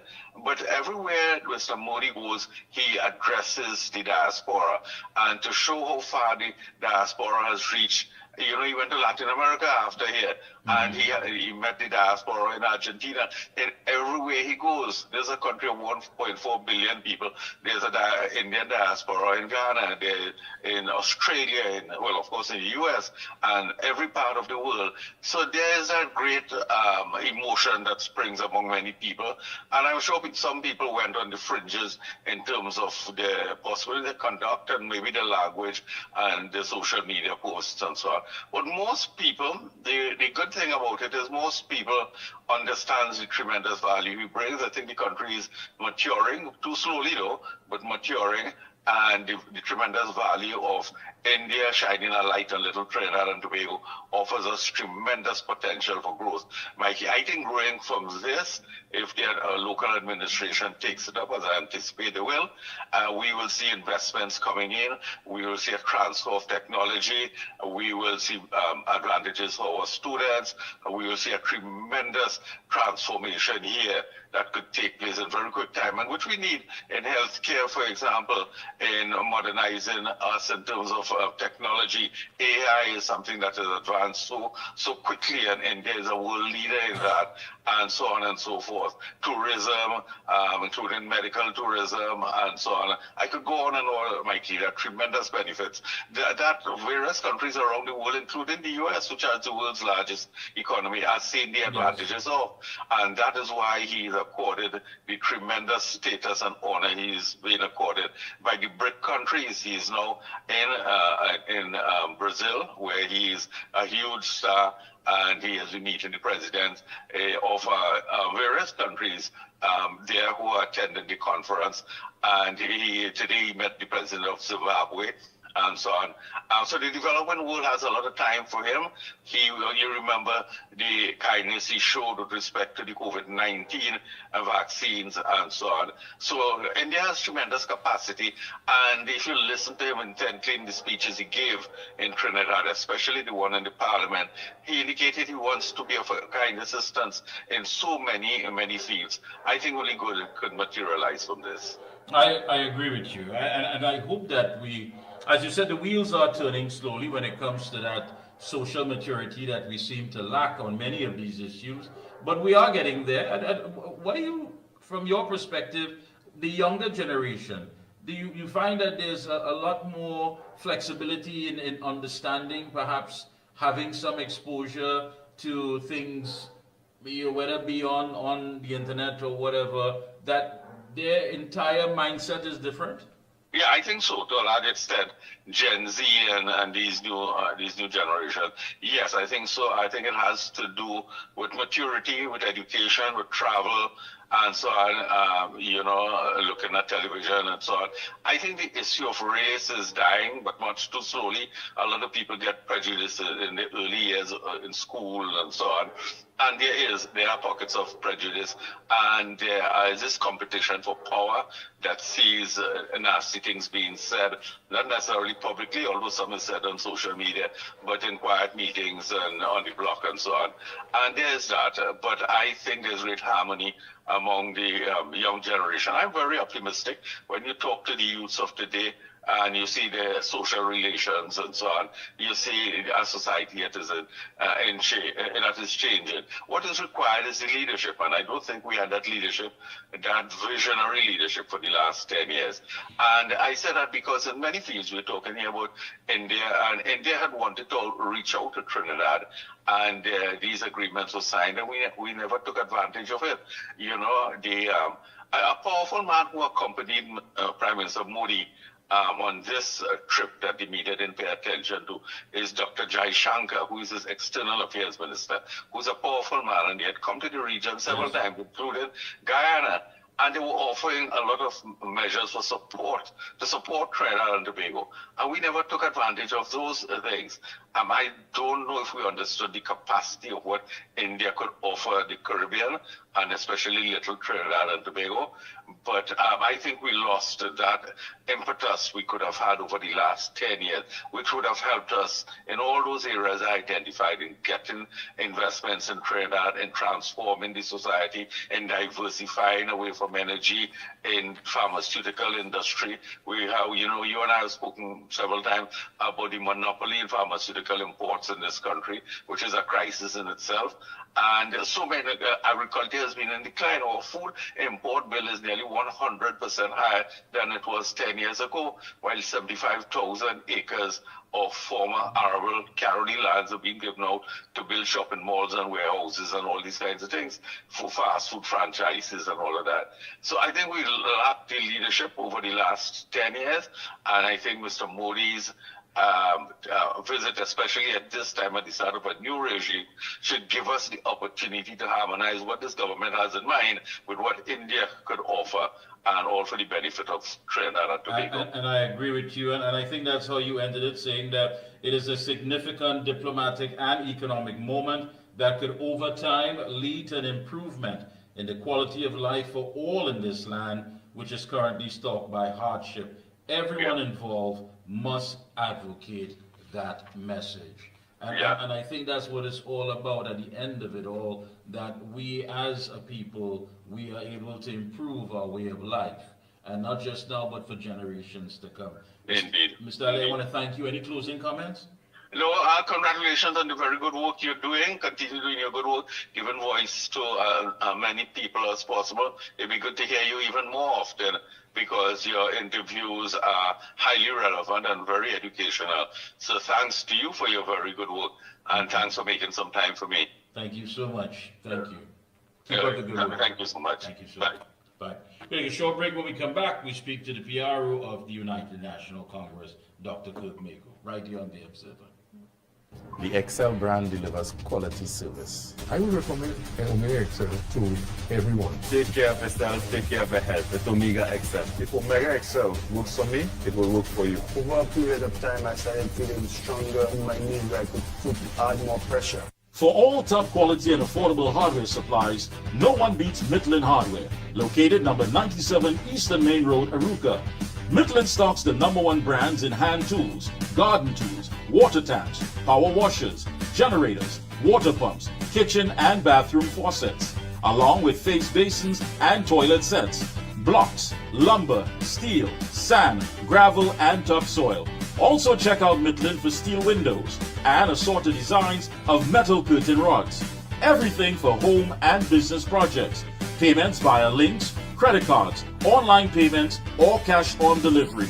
WhatsApp 327-7761 or call 646-2144. Open every day from 8 a.m. From foundation to finish, it's all at Midland.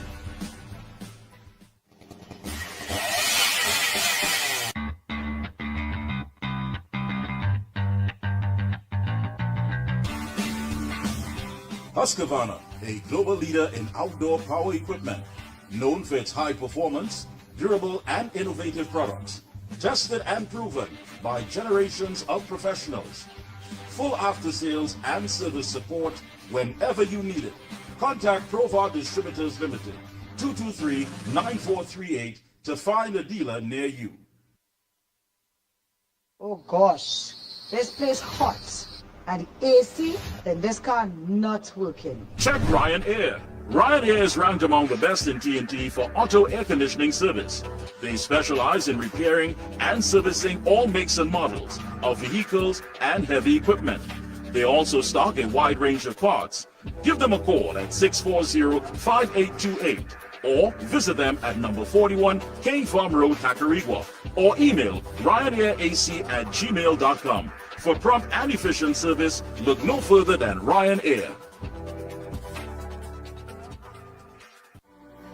When you say TNT's construction boss, then there's only one company, Lacroix Construction Services Limited, specializing in general construction, industrial maintenance, manpower resources, transportation and lifting, and equipment rental, excavators, bulldozers, dump trucks, lighting systems, and everything for your project. We have affordable prices. Call now 267-0000 or 431-0012. Lacroix Construction Services Limited, TNT's construction boss. And we are back. Thank you so much, Master Control. Thank you so much. I'm getting a little feedback there from... let me say a pleasant good evening to UNC Public Relations Officer, Dr. Kirk Mago. Hello, good evening. Good You and evening. your listeners. Yes, it's a pleasure to have you on. I know it's been quite a week and a lot has taken place. And I just had Mr. Ken Ali on, veteran journalist, and he spoke about the passing of course, some of the media personnel that are no longer with us, and also on the issue of India's Prime Minister Modi's visit to our shores.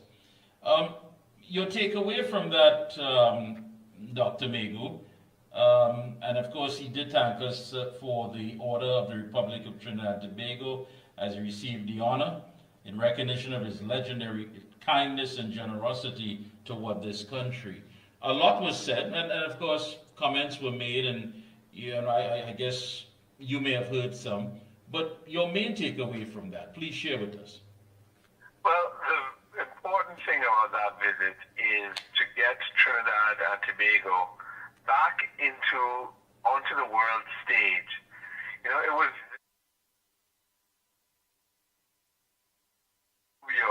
came to the Caribbean. He went to Jamaica and then flew right over us to Guyana.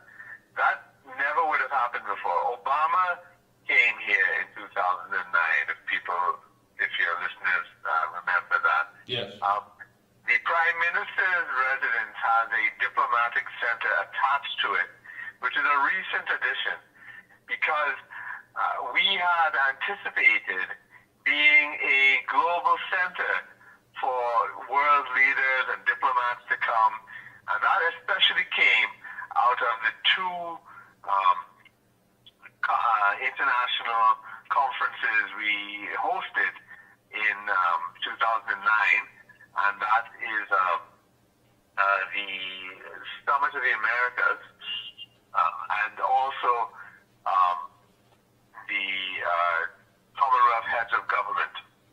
And we had Queen Elizabeth here, we had every head of state, Canada and Australia and Malaysia and Bangladesh and India, and with the Commonwealth and with the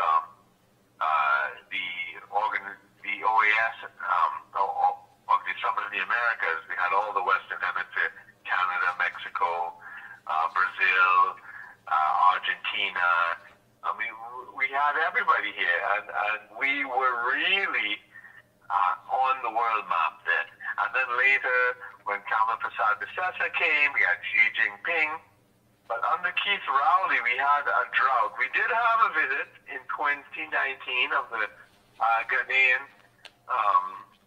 Prime Minister, or President, sorry.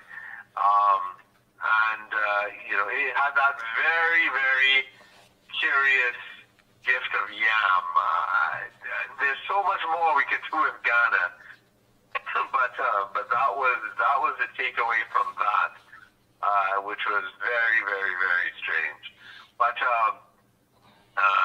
we could have done much more, and we should do much more with Ghana and West Africa. But I must ask, and I did ask, of course, Mr. Ken Ali, the same thing. Are the wheels turning slowly when it comes to us getting to that level of political maturity, of understanding that this sort of race baiting and ethnicity bashing is not taking us anywhere? I mean, we seem to be having a level of understanding from the younger generation, based on their travel and the fact that they're online and they're exposed to different things, and as things start to evolve. But as a people, one has to ask the question, is it that we are getting there, but we're getting there rather slowly? Yeah, it's slowly, and then it also takes forward steps and backward steps.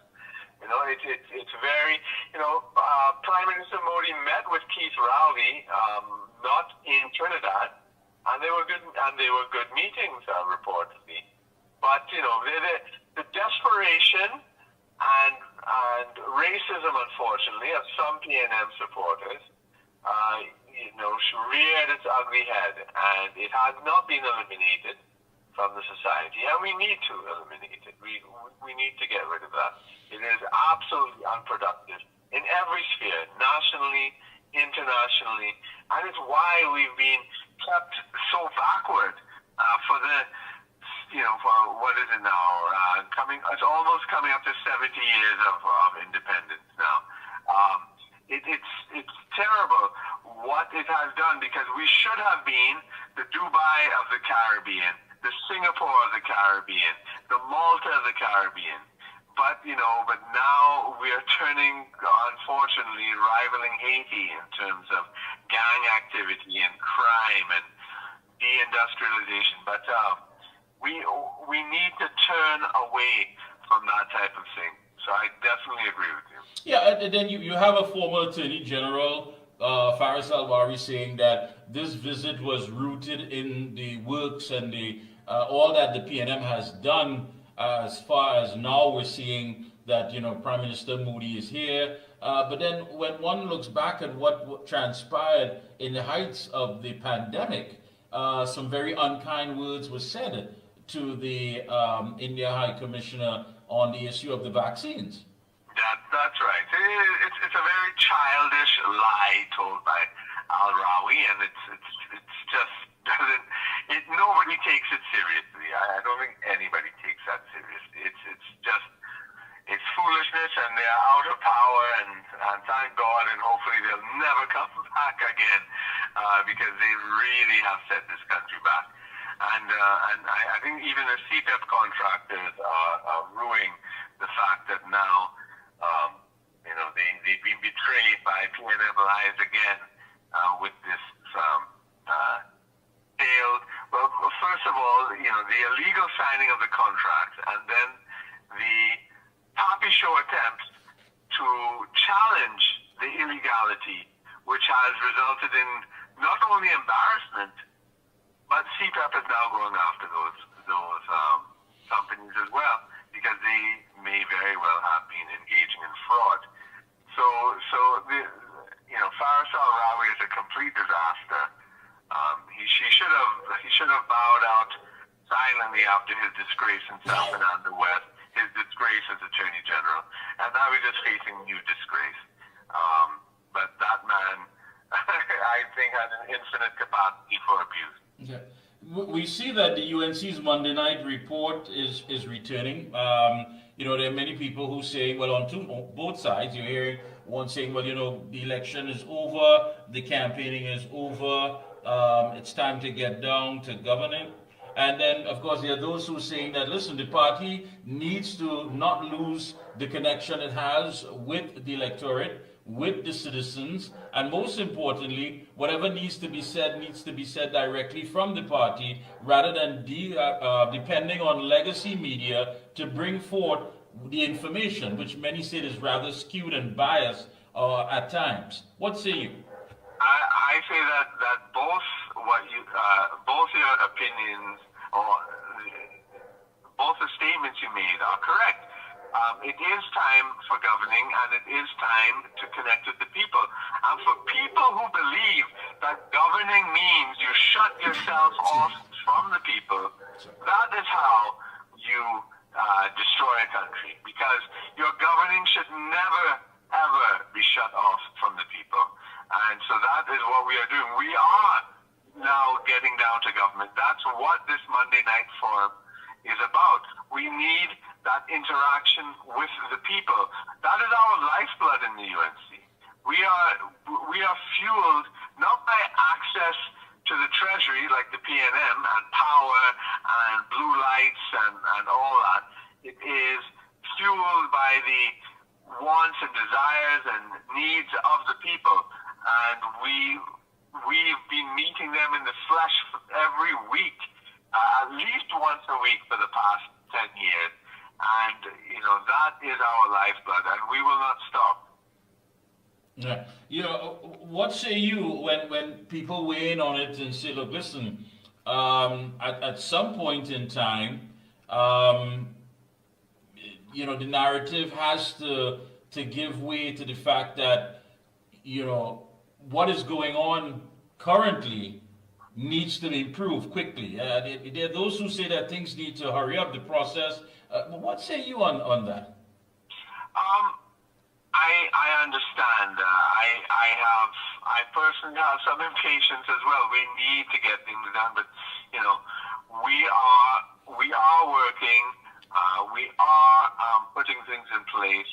There are, you know, sometimes things may be moving more slowly than we would like, and we need to fix that when we see it. And by meeting the public at these meetings, we will get to hear the feedback, give our explanation, but also perhaps get more insight, get more ideas from people on how to make things better. Because we don't have all the answers. Right? Nobody has all the answers. Nobody should be arrogant enough, like the last administration. They believe they knew everything, and everybody else should just shut up. And if you said anything, you'd get buffed and so forth. That's not what we believe in New York City. You know, when you look at it, there has been so much that has been done in such a short space of time. And I must commend you for highlighting it as well. There were promises made and promises that have been delivered. And I think that many times that those things are overshadowed by those who may have their own agenda. But there has been accomplishments. I think the Prime Minister has set the tone in the sense that all the hemorrhaging and all the wastage of taxpayers' funds has to come to an end. And it has to, of course, be used for what is in the interest of the people of this country. And what say you about that? Yes, no, that's true. We've kept our campaign promises about the Children's Life Fund, about getting the Commissioner of Police appointed, and laptops for our children. So we've been working on, and I don't have the six offhand, but we do have 6 of our campaign promises. It's on our website. On the Facebook page, I should say. We have the graphics there and the information there. So we have been working on it. We have been doing it. And of course, there are a million things going on at once. There are people trying to distract, and there are critics. And all that is part of the process of government.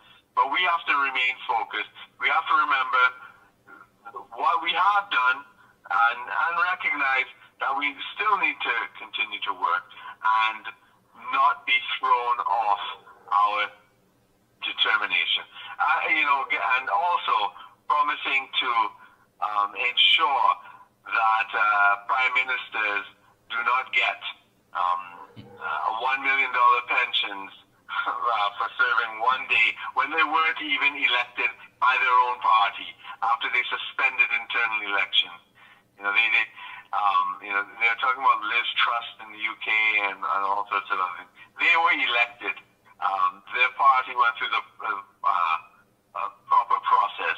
This was a abuse of a loophole in the law, where every week somebody could have resigned and then just appointed somebody else as prime minister. So the next week, that could have happened under the law as existed. And the PNM are always skilled at manipulating the law so that they can pocket the money for their friends, family, and financiers. But we've plugged that hole, and that's an important one. Yeah, when looking at what's taking place, it's still at the discovery stage. Getting into the ministries, getting into the public offices, and hearing about all of these stories of wastage, and the fact that, again, which benefited many people, their friends, their family, and their finances. One has to ask, when this information is made public, do we now rely on the TTPS? Because we know that the ministers and, folks can go out there and make any arrests, as the case may be.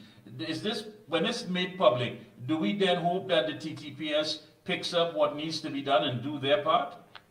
Yeah, and also the DPP's office and the AG's office. Right? So the AG then makes an investigation, sends a file to the DPP, and the DPP will give the instructions to the police. So it is a process. We can't just go around doing mass arrests, even though some people are so vexed they would like that to be done. But in a democracy where we respect the rule of law. That can't be done. But I understand the anger of people knowing for a fact that this sort of waste and theft and corruption has occurred. Democratic processes, can seem cumbersome, but it's there to guarantee the right and to make sure that cases don't collapse when you take it to court and we lose more money. And finally, I know you've been asking for an apology from one of our mainstream dailies as you have come under attack unfairly. You have independent senators talking about allegations of being bullied, but yet still there seemed to be an attempt to bully you and to keep you silent. That's correct. One senator, Senator Vera, has spoken out and insulted me personally. I didn't insult anybody. I didn't call anybody a bull in the china shop. I just pointed to his voting record. And if the truth offends him so much, well, when they say when something's falling in the yard. So that's exactly what happened. And of course, as the PNM playbook goes, because remember, Reginald Armour was his business partner. He got silk under Reginald Armour. It's just incredible the amount of conflicts this man has. But he is threatening to use the state against me. He thinks that criticizing him is a criminal act. It's ridiculous. And then the Guardian piling on, claiming that the Speaker, the President of the Senate, who did not mention me at all, they went to attack me, which is totally unfounded. I did not intimidate or coerce anybody. The senators themselves have said so. Even Winfred James, I see in the Guardian today, is basically agreeing with me and using the very same facts that I presented to the public. So what we are doing is we are putting the entire system under scrutiny here. And we have a lot to fix, and we've always known that. But we're doing it. There's going to be resistance. There's going to be pushback. We have to be ready for that, and we cannot be thrown off our game. And so we will continue moving forward. All right. I want to thank you so much for taking time out, linking with us here. Any closing comments? I just want to wish everybody a happy Sunday, and tomorrow come out to Pinal if you can. We look forward to seeing you, meeting you, greeting you. Come and say hi to me if you're there. Wonderful. Thank you so much. Keep up the good work. All right. Take care. Bye. And there you have it, folks. The UNC Public Relations Officer, Dr. Kirk Mago. Yeah, you can come out tomorrow. It's all about the UNC Monday Night Report returns to connect with the people and to give you, of course, the information that you want. I always believe in that. That's what we do here on The Observer. That's what we do on the Ground Report, Corridor Transformation, Douglas Politics. We, of course, give it to you that which you deserve. And not diluted, not watered down, not skewed, or with some hidden ulterior motive. Don't forget, folks, Strong Heart is an all-natural omega-7 supplement that has been shown in clinical studies to be associated with heart health by supporting healthy cholesterol and inflammation levels. And research has shown that increased blood levels of omega-7s is associated with healthy HDL, which is good cholesterol, and LDL bad cholesterol, and C-reactive protein. So, studies indicate that it supports overall heart health. So keep your love muscles strong with Heart XL. Pick up your bottle today. It's formulated with a proprietary purified omega-7 named palmitoleic acid. Very, very important, and it's going to help your heart. Hey, when we come back, we're taking your calls, 225-9790. If you want to call direct, 225-9790. If you want to send a WhatsApp call, if you want to call via WhatsApp, that's 494-0938, 494-0938. And before the night is over, you can get all the interviews. Just go to our website. That's right. We have a website now. We are growing. So just check out theobservertt.com, theobservertt.com. We are working, of course, on the gallery of products. So you'll have these t-shirts, you'll have shirts, you'll have hot sauce, you'll have so many things that you will be able to purchase. Let's take this call because this person is ready. Hello, good evening. Good evening, sir. Yes. Mikey, let me tell you something. What you have been doing is human service to this country in terms of that your interviews and you're bringing it as is to get any information from the horse's mouth. And this is what people would like to hear rather than speculation and this one commenting on that. But when they get it from the horse's mouth, but they feel more convinced and what have you. And we're coming back to the Monday night forum and what have you. To draw your attention to something. And I think the time has reached.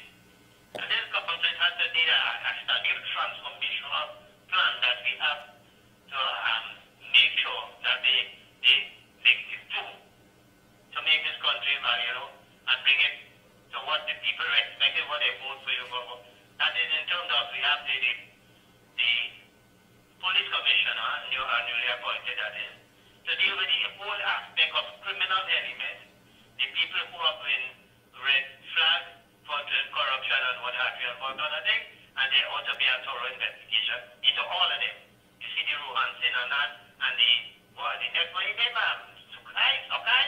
And then when they done all these papers and the PTS and all this corruption, the time comes, all of them have to be investigated and drag them. No, you're right. You're right, Tunapuna. It seems that every Monday morning, when one is expecting to hear some information out of a ministry as to what the agenda is going to be, I mean, we're hearing that, but it seems that it's being overshadowed by somebody who was selling pies in a car and all the money going here and the money going. I mean, these people really had a good time at our expense. Yeah, Mikey, and in addition to that, that is one aspect of it with PTSD there. But then you have the other aspect of Rohanson and them with Caribbean Airlines and whatnot and what have you. Then you have the whole issue with the thing and then with the health sector and the corruption that has been taking place within the regional health authority and all these kind of things. Mikey, this country, Kamala Prasad is yes, sir. You will have to take the unpopular decision and come what may, hard as ever thing. Because why I'm saying this to Mikey, I don't know if you read that article or if you listened to the news where Minister Darren Alahar, Yeah. with the bank thing. I spoke about that on the ground report, yes. Right? And he said that Alahar slams bank brutality complains about getting his own salary. Now the point I'm making, we need the Prime Minister to put somebody or a body to deal with these banks. It's serious business. This business cannot be getting filthy rich at the expense of poor people. Because each of these banks, they make a quarterly return of $300 million. That is normally what And not only that, Tunapuna, they made ridiculous profits in the heights of a pandemic. Eh? Yeah, and so that's tantamount of $1.2 billion. All these banks and then these charges and what are they? Imagine I went to Scotia Bank, Mike. Yeah. You hear me? Hello? Yes, go ahead. I went to Scotia Bank to get a bank statement. And know what they're telling you? You have to pay $30. You have to pay $30 to get a bank statement. And now then I'm showing you, all these banks are taking advantage and all these charges for you having your money in the bank, all these things for withdrawals and what other things. It is ridiculous. In addition to set up a committee to deal with the bank, the Prime Minister also has to set up a committee to deal with the pharmaceutical end of the Oh yeah. the monopoly of them. And in addition to that too, they have to set up another committee to deal with the importers of food in this country, Mikey, because they're why these people and them, is really digging out the country eye. They're digging out the eye. The poor people could barely make it. You understand what I'm saying? Mm-hmm. And if it is that we really want to get somewhere, we have to start from up there. We have to start from up there because then No, you're right. you just saw the financial intelligence, you did raise some wealth for us and say, but how much? $8-point-something billion under suspicious transactions and what have you. And I am saying all the banks and all these big conglomerates and all of them who are involved with that, together with some of the politicians of the last regime who have been involved in that, Mikey. And unless we put a death to that and see people going into jail, being locked up and whatnot, Mikey, we can't continue. I agree with you. I agree with you. Thank you. Thank you. I agree with you 100%. Imagine asking a minister about source of funds. You're asking a minister, so what is it? What is your source of funds? Well, the government is not into laundering money. And I want to commend Mr. Alaha for raising that issue. He could have simply had his bad experience and go about his way, but he said, no, I want to share this with the people. I want people to understand. And listen, we could give you 1,000 and more horror stories within an hour period, because I'm certain that people who are watching this program have had their experiences with these banks. It's unbelievable. In the heights of a pandemic, these people were coming to your homes to drop off correspondence. They don't care who answered the door, who came to the gate. It could have been your daughter, your son, and say, listen, hey, and your credit card, your mortgage, your that. They had nothing set up. The Prime Minister at that time, Dr. Keith Rowley, never had a meeting with these individuals to say, listen, the citizens are under hardship right now. It's not easy. We're going through a pandemic. Because they made it quite clear that we're all in this together. We all of us going through this. No, it wasn't about that at all. Not the banks. No, there's no compassion. There's no understanding. Totally insensitive. They wanted their money regardless of what? Regardless of whether you were somewhere on a ward with respiratory problems, or the fact that you dropped off a loved one and you don't even know if you'll ever see them again, and you get a call saying that Harry, Susan, whoever died because they couldn't breathe, they couldn't get any air. The bank didn't care. They couldn't care. And now today, they're coming after you regardless of what, and making these ridiculous profits. Something has to be done. And the administration has to call this thing to order. If you want to make a WhatsApp call, don't forget 494-0938 and direct calls 225-9790. I mean, we heard from Roxanne Paul. Again, I want to commend her with her courage. They ain't going after Roxanne Paul. That's a strong woman. And the fact that she had the courage to stand up and talk about policies that should have been implemented years ago to protect women officers, that says quite a lot. And she made it clear. And you heard, of course, from Ms.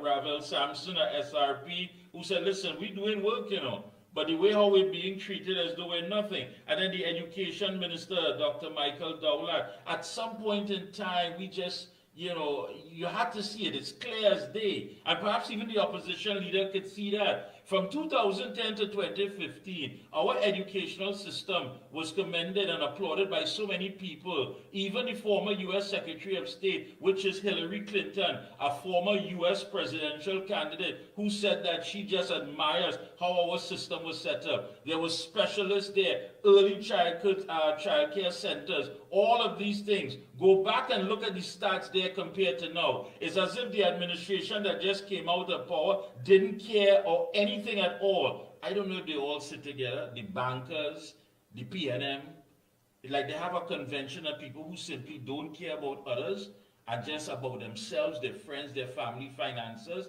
Come and be a part of this. We don't care who live, we don't care who die.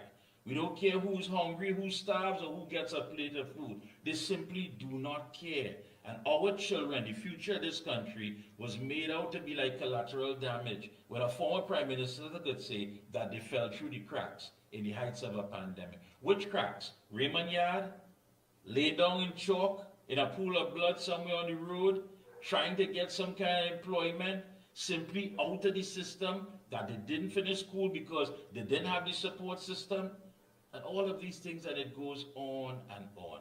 Don't forget 225-9790. That's the number to call direct. And if you want to make a WhatsApp call, 494-0938. What's going on with you in your neck of the woods? I want to thank you so much for supporting the program. Don't forget theobservertt.com. That's the website, theobservertt.com.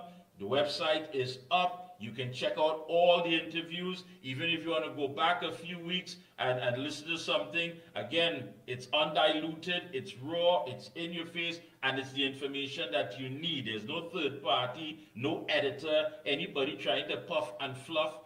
This is what you're living. This is what you're observing. So check out theobservertt.com and get on the inside. So again, folks, you know, when you look at all that's unfolding, it really and truly makes you wonder. Every Monday morning, and I'm certain this week, we're going to hear more about some ministry, some money, some shenanigans, something that was going on, who benefiting. You know, hey, listen, don't forget Monday Night Report, UNC. So come join us this Monday at Penal Secondary. And that's at Olivier Drive, Clark Road, Penal. And the feature address will be given by Prime Minister, the Honorable Kamala Persad-Bissessar, SCMP. So you don't want to miss that. So tell everyone, invite a friend. If it's Maxis or however you're getting there, just get there. It's very important. And you heard Dr. Megu. Check it out. Come say hi. So, you know, come let us know exactly. I'll be there. So you can always approach me. And if there's something that you want raised, let me know. So again, tomorrow at the Penal Secondary School, Olivier Drive, Clark Road, Penal, and the feature address will be given by the Honorable Prime Minister Kamala Persad-Bissessar, SCMP, and you got to check it out. It's going to be on the UNC platforms, and this is the return, again, to connect with the people and to bring you the information that you deserve. So when you hear folks talk about, well, no, it's not over. It cannot be over when there was such squandermania and people who didn't have any consideration for how taxpayers' money was being spent. Folks, that brings us to the end of our program. It's been a pleasure as always. Don't forget, next Sunday, God willing, 5 p.m. to 7 p.m. We did have a little technical glitch on Real Media TT. Apparently there was some electricity faults, whatever. But tomorrow it will, of course, be played over, so you can catch it on realmediatt.com right after the ground report in the morning. Until then, be safe. We are observing, but we are following up with action. Have a good one. Be safe. Yeah, Mikey,